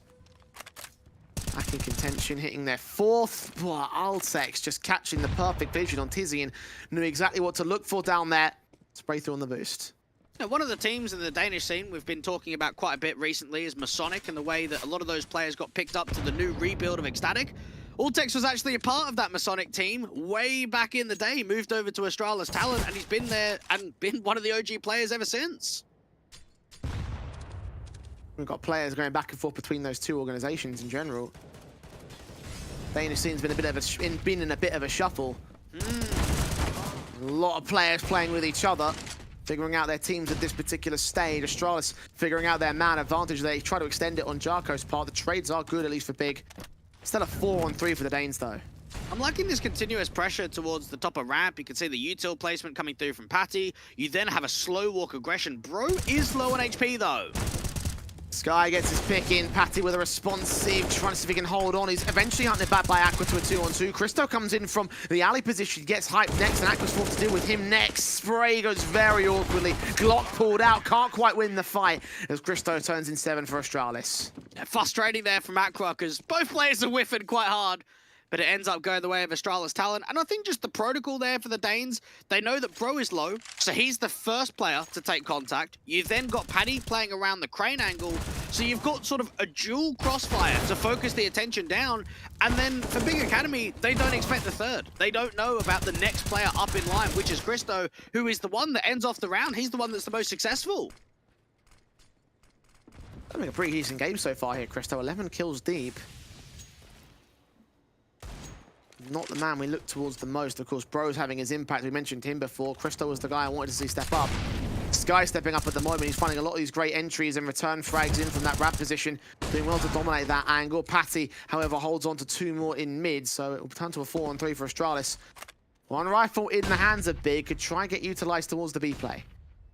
Just knowing that Ultex can keep jiggling for information, spot out that bomb. Don't know about Bro too close towards the left-hand side, and that's the entry that's going to crack it open, but they still have Patty to deal with. Gets his pick, backups also arrived. They're aware this is going to have to be the bomb commitment. Sky gets another good kill, but no more than that. Christo, there for his pick on the round. It's 8-4, Astralis win the first half. And this is actually looking a lot more dominant than I thought it would be. 8-4, still a few more rounds to play towards the tail end. We could actually open up our eyes to a double digit at the turn of the half, which you couldn't have imagined saying Astralis Talent are going to do that to Big Academy. As you mentioned, the struggles on the T side have been notable here for Big.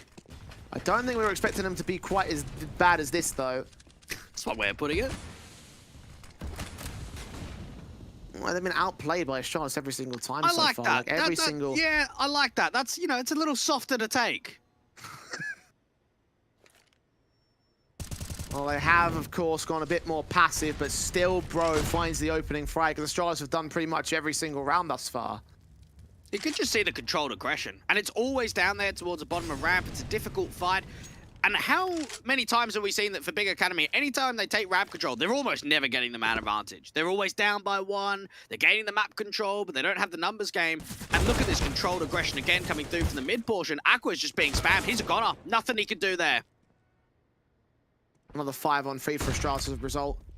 Ultex, M4 on site, joined by 2 more. Smokes in against them, trying to counteract positions. Bro, another frag to find. Sky drops. Ultex gets processed, and it's just Tizzy left in a 1-on-5. And this is what I'm talking about. Astralis Talent picking apart Big piece by piece. These defaults, these slow styles have just been given so much breathing room over to the Danes, and the Danes are taking it in whole. All 5 alive again. Big might be in trouble here. And they're looking for that individual, the one that's going to get them out of trouble. And normally we'd say Sin's going to be a guy. He's going to be the individual that's going to be able to pull you out of this very awkward exchange. But he's not here. He's playing with the main squad. Big Academy not getting enough out of Hyped. Down there at 5 kills. He dropped 30 when we look at that game yesterday against Prospects. And Astralis Talent above board has been very consistent. Kill distribution's been solid between Christo, Patty, and Bro. And just knowing that Bro has pretty much only played with them at this local LAN event and in the Academy League, he's been their most consistent player by far, which you're not expecting from a stand-in. And everyone after real good talent here for Astralis. Guess it fits in with the name, Astralis Talent. Ha ha ha. And to know that Bro hasn't even played with many Danish teams over the entire course of his career. fit into the Danish style pretty well thus far. Not only that, he's taking control of a lot of these games. Even when Astralis have lost him, he's been the guy that we said he did very well for them. Not only is he doing very well, he's one of 3 players that are doing well alongside the victory lap right now for Astralis. 5 rounds in the lead. Big continuing to get suppressed here in the defaults. Continuing the slow, passive nature of the half-buy. Deagle's in. And seeing nothing thus far. Just knowing that these mid-aggressions have always caught Big off guard. You've got Bro just keeping eyes down there towards a forklift at the bottom of the ramp control. Jocko with a slight off angle from 51. Peeks into it. Hyped will get the kill. Bro with a responsive at least. 6 HP. I think he fall back all the way, but apparently not. He sticks around for the double. Process forced to trade it. M4 now in his hands. 3-on-3 situation. Astralis Talent have the backside. The rotates come in quickly, so any charge up that Big Academy could have had to get in towards A is just pretty much gone at this point. Patty trying to see if he can set up nades for the rest of his teammates. One of the cross smokes go down. Bigger light on Util. Even getting bomb plant could be a struggle.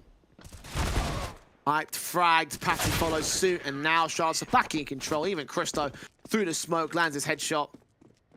2 kills for him to extend his kill count leader. 10-4 for Astralis. Looking like another 11-4 half-twag. And knowing that Vertigo used to be a very strong map for Astralis Talent, I think back to even the last season, they picked it against Furia Academy in the first round of the Gauntlet. They played it quite a bit in the playoffs too. It's a map that historically has been fairly developed. It just hasn't seen much game time for the new iteration. Only once have we seen them play it. Figure out where this new iteration stands. Right now, Astralis stand as the leading team and definitively one of the better ones here. CT side is going extremely well. T-half. Disaster so far for Big. Trying to work in and then another slow standard style. Ramp default again. And knowing that Big only dropped a single game in the group stage last season around, this could be a wake-up call moving forward into the second half with what is a huge deficit. Util going back over towards ramp. Christo wants to peek it though. That's what he does. Swing in. Smoke. Bro at the ready. Down against the position that will be held by the T-side forces. Sky will be able to get his kill. Molotov's in against Bro. Swing back. Engagement finds one. No more than that. Tizzy responds. Just trying to keep that pace forward. Jarko thinking about extending forward. Aqua's going to be on the other side. There's the shot for Jarko, Zorp 3-on-3, leans in, Patty sprays down one, gets away with the trade back on Process, so even standing still, Astralis having Ultex rotating into the back, hearing both these sets of footsteps as Jarko draws attention in, and now Christo, here's them rotating in from mid. Can he catch them? Yes, he can see them, both adjustment there against Hype, tagging him low and tapping him down. 11-4 at the half for Astralis. What a monstrous start for them. It looked as if they were just going to try and fake the bomb plant out, try and draw him in the open, and instead they think that Ultex might not even be there. Maybe they thought he was coming up from ramp, that they could quickly get their maneuver over into elevators over towards that B site. Yes, he walks through the smoke when they do the same, but he gets out of trouble and ends it off on a high note. Astralis Talent ruthlessly put themselves up with a massive scoreline at the turn of the half. This has been an impressive showing for the Danes. Indeed it has. Big. 7 rounds down here going into the CT side. And they better hope their CT side is just a fantastic against Astralis because they're going to kind of need something like that to make magic happen here in this game. He needs to start with a pistol at this stage. Dooley's in for Sky. USP is held across everybody else. Glock's in for Astralis. Going so quick into this B site. They hold the crossfire. Looking for the shots, already a goosh onto Process, Hyped, backed up. It's going to go unchecked, as will Aqua in the back, and kills are found for him and Hyped. One trade back on towards Process, and still Aqua and Hyped are in the backside, undealt with, unaccounted for, and it looks like being going to lock out the pistol. There was a lot of distraction being pulled. You have a quad angle, you have a default angle, and of course a back Y angle. And knowing that you've got 3 on B, it puts yourself in a driving position just to establish crossfires and allow them to be unchecked. I think for Astralis Talent, even if they would have cleared out the close left position from the top of the stairs, it could have been a very different round from them. Try and take the walk contact. As soon as they get spotted by Process, they have to commit. The perfect start the Big are looking for in the second half. Exactly what they need to turn a bad situation around for me. Astralis, no bomb plant, no force buy. Got a deagle in for Jarko, but that's about it here. We can get one good headshot on Hyped. If you can sneak past him, of course. Ooh, Hyped gets caught off guard. Wasn't expecting that, but Sky swings in, gets the kill. Process trying to see if he can turn away from the flash. The clock's firing through. The MP9 holding the ground with a couple of kills over to the USP. And gets away with a tidy triple. Christo now trying to see if he can jump his way forward. Oh, the dinks actually work out okay in the end there. Doesn't go much further than that one frag, but I'm surprised that Christo even got that much. Manic spray of bullets that should have connected to the kill, but didn't quite do so for the seated defensive. Only a FAMAS lost though, so nothing major conceded here by Big. Astralis, harsh eco should lead towards the gun by Big. Plays a bit more of a bonus round.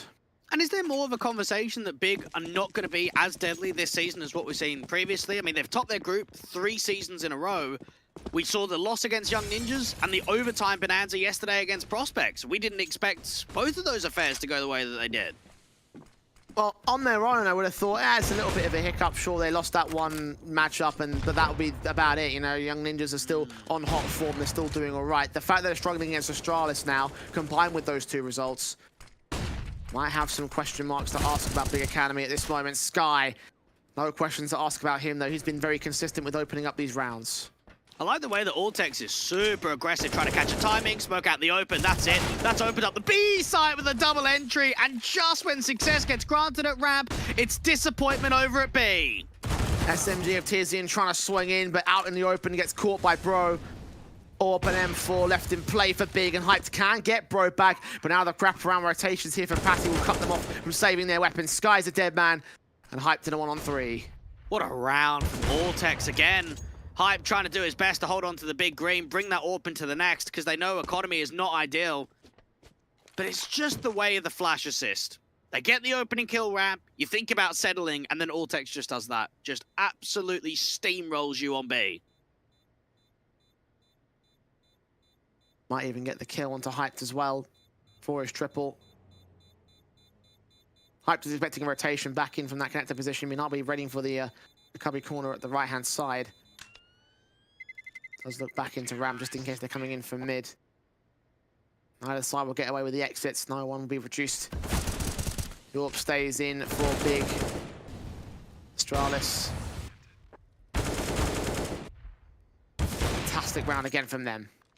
Have to buy around it. It's not fantastic. Tizian can buy himself. Get an MP9 chucked over to 2. You're in a situation where money's not ideal, loss bonus isn't there, but you've got the big green. So you have to have the confidence of buying it around. You can't just let that AWP be by itself.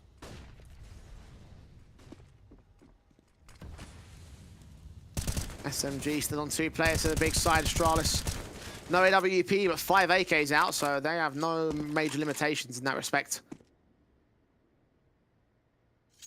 And now they take the mantle of the slow default on T side. Astralis talent know to themselves, we win this round, we win the game. Simple as that. 12-6, we've got their money crippled. Let's work with that momentum, let's farm it up ourselves. Now it's a ramp fake coming through from Jarko. There's more emphasis and a regroup towards the B stairs with a bomb. Nades, damage done, Process with a kill on Oltex and 3 more tags to bolster it. Lovely start again by Big. And the SMG wrapping in, pushing further into ramp, getting Christo. Following up now, 3 players left for Astralis. Success everywhere, even for Big Academy, that info play. Aqua getting turned away, flash around the corner, a lot of damage down onto Bro. Not quite the kill, but it's intense. The SMG of Tizian makes light work of the first kill with assistance to the second one. And now Aqua can finish off the job onto Bro. AK's recovered for the 2 SMG players, even one of the M4s. Actually, all of the weapons outside of the AWP come in to be AKs for Big. So a lot of firepower now. They get within 5 of Astralis. Well, that was underwhelming, knowing that that could have been the round that wins the game for Astralis talent, and instead they don't find much at all. I'll give good credit there for Big of that opening starts, but then just the map control to get taken from Tizian, and he puts that MP9 in close range, which is ideal for the weapon of choice. No weapons of choice here for Astralis, down to the half-buy for them. More of a deco, really, actually. A lot of cash still saved in, not a lot of investment. The The Pistols will just try prod in against the big side, do whatever they can to get damage on the board, of which not much can be done really. Nades, AKs, final their kills. 2 left already. Bomb dropped in the open. All on Bro. Nothing to be happy about there for Astralis. 8-12. Big will now face the bye. And now looking at this sort of scoreline, you almost forget what the half scoreline was, because it has been quite consistent. There's been rounds being applied quite quickly. And for Astralis Talent, it's still comfortable. You're still up by 4. You need 4 to win the game. But this is Big looking a little bit more comfortable. And of course, the AKs staying in play. That's going to be a scary material to be up against. And when you come into the next rifle round, you have to tread lightly and not give too many opportunities forward. Orb trying to mount himself up here in the mid position, holding onto position for Hyped. Nade center, standard down the ramp, control. You got Jarko ahead of the smoke that almost gets Tizian. Wasn't ready for such aggression here from Astralis. You'll fall back for it. Jarko trying to see if another entry will present itself out here towards the alley control. Flash around the corner, actually just catches the timing. No one is watching alley. This guy thought he was completely safe, didn't think he'd get that aggressive, right? Surely not. Surely he wouldn't get a second either, but then there he does it. Aqua left alone on the site. Christo gets his frag back. 2-man advantage for Astralis, and Big might already call in the save here. Look for exit frags might be the potential, it might be the call. Hype did not even see the player getting aggressive towards Sniper's Nest. Christo could set up a good backstab from spawn. Smokes in. Ultex taps on, Hype down. Process left alone to save this round. Maybe grab that orb if possible. It might fall into the hands of Astralis first though. Ultex checking positions to make sure that Process won't be able to get those picks in. Now he's caught. Dead to rights. 13 for all the Danes. The Big Academy have got enough money in the chamber that they'll be able to buy back and get that AWP forward for Hyped. That was a strong round, though, from Astralis Talent. And an incredibly quick response. Just when Big Academy is starting to find some control, they've got a lot of AKs to work with. They just hit them with the AXE. The cross smokes go down. And the entries towards that short side of alley and into yellow, that was everything. That was what maintained the entire round there for the Danes. Big just caught so flat-footed on that whole round for me. Not only the peek up from the tops and the alley position, but even the players on the backstabs. Trying to force forward, get that AWP tagged up low by the utility already. The Molotovs that were sent, damage that was done, makes this an easy pick for an AK. Not even a headshot required. Hyped. Crawling for info, trying to find someone from Astralis, but so far, no dice. Nades out towards the corner, just being evaded by Jarko, standing further and further back. Does still tank it to 66, but not a massive amount. Sky up there with the vertical crossfire. They definitely have intent for an opening man advantage with an aggressive approach to ramp. Orb set with 60 seconds remaining. Low prods again from Astralis, taking this stunningly quietly here. Finally some contact established with a swing in from Sky. Kill found for Patty. AWP gonna have to get out of the way. Tag to 1 HP. Sky to 3 HP. Jarko wraps that corner. Spray through from Aqua will keep them back for the time being. You got Ultex still lurking out towards that B site, and that's gonna counter in the rotation. Christo's just gonna try and sell him on A. 4 on 4. Spray through for Process. Gets that kill past the smoke. Doubles up to Jarko now. Christo and Bro, last 2 players standing for Astralis, gonna have to escape to save their weapons as Big just about hold them down. Stalling for time above all else, it seems. Process is one of the best anchor players that you're going to get in this competition. Always very good at not over-rotating, holding his ground, and just manipulating rotations. You could just see there what he was able to do, work around the utility, work around the smoke. We've seen him in the previous couple of days playing on Nuke towards that ramp area, always on for those multi-frags. And a defining factor to where that 9th round comes from, because you could see the way that Astralis Talent trying to fake him on A, trying to keep them there, and Process just doesn't over-rotate.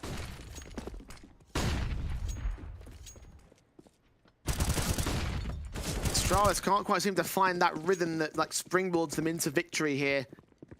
Case of blow for blow, back and forth rounds, the 1-for-1s. Big trying to play catch up, need 4 in a row to equalize against Astralis. Looks very similar, by the way, to the ENCE game that we had only a few hours ago on Nuke, where they were up by quite the margin, but just couldn't close it. Decent shot from Sky to start things off against Jarko here. And if things go down the way that it did for ENCE, then for Astralis, that might not be the positive entity. ENCE started off so good in that match against Spirit Academy and ultimately just bottled it towards the end. Hopefully it's not a bottle job for the Astralis cap. Christo strikes in the site, extends out against Hyped, and Patty finds him extending himself. 3-on-3 scenario for them. Team still working their way towards the A site. Incendiary to try to stop them. Plenty of nades still for Big Academy to work with. Couple of players rotating in quickly. Patty trying to work around the nades, looking for a duel onto Aqua towards the elevators.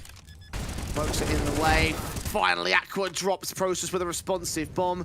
Was tapped once, trying to get them to peek forward here on the big camp. And Alltex can punish with the kill. Tizian now standing alone. The veteran cooldown from the main team of Big. Hear that bomb plant for the second time. Re-smokes back, know exactly where he is. Burst fire from Bro. Picks him up and brings in 14 for Astralis. Nicely done. I like the intent there for Patty. Realizes we're a bit stagnant. We're down into an even playing field. I'm going to make a play. I'm going to try and put some pressure on. And his slight aggression just changed the tempo of the round for me. It felt more positive there for Astralis Talent. Looked as if they wanted to have more of an engagement rather than just trying to get the bomb down. And look at what that's done to the economy. This is not an ideal buy at all for the Germans. Breaking point round for Astralis. If they get it on the victory, then I'd call this one done at this stage. I'll join you on that one. M4's on 3, SMG. Sky, however, picks up that opening frag and spots Jarko through the tops as well. Perfect information game, so perhaps it might not be as easy for Astralis. Bro's also tagged up, deep down to 70, and still gets his kill on Tizian as a responsive for Astralis Talent. And that's information that Bro can relay over to the B-side players. Get a move on. They've got aggressive ramp. They've got aggressive down from mid. Let's get the bomb down, even in a mad disadvantage, and play out the post plant from here. It's sent. Aqua just watching from that mid control. The two T-side players have that site just holding out to make that bomb rotate in. Big have the man advantage. Should go for the retake here. And this is taking quite a while for Bro to get over to the side. Look at Alltex. Back turn at the wrong moment. Hype gets his kill, and now Big will look to rush the site. There are no kits in place. They're going to have to be pretty quick about this. One man on site, isolated, dead. Bro with it all to do. Spray on towards one, only one. It's a 10th for Big. And that was an excellent call there for Big on how they wanted to set themselves up for the retake. Now, they had two options. Either slow it down and use the time to try and draw out fights, or just make it chaotic. Put so much pressure on. And as soon as that frag onto Allzex presents itself, they just go. They just go immediately. And you can see Astralis Talent, they're not in post-plant positions at all. They're stuck out into the open. And it started with Sky's double going down towards this ramp position, just working with a slight gap at the Tarbs. It's like a pixel gap as well, so you barely spot the information. It's such a tight angle to hold. The wallbang does aid in that respect. Usually a position that the AWP takes because the double scope can give you the information you require. Great vision abuse. Big. Against the broken buy from Astralis Talent. Doesn't stop Christo from taking a similar opening frag out against Tizian. And now you can start seeing the mid-walk come through. Patty with the bomb is going first, and now it's dropped in the open. Two picks back for Big. 4-on-3 for them. Aqua and Hyped can combine together, take down Jarko and Bro, leave it all on Christo. Yeah, that bomb being dropped was just so much power there for Big Academy. They can set up the crossfire. Astralis Talent get flustered. They start panicking and end up just fighting out in the open. What a shame, because Christo gave them such an opener, such a quick pick towards the top there of the scaff. Allows himself to find that opening control towards ramp, but not being used. 11 rounds up, and we were going back and forth for about 5 rounds in a row. Big have now been able to turn it into 2 on the trot and put that pressure right back on the Danes now. Ready to make up for Big. Have that back and forth war of attrition that Astralis were going to be able to win by virtue of them being 4 rounds in the lead. That gap is starting to close significantly here, especially with the force buy that they saw lost out on in the previous round. Now only Glocks for the next. Early anti-rush nades going down from Process towards the B stairs in case there was some empowerment there of the tactic of the rush. Double nades down towards the bottom of ramp, not finding much either. Lashes in to suppress them. Orp. Down towards that coming corner, going to set up a flashbang for Sky. Actually leans forward. That is an adjustment and a half towards Patty with 2 more to add to the tally. Bro at least gets the trade on. The AWP now there to deal with the last couple individuals. alongside the rest of his teammates. Jarko is a known entity, M4 in his hands. 1 on 4, dead. And this is big, compounding quite a lot of effort in the second half to bring back the comeback. We think back to that game against Young Ninjas. They had that 4-11 half, only managed 8 on the CT round, didn't quite get it over the line completely. They've had some close affairs. Got themselves up at that 2-1 record, trying to go 3-1 if they can push it all the way further. Astralis talent just got to close it down, and these are the sort of rounds where I think you look at either Christo or Bro to get you an opening, to be able to find that start that you're looking for. Considering they're the 2 top fraggers, you're absolutely right. Already Hyped has caught that pick on Jarko. Those slight gap in that smoke that you can see right there down ramp. Frag picked up as the smokes come in for the CT defensive towards this stairs angle. Oltex boosted, hunting for a pick and does catch Aqua and gets Process. I thought Process was going to respond, apparently not. 4 on 3. Double entry, might even make it a triple swing around the corner. Tizin's not even blinded, but the trade is excellent there from Patty. Perfect flash timing from Christo. Bro comes up with 1. He's traded back by Sky, who's now the lone man of the 1v3 clutch. First round already, of course. Looking for the second. The swing comes in, but the planter gets away. Sky now giving chase. Drive them back towards this stairs angle. Go for the hunts. Go for the kills before going on the defuse. You got the kit in for him. Check the angles at the right moments. Sees 1 and only gets damaged. No kill. It's match point for Astralis at last. You can just see the impact coming through from Christo up onto that boost, as well for Altex, the double entry into B. We've seen that happen a couple of times, and then Bro just pulls distraction, does some time wasting in from mid, and it goes down successfully. Notice the reposition on the post plan, it's instant. Get over to the stairs, it's direct. They know exactly what they want to achieve. And now they've got 3 rounds, Jay. 3 rounds, 3 good chances to close this. Big have shown that they can bring 3 rounds back themselves. To find that rhythm and keep with it up until the very end of round 30. They have to go to try and bring this to overtime once again. Incendiary's thrown, flashes up, AWP, missed shot for Hyped. Already Sky's gone down. Hyped, lucky to be alive. Tizian, not so lucky himself. Patty and Jarko working their way forward. Aqua does get a pick in, can't adjust, can adjust actually to Patty. Okay, 3 on 2 still for Astralis here. The bomb's going to commit towards the B site. Bro's got so much of an open bomb site to work with. Now he's got to make a decision whether he aggresses or not. Is it worth him going down towards CT spawn, trying to cut the rotates off? Because they do have man advantage. He puts the utility in towards Scaff and CT and will taking a more advanced angle on the site itself. Got Process first man in, M4 v AK. Only chance available for Process, and he's dealt with by Oltex. Aqua, 1 on 3 clutch once again, will dish out some damage. Incendiaries towards the Batman, but the front man takes the peak, and it'll be 16-12 for Astralis Talent to take the victory over Big Academy. And that's got to be one of the upsets of the day. And for Astralis Talent, maybe it is just a good day, knowing that they beat Flames Ascent last night. They took on Tricked in a best of 3. They've took on Scepter. They're now in a grand final on LAN in a Danish event. They've now come here into the Academy League. They're going up against a tough competition of Big Academy, and they get the job done. They get another victory forward. Yeah, we were talking about the NPF, you know, the idea that the fact that they're playing at that event and they're holding a decent level of competition, the idea that they're, of course, playing a lot of matches at the moment, coming off fresh off of one against Alpha Gaming. It's not quite the highest level of competition in that particular team, but the idea that you've just played a match, you're warmed up, you're ready to go, you're in the zone, you don't have to do anything in that sort of respect to sort of adjust against Big Academy. It did look a little bit awkward towards the end when that comeback was really on for the big side, but Astralis, when they had that 11-4 lead, it really looked over from there. It just gives yourself a good margin, doesn't it? And it means that if there's some sacrifice, if there's some rounds that are not quite as tidy as you would have liked, and you give a little bit of a comeback and a little bit of breathing room forward to Big Academy, you've still got that leverage. You're always holding on to that round lead. And I think you just saw there, to close out the game, we saw some X Factor. We saw some clutch potential. We saw some double entries. And all in all, we saw more from Christo, which is a great sign moving forward.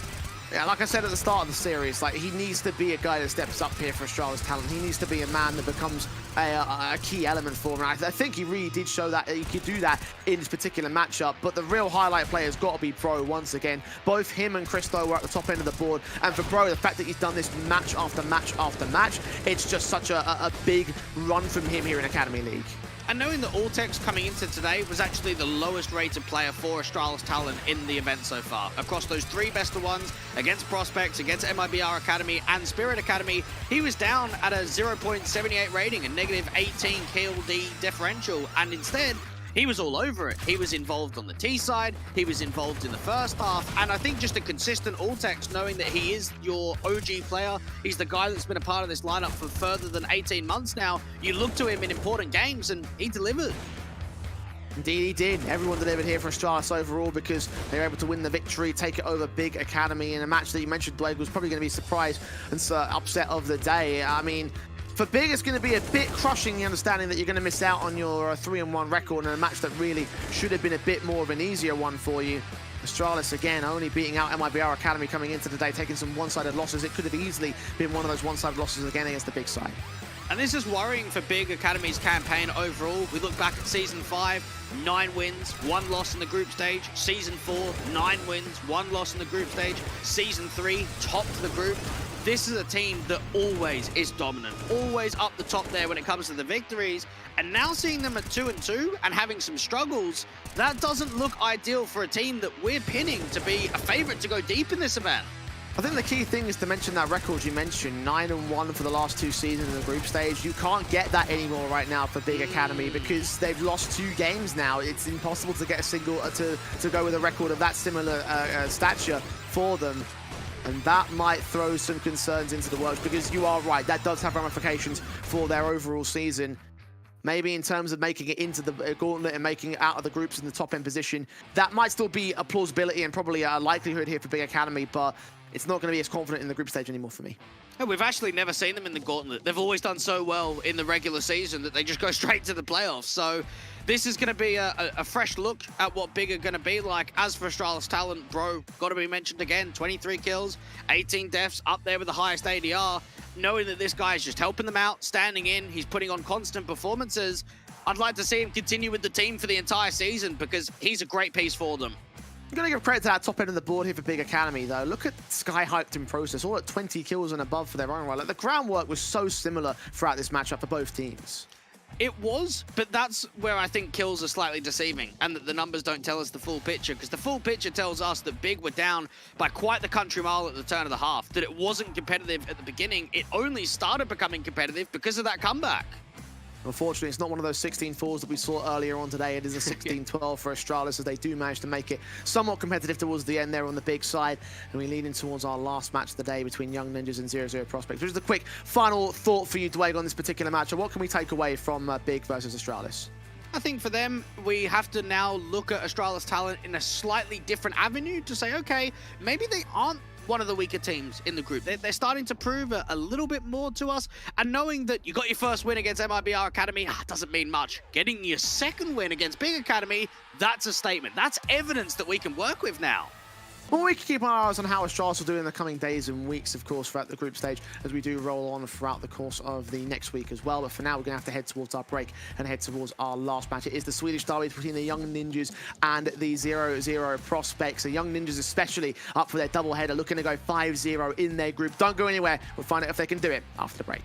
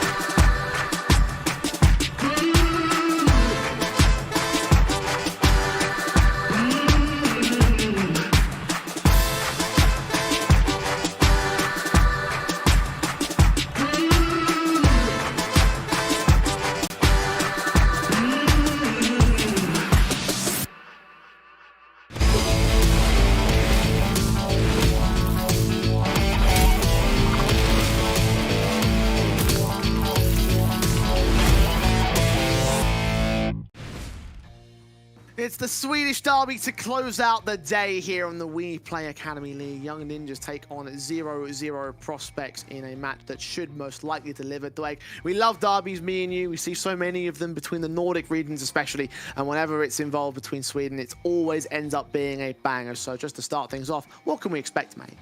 I'm actually expecting quite a good game on our hands here. I've been thoroughly impressed with both teams, even if the track record doesn't quite show it. Like, we know that Young Ninjas are flawless. They've got win after win after win.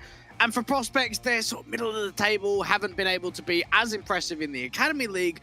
They are a very strong team, and they are one that you cannot underestimate in these sort of games.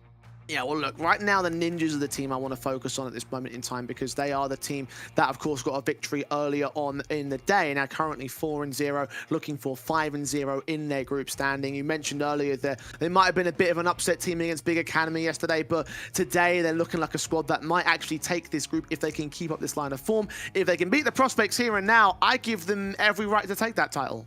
I'm with you. I think that they'll be a dominant team in Group A and that they won't take many losses. I think it's shown that by the opening few games from them. Even with the bans, I mean, I'm surprised Overpass is coming through. I literally thought Dust 2 would be on the cards because we saw Prospects only yesterday take on the guys over at Eyeballers, JW and Flush's team, and they picked Overpass. It's a map that they actually picked quite a lot in best of threes.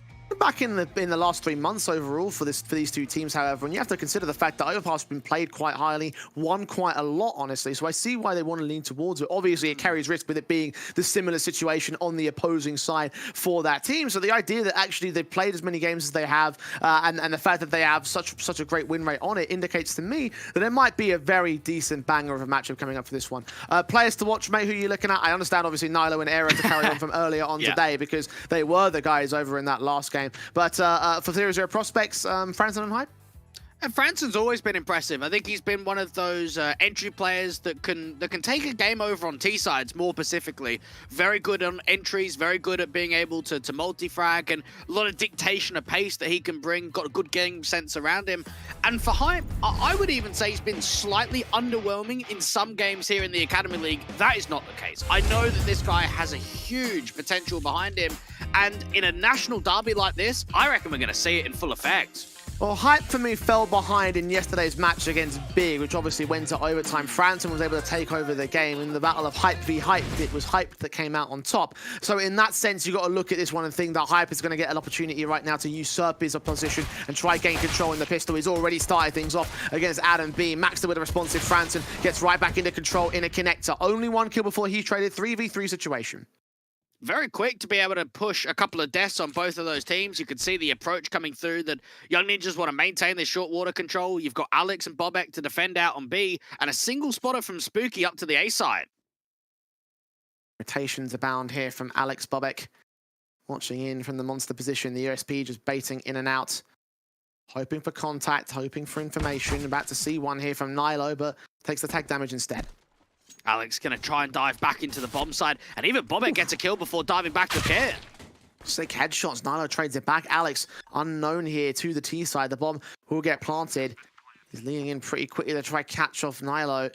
Won't be able to do so. Era backed away. Head's been seen on both. Taps the plays. Not quite able to lock on the 2K though. It's a one-on-one now between Nilo and Spooky. And Nilo's rotated all the way back out towards Monster. Spooky's going to try to cut him off. Expecting him to go back in towards the short control. But it's all a ruse here from this T-side player. Spooker's going to go all the way around, not see him, make a bunch of noise. Now's the chance to get back on the bomb. Now's the chance to swing from the last player. Going to go for that kit here for Spooky, but he's got to go to the other side of the site to do it. Now Nilo's going to make his way in. Tapped one. Spooky's bottled it. No way he can get the round now. Not enough time for the defuse. Nilo stays alive, gets the headshot, gets the pistol for the Ninjas. And no matter how many positives, no matter how many attributes we give over to the Prospect side, we do need to drill in that Nilo is on MVP level form right now. He has been the guy in this entire competition that's been the majoritively at the high end of the board, the most impressive player. And just look at what he does in that pistol. Gets himself in with a clutch in the first round. Hell of a start. And again, the guy to watch out for this team by quite the margin. Young Ninjas towards that 3K and more so. Prospects look towards the Force Bio, setting up Hype with the Scout and SMG in for Franson. Tag damage done already. With more of a lean out to the B side, they want to try and see if they can set up Spooky. Nade around the corner, jump over. Spooky's actually going to try and peek behind it. Now they'll get an idea that there won't be much B presence. That should start shifting rotations back up to A. Branson's SMG going to get forced back by the Incendiaries. Hype prod in from the bathrooms as Franson has 2, gets neither. Advantage Ninjas. And now just pace being set. You can see the acceleration down towards the A side. A lurk smoke down. Hype is going to try and see if he can get on top of it. Oh, what a shot. Not quite the head. ZCR was already tagged up earlier though by Hype. That's an advantage of the flick on a 4 versus 4. Young Ninjas also have a low HP player of Nilo who might get caught off by any one of these weapons. Quick tap from that scout eventually gets it. Now engagement from Adam B. Got to get Bobek back to a 3-on-3. Backstab's also inbound. Eventually Adam makes his way up and Hype can deal with error. Still holding out with this scout. The MAC-10 comes up good. And Adam deals with the last player in the back of the site. Bomb will get planted. Spooky in. Can't see them ahead. They are at the back of dice. We've seen a clutch already. We saw it in the last round. Now it's whether the clutch can get presented for the prospects. Now with Spooky with the smoke, he could get it onto the bomb, tap it once, and try and draw fights out to the open. Gonna go hunting for the fights instead. Smoke on the bomb. And caught. Dink down to 10 HP. Swing for the hit of Maxter. MAC-10 mows him down. 2-0 for the Ninjas. And just knowing that now the Swedes can start putting the pressure back on the Swedes. Ninjas up to the 2-0 start. Won't be much of an effect, I would imagine, going into the third round. Got a couple of upgrades here or there. That should be it. Force buy will not lead towards a follow-up. Eco basis, what should be the 3-0. Listening to the team speak here for one of the teams and see how they're going to handle out this eco round. Sluta CV. Och duger. En snabb CV. En till snabb CV. Jag chillar. Dubbel-CV utmanas. Ja, en pik. Ingen pik alltså. Jag kommer ner dörren också. Vi rör det. Jag filar sen. Vänta, tänka. Pika kort. En till höger. Jag springer över. Han pikar. Wajda. Nice. Monster. En till monster. Min kämpe. In i dildo. 2 vän. Går dåligt. Jag kommer ut och direkt. Han är väl deras avspelare sista. Ja. Lite.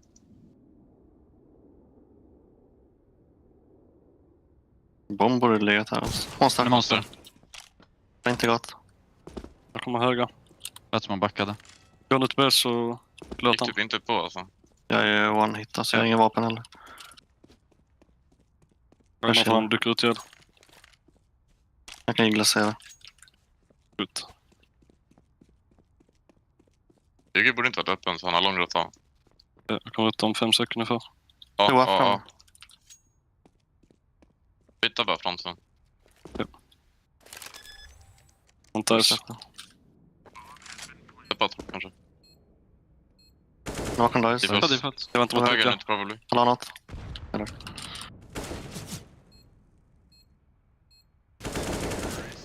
Nice. Bra Som fan. I was halfway hoping that clutch would go down for them, because it really looked like it was on for the prospects. You could hear the excitement. It's like, we got 3-on-2. He's a dildo. He's a monster. Okay, we got it. No, not to be in the end. The Ninjas hold on. But still a respectable eco around there for the prospects. They got 4 kills. I was with you. That was almost a steal. That could have been a hectic round to turn into their advantage and put pressure right back on the economy state.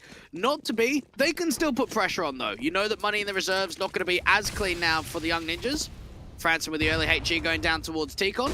Being evaded by Era, getting aggressive with that AWP pick. Right, set in to try and find a pick of his own. Ooh, connector door busted open. He lands a leg onto ZTR. 16 HP to start things. And Spooky goes undetected in the short control until Nilo sees him with his back turned. Just knowing that now you're down by 1, you need to find a response elsewhere. You've got Franson and Hype that can play off one another towards the A site. Front bathroom smoke in for the young Ninjas. Era swinging wide on the contact to look up to Dice. Hoping that someone faces him first. ZTR. Back in towards connector. Slight gap in that smoke, but just a little bit too high for Era to look towards. No headshots will be offered up by the prospects as finally the T's will back off. Franson start thinking about whether he aggresses forward. Even Bobak on the jiggle, he's got no nades. There's nothing that he could do to try and support down B and slow it down. M4 fires back. Nilo gets his pick in. 5-on-3 shots on height. Molotov sent from 2 players down towards Graffiti, so he can't stick around there. Plant will be secured, or will it? Franson through that smoke catches ZTR, thinking he was safe. Low HP though, so eventually the high HP players pick up the bomb, get it down. And now, once we've seen this rifle, I think it shows how much importance could have come through off the back of that steal on the eco. Yeah. Because you go into the next, you know that the money is crippled, this is your chance to put as much emphasis down as possible, come through with the victory, and instead you end up just saving 3 rifles. Now, because the loss bonus is kicking in, they can buy off at the back of it if they save all 3, which they probably should do. At least an exit coming in, keeping it a little bit limited here for the Ninjas, but ultimately a 4th round to their board. Loss bonus stacking up for the prospects. They heavily invested into this one, but with those 3 rifles saved, hitting the max stage, there should be a buyback here for the 2 players that went down. Yeah, they'll drop a couple of weapons. No issues there. Get yourself as much surrounding emphasis as possible. Now, maybe more of an aggressive approach with map control being taken. Possibly something up towards the fountain area or over to party, because on A, it's been very deep. It's been out to the trash can, towards divider. There hasn't been a lot of pushes, a lot of reactability, I would say, in the early portion of the round.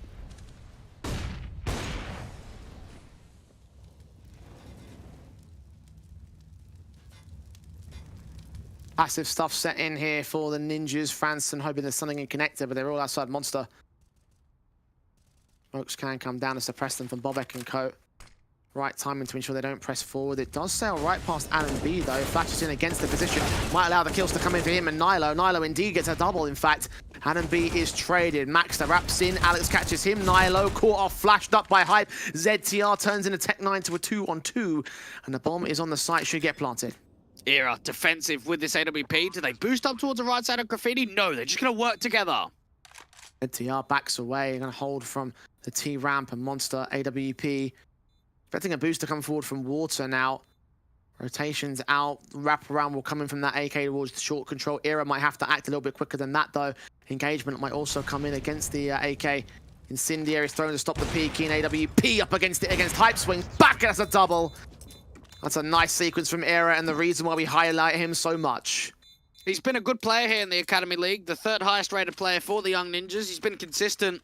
3 maps going into today with a positive 15k differential.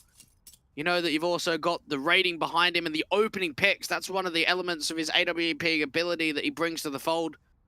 Of course, played another best of 1 only a few hours ago. 5-1. It's felt competitive, but it hasn't shown that on the scoreline.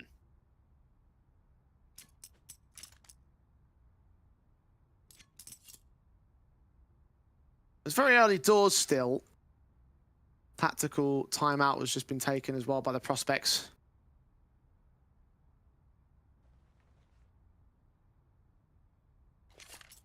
Moment's respite for them to figure out exactly how they're going to start to get these rounds on the board, because like you mentioned, they have been close. They could still work. Only on the assumption they can actually turn the final little successful point to their favor. Rifle round in once again. The M4s, the AKs, the AWPs are standard. Ninjas going with their aggression in towards the short position. Suppressed by these smokes, Spooky can take control short. And Nilo out towards connector. Even that nade back is going to do some further damage onto Spooky. And he's had a tough game. He's had a tough entire series, to be honest, when we think back to the group stage. One of the more consistent guys, one of the members that have been a part of this organization for the longest out of anyone. Down there at 24 HP after Franson falls. Young Ninjas. The opening man advantages, they're hurting. They're hurting massively. Putting them on a back foot that they can never really truly recover from here for the prospects. And if you can't win an opening frag, you should at least be able to try win the trade game. So far, no opportunities presenting themselves, so no chances for the prospects. But that doesn't mean it's any good for them either.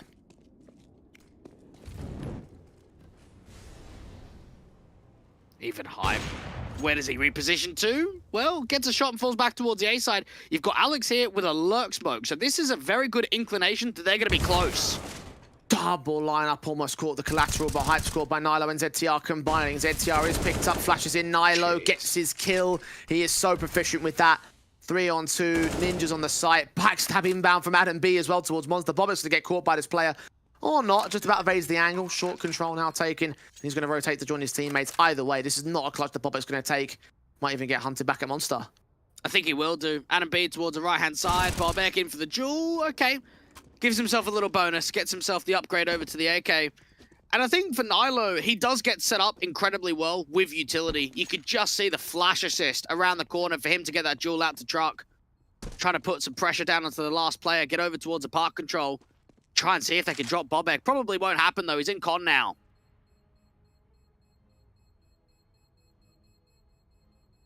Back at underpass, just to hold for the weapon and just keep it in. All he can do. Ninjas will take number 6. At least prospects are keeping these rounds as close as possible.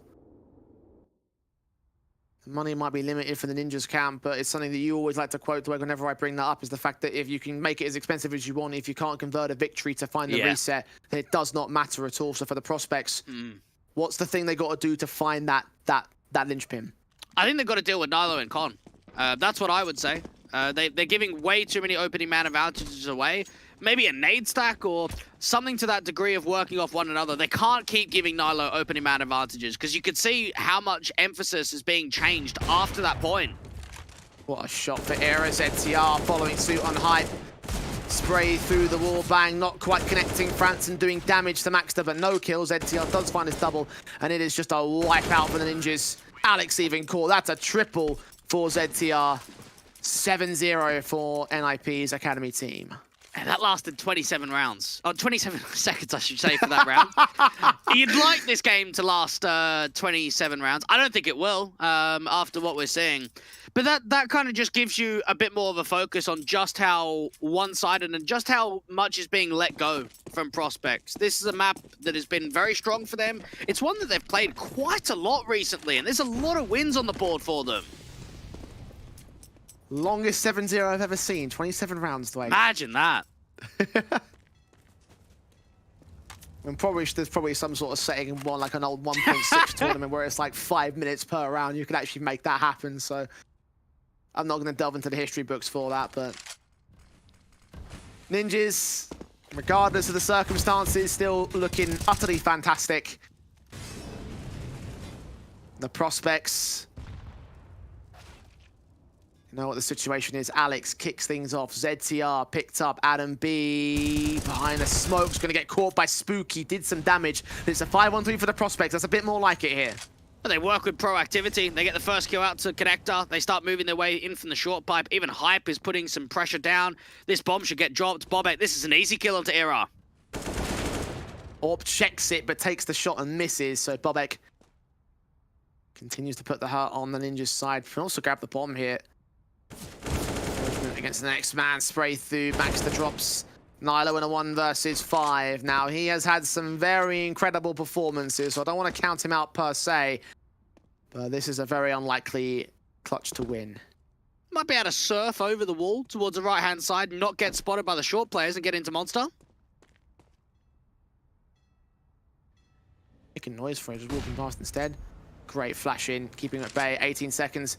Now he's either got to full commit, make noise, and win out every single fight towards short, especially, and make the most miraculous round happen, or just go for the save. He's going to try prod at the site. Back will be turned to Franson, though. Couldn't check the short position. And there it is. Prospects get their first round away. It's a start, and it's one where a lot of players stay alive. I like the proactivity over to the B site. That's something that has not been achieved, or at least not been attempted, and it comes out very successful. That might be something that young Ninjas have got to be wary for, is always having that first molly going down towards the short sandbags, flashes over, just minimize how much map control can get taken.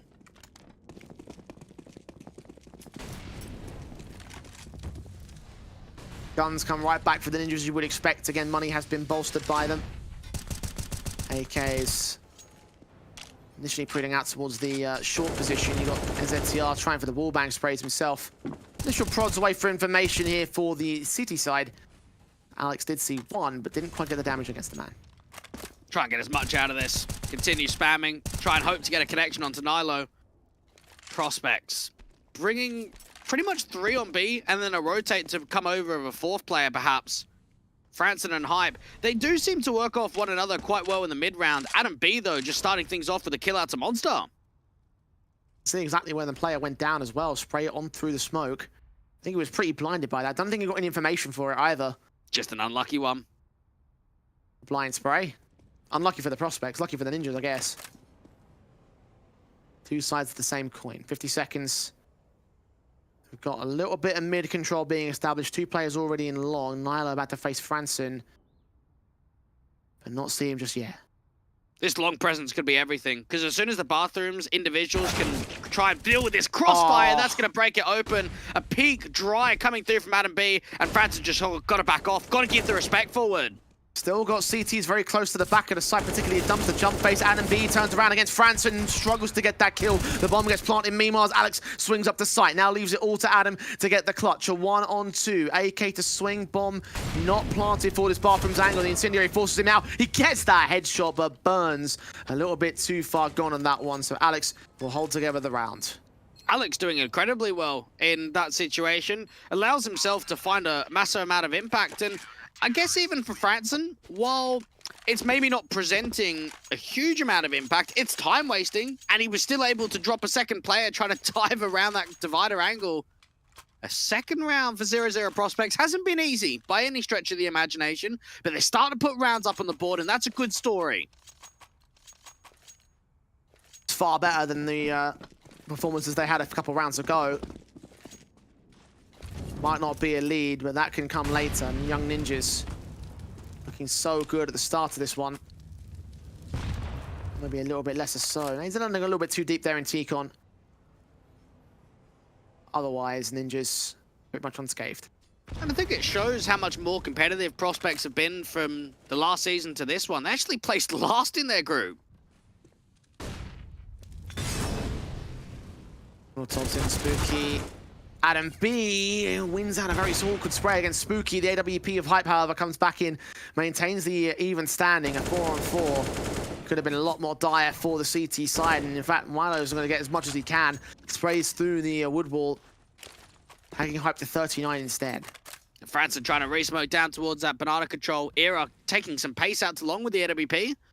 Now, Franson played Divider last round. It's whether he decides to reposition there again. Boost up, shouldn't get contact, or will he? Franson turning away from incendiary, sent ahead of the smokes being put up by the T side.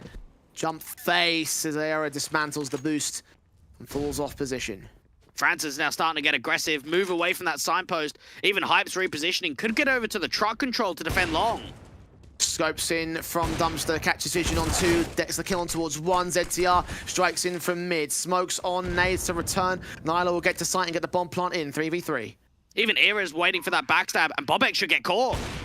Orp shot connects it, man down to the backstab. So now the 2 players in bank are all they've got to get here. Hype will be the first man forward. Alex take the mantle away from him. The AWP will play back up. Shots ringing in, shot to connect from Nilo, and he gets the double up as well. Hype barely saw him, and he just continues to be an impressive element for the Ninjas. I like that call, though, for prospects. To me, that wasn't a likely retake at all, but it shows me that they've got some guts, that they've got some determination to risk it and to try and get it themselves in. They know that their economy's not ideal, but my goodness, Nilo is having a game.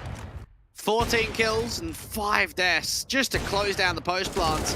And prospects probably know if we leave Nilo alive in a post plant or a late round, we ain't winning the round. So they've got to put more pressure and emphasis onto him in the first early portion or mid portion if they want to make a round conversion happen. I think we need to change the narrative up on Nilo today, because you said what a game he's having. I think that's a normal game at this stage for Nilo. Yeah, I guess. And he's been such a ridiculous individual for Young Ninjas. You were saying earlier yesterday, I think it was, that you think that he might end up being MVP of the tournament. At the very least of the group stage. Again, 14-5 at this stage of the game is not an unusual marker for Nilo to be at.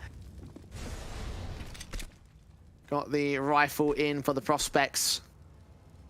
M4 saved, but pistols other than that here for the CT side. A hero investment. And even then, just got the cash amount so low behind it. Flashing against the pistols. Adam will prod towards the B site, but not see anything. Adam B eventually gets out of trouble. Prospects have a very heavy stack over to B. So for Ninjas, it's just about relaying that information through, how they can decipher where this gamble's coming through on the eco. Now, even the M4, the only player up towards A, is playing alone. It's actually not in with the stack. 60 seconds. Nades thrown over the walls and minimal damage will be done. The smoke's onto the heaven position. ZTR. Hold back the jump face of Franson. Hunt for the info as now Adam starts to lean into the execution. Player caught, player close, a little bit awkward from Hype. Ultimately, all players will get capitulated upon. That one P250 got a pretty respectable kill, but nothing that can do much aid to the 0-0 prospects. The M4 has to save. And this is yet another group stage game where it's looking like we're going to get double digits in the first half. And it is wild too, because I think we've had a lot of games where we've had 10-5s, 11-4s, like that sort of marker. And yet it's still been quite competitive. It hasn't just been a walkover to closing the game and getting it over and done with.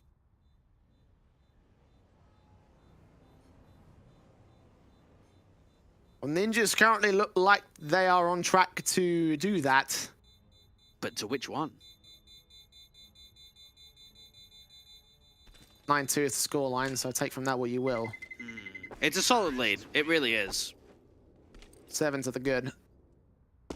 Prospects. They must understand at this stage that they are getting ripped apart. They've taken a number of tacticals thus far. I'm wondering how much is in their CT side, how much stock they have in the second half. I mean, it can't be an overly massive amount because we are talking about a game in which they could end up going down 13-2, and at that point, it really becomes a difficult nature on that comeback, no matter what half it is. Nilo, you just saw it on screen there, 126 ADR thus far in this game. Out of prospects. Into the defensive defaults they go again. We did see yesterday morning a matchup between Prospects and Into the Breach. And Overpass was one of the maps. 13 rounds on the CT side is what the Prospects were able to gain. So we have seen in only yesterday's official that they can have a monster CT side behind them. What was the final score of that game, though? It was 16-2... Let me just double check. 16-12, so it took a while to close it down on T side. Okay, so it's kind of tracked what we're seeing so far. T half not great, but CT half could be great. Ninjas will continue to dominate here. Finding their picks on Bobek. Set to fall. Advantage sits with the Ninjas. Just again, so much matter of control has been around short water and connector. That's been the control zone, I'd like to say, for Young Ninjas of where the majority of action has happened. Alex trying to see if he can set up a backstab. Might be able to get around quite a lot of them.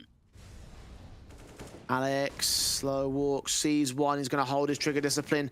AWP spotted as well. Bomb could be denied. Perfect time to do so. Line him up and knock him down, or only get one fragging around. Era with a responsive AWP pick, and it's a 4-on-3 for the Ninjas. That's unfortunate. He has a very good trigger discipline there, but they just start to siphon off, and now even the boost towards APC gets deleted. Franson can't find anything. ZTR and Nilo on the front foot means Hype has to save once again. 10-2. Oh, Alex, he'll be so annoyed at himself. Yeah. Because you could see the grand prize in that round of 2 kills, denied the bomb, making a huge difference, and a round winner that could have happened, but not to be. Could have been everything for him right there. In the end, it was absolutely nothing. The Prospects struggling on their CT side so significantly, and the Ninjas just pummeling them in round after round, blow after blow. You're running out of hope here. The Prospects, they need something soon. Young Ninjas, just let them sit there. And for Prospects, It's who's going to get them out of trouble. Who's going to make this half competitive towards the end. You've got to give yourself breathing room. You can't just allow 2 T rounds to be enough. Not if you want to establish a comeback and try and drive this to a victory. Young Ninjas will be the first team, well, already are the first team to go 4-0. Try and get themselves 5-0. I think NAVI Junior is the only one at the moment that's been able to put up an impressive record of the 3-0.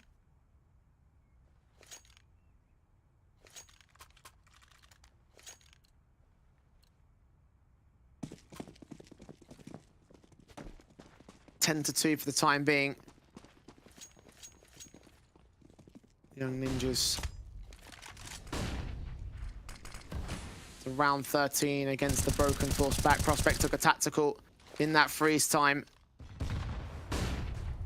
Naze with sprays, doing damage to ZTR to start, but it's going to be a quick B play. And the Naze at least catching ZTR. They don't check for Spooky here. Another backstab opportunity. Another bottle job comes in from the backstab. Oh, it's happened again.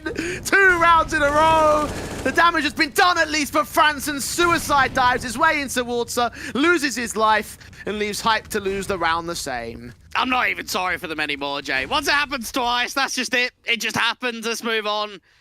Hype trying to see if any clutch will present itself, but no. Oh, that's heartbreaking. Oh, let that one settle. Jeez.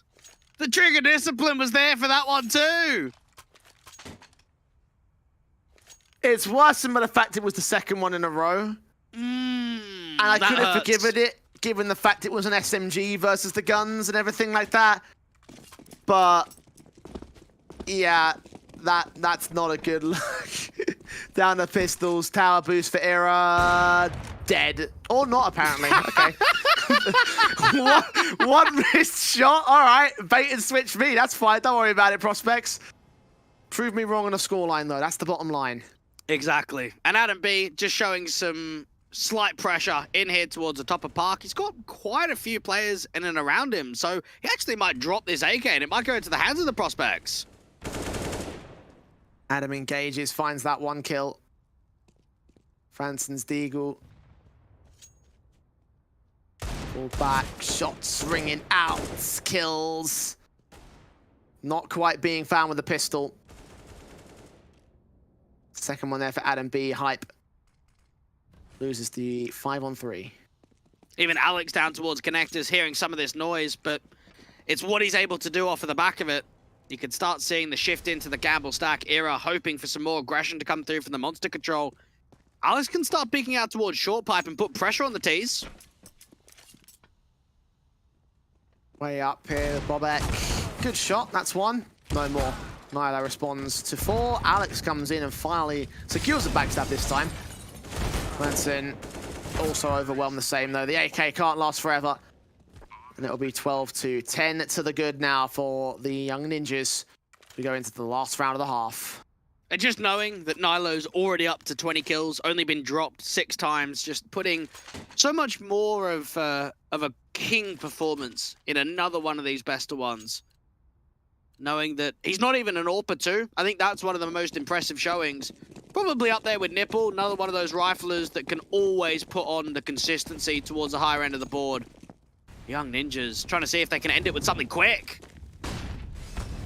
Up against Hype's AWP, Bobek tagged up by the Incendiaries first and foremost, flashes forward, T's in the sight, Hype, Adam going back and forth with Alex, Adam B gets a double, and ZTR gets the back sight removed from play. 3v2 situation for the Ninjas.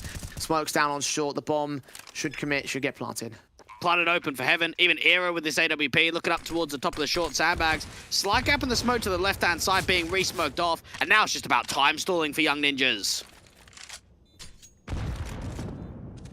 Hype trying to escape in the midst of the nade, sprayed back here. ZTR knows exactly where he is. Hype tagged, trying to make his way ahead of it. Dead to Adam. Franson can't do it. 13-2, another monstrous opening half for the Young Ninjas. They want this 5-0. They want their group standings to go completely flawless. And you can see just with the amount of green exactly how they'll do it. A very underwhelming Swedish derby, Jay, if I'm going to be honest. Yeah. I thought we'd see a lot more out of Prospects, but with the style of play that I think Young Ninjas proved in that first half, I'm not surprised. They were all over them. Opening picks was the name of the game in every one of those rounds. And towards Connector and Short Water, it was just too overpowering. Couldn't seem to find any response. This pistol, we'll get the chance to listen into the Ninjas and what their pistol could sound like in their communications, because I imagine that they might be a little bit laid back and a little bit ready to close this one out quick.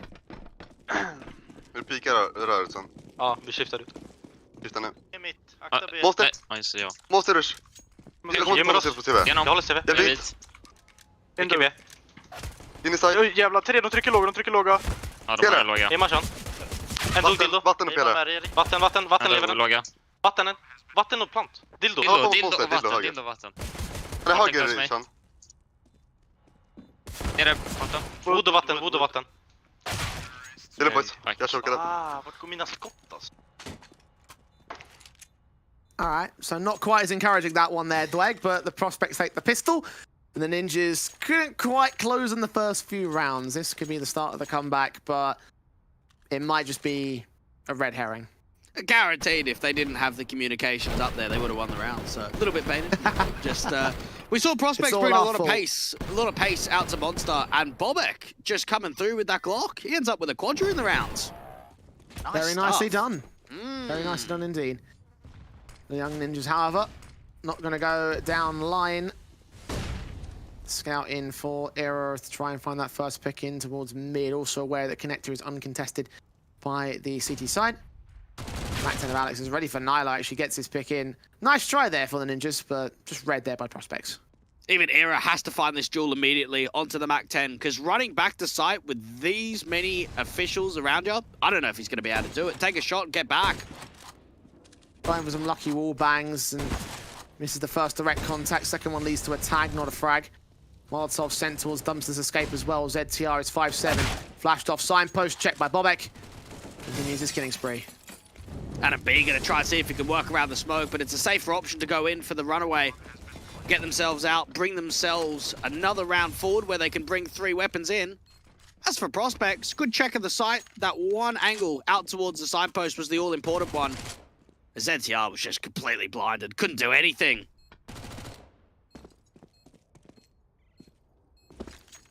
Overwhelmed in the end. You would have kind of expected this particular stage. The buyout wasn't quite there.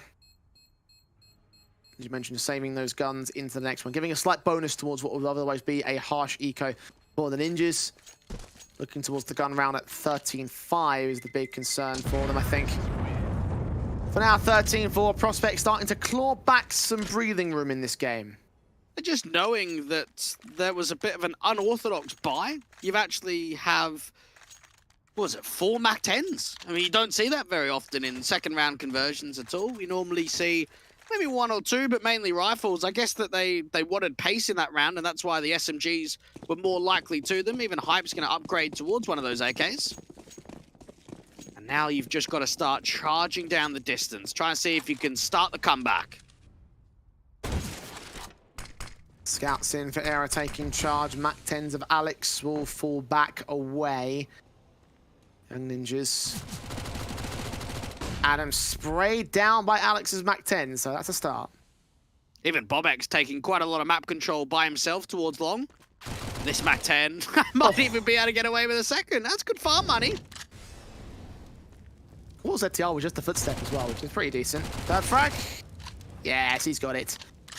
I think everything else should come towards him and the prospects as well. At least Max gets that one trade. MP9 involved. The B site will not be the target, though. I think they're aware that both players are not here, so get that bomb down. Secure the 5th round. Prospects need to focus up come the next. Even these Mac 10s just looking to put some further damage back on the board, try and see if they can stabilize as much and as strong of an economy float as possible. Because that's going to be an important key when you're down by this sort of deficit, is keeping the money afloat. Main weapons will stay in. Oh dear, Bobek. He can't hit the birthday party balloon. Okay, no, he hits heads. It's all right. As long as he's doing that. I mean, it's not a great litmus test, I'll give you that. But Prospects, at least they're getting rounds on the board, so they can keep the streak running for now. Young Ninjas up on the gun buy, though. This could be their chance to start to bring in the closing rounds. Maxstar putting one of those HGs down towards the T-Cob position. Do a little amount onto Bobek. You got Prospects pretty much lined up outside of the monster control with Spooky down in con. Young Ninjas might think about retaking short water control later in the round. Got one player posted up on shore, that's Nilo. They can bait the Prospects forward into contact. What a nade that is. Perfectly timed, right in Spooky's position. Taking back the damage they did early towards ZTR. A bit of an overzealous flash in from ZTR, though, giving Nilo a sweet release of death. And that is unlucky. That's actually not a bad play coming through from Young Ninjas at all. You realize the smoke's going to start to clear, so you get a deep flash in, you try and peek with it, you catch one of the guys off guard. Hype is completely blinded, but yet still wins the engagement. Era with that AWP, focusing his attention down towards the sightline at Divider. Bobek starting to gain more of that map presence. There's the AWP shot in. Era picks up Bobek. Adam B down into water at the 4-on-4. 30 seconds remaining. They'll make their way in relatively soon to this B kit. Then Senior is going to start to clear. Adam B needs to try and get some cover. Seeing the shoulder, Alex gets the kill, however, the AK involved, and the Young Ninjas are out of there immediately. Save the weapons, concede the rounds.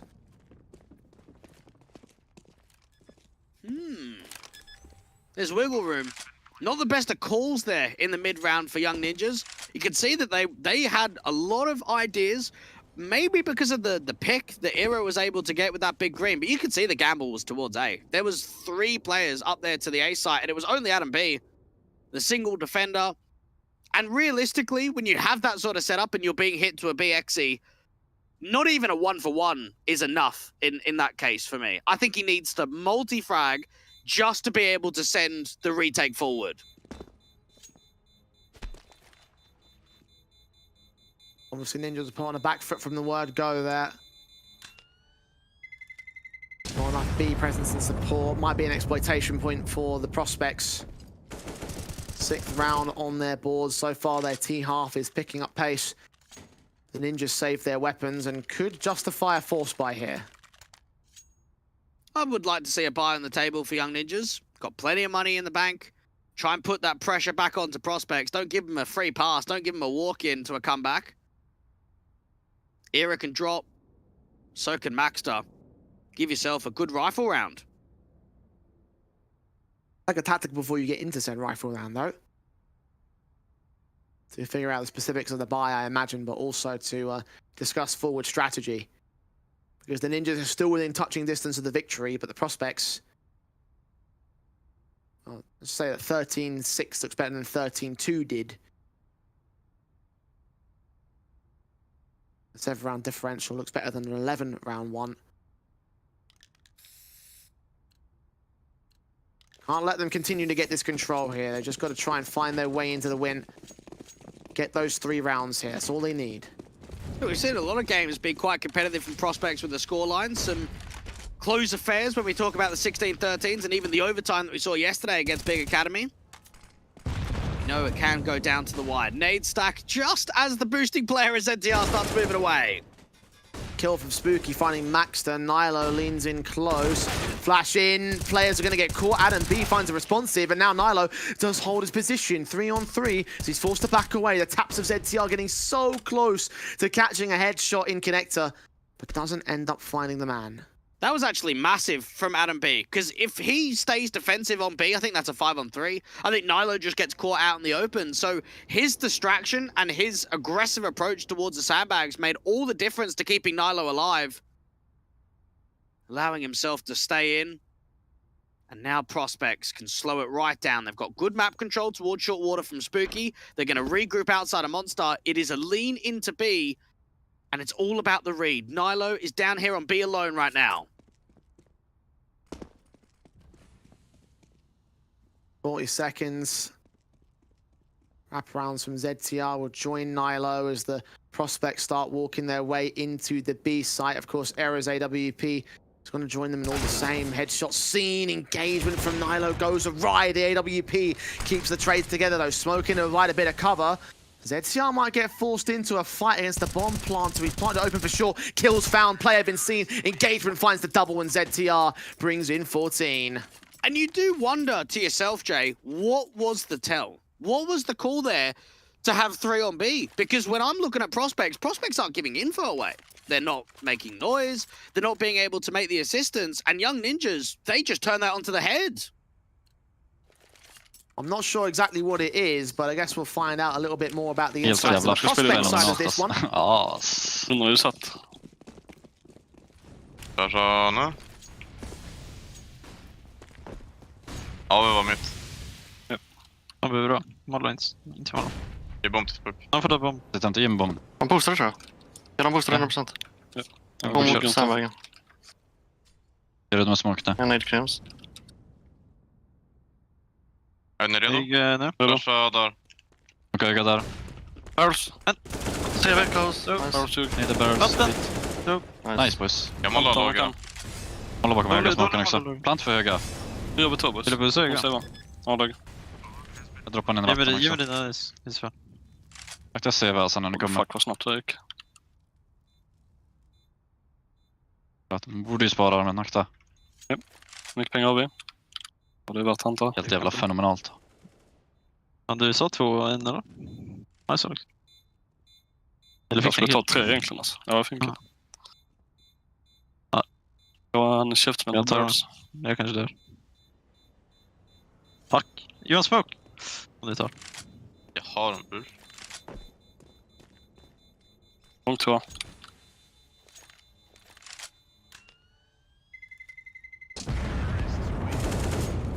Nice Alex. Ja, fin. Han tog dem. Oh my god, jag kunde WePlay. Nice. WePlay. WePlay. Time. Well, they enjoyed that one, didn't they, Dwight? The kill towards the end there was particularly impressive for the prospects. I love how they had their whole mindset set in from the word go in that round. I do want to add something. I mean, not that my Swedish is any good, but they said boost 100%. And what that meant from Franson was that they would try to boost over to the left-hand side.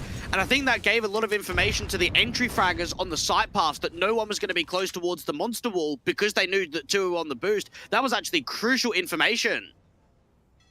Crucial play forward here. Flashes in. The prospects do lose 1. Thought that Nilo and Adam B were going to find a bit of a cheeky-weeky play with those SMGs and pistols, but nothing going to be found there. Here is Orp. Stands still towards the B defensive, gets the 1 pick, looks back in against the monster control, the 5-7, now leaves a lot of pressure onto Era. Second player wrapped around the corner. AK spray doesn't get away with it, but Max's Deagle does. 1-on-1 on the center of the side, looking for the headshot, but can't make it happen. That got too close for the Ninjas. It's the prospects that hold control. And when you know that that's not even a round that's got everything, not even the pack behind the entire weaponry, that is an excellent round that nearly becomes a steal for the Young Ninjas to get them up to 15. Look at the damage. How much that Deagle was able to do. That was a cracking last bullet connection in from Spooky. Young Ninjas, they know they're close. They know they're very close to being able to get this in their favor. But for prospects, they're digging deep. Not as deep into their pockets as the Ninjas would like it to be. A lot of money still available for several individuals on this T side. Maxter, however, getting aggressive for the CT forces, finding Bobek. The nade stack out towards B, does nothing. And Maxter's gone away unscathed from this position. He might be left to dry, though. He doesn't have a teammate support around him. They can't establish a crossfire. So while he's still up here at party, he's going to have to keep fighting. And once the T's show more fountain control or towards the right-hand entrance of Park, Maxter's going to be on again. Try and see if he can find a double. M4 just sat back at the stairways, leaning in against Spooky or not, apparently. They think he might be clear. Alex about to engage, and Maxter adjusts for the 5-on-3. AK picked up as well. You're right, he might be left alone by his teammates, isolated and surrounded, and still in the midst of the smoke. He manages to hold position and hold contest against the prospects. They're wasting so much time. Rotations can get caught up. Maxter swings, almost got the triple, but Franson is alive. Spooky, though, look at what he's been able to do. Walk all the way forward, and I don't think Era spotted him on the jump. No, he didn't. Spray back 3-on-3. ZTR hoping for an overextension, but it's a smoke down instead with a HE to follow suit. Might still see the extension out to the right-hand side of that smoke. The spray is so awkward for ZTR. Spooky gets the damage in, but meanwhile the bombs make its way in towards Monster. Adam B gets them both, and that should secure the round of the match point here for the Young Ninjas. Great composure. That was an excellent round in from Maxstar.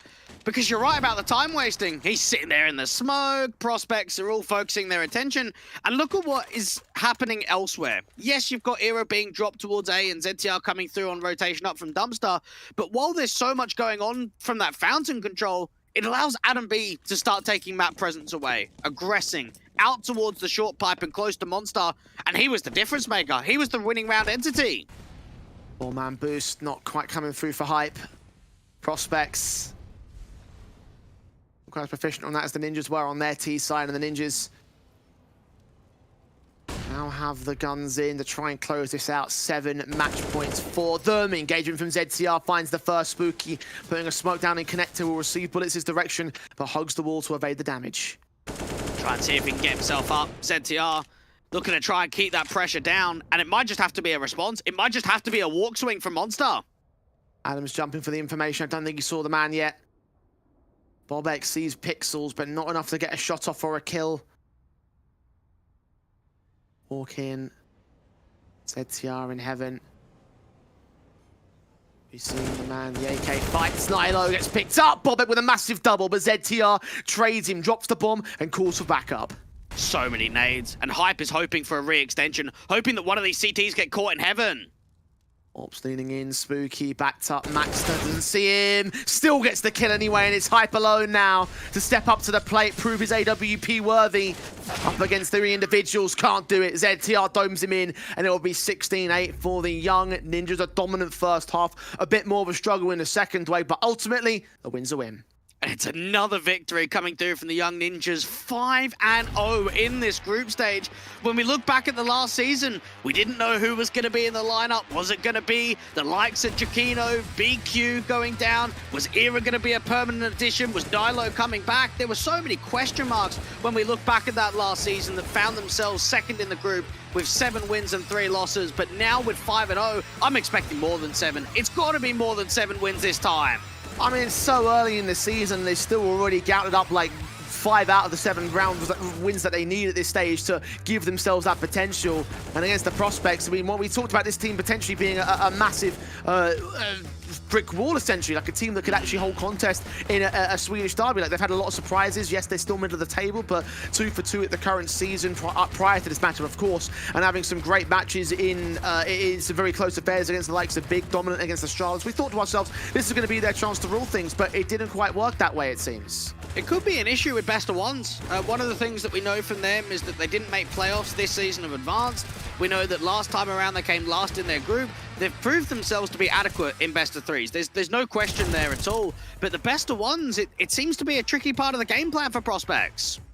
Sucks to see Alex doing so much work as well on his own part of things. 22 kills, but still not able to find as much around it for them. But again, the highlight player in this server has got to be Nilo for the Young Ninjas. 25-15, continuing to just prove himself as being the standout element of this new Academy team. And knowing that he's been here before, knowing that he's familiar with the environment of the team, of the Academy League, it's great to see him shining so quickly. Again, we saw Era, Nilo, and Abdi, the coach, joining on the 29th of September. That is not a long portion of time. That's, in fact, 3 weeks ago. So with that in mind, with so much potential on the table, this is an exciting roster move and an exciting roster this entire Academy League. Out of curiosity, was Nilo really discussed as a main element of this previous time in Young Ninjas? Nah, not really. When I look back, I mean, Fuzi was obviously the main crutch of it. He was the big man. He was the star AWPer. I think Manon was one of the more consistent elements. I don't ever remember Nilo being as big and as impactful as he has over the course of the last few weeks. Yeah, he's been stellar, and I'm really excited to see where it goes here for the Young Ninjas, because right now, holding the top end of that table at the 5-0, they look like a force to be reckoned with, and it's the force that's spearheaded by Nilo as he continues to put up performance after performance, time after time, team after team, match after match. I think Young Ninjas are in with a chance to take the title this time around. And I wonder whether or not that'll end up being the case. Of course, we'll find out as the weeks roll on. We're still so early in the season, still so early in the group stage. As we round down our day, Dwayne, we've got 7 more best of ones tomorrow to consider, Dwayne. So just want to list these ones off very quickly for you. Spirit big, Navi MOUZ, MIBR big, Fnatic Navi, ENCE versus Young Ninjas, MOUZ Fnatic, and Astralis Prospect. Which of those matches scream to you like it's going to be one to watch tomorrow? You say Fnatic taking on Navi in one of those games? Yes. Yeah, that will be a good one. I think Navi, like, they've had the 6-man lineup. They've been very solid in their group stage so far. And for Fnatic Rising, they're going to be a strong team. They're going to be a dominant team in the group. They came last season, won the whole thing. So 2 higher-end teams that aren't taking that many losses, and they're actually putting a lot of victories on the board. I think that game could be one to keep an eye on. That's going to happen in the middle of the day tomorrow. The matches, of course, start at 1:50 p.m. CEST Standard Time, of course, here on the WePlay Esports Twitch page. And a very exciting day as well, because it has a lot of fun things about it in tomorrow's proceedings, Dwayne. So any final thoughts about today before we head off for the evening? I think, again, the further we see in the group stage, the more of an idea we get on who are the next superstars, who are going to be the teams to keep an eye on for the rest of the year, for the rest of the season. So it's still very early days. We're still getting familiar with some of these newer teams and some of the newer faces. And it's been great to just follow the potential, because I think now we're starting to shape up who our guys to watch out for are. Awesome. Well, again, tomorrow begins with Spirit versus Big over on the WePlay Academy League. So make sure you're joining us for all actions for tomorrow. For today, however, that's all we have time for you. So we'll see you back here very soon for even more Academy League action. Tomorrow's best of ones. You definitely don't want to miss it. We'll see you soon.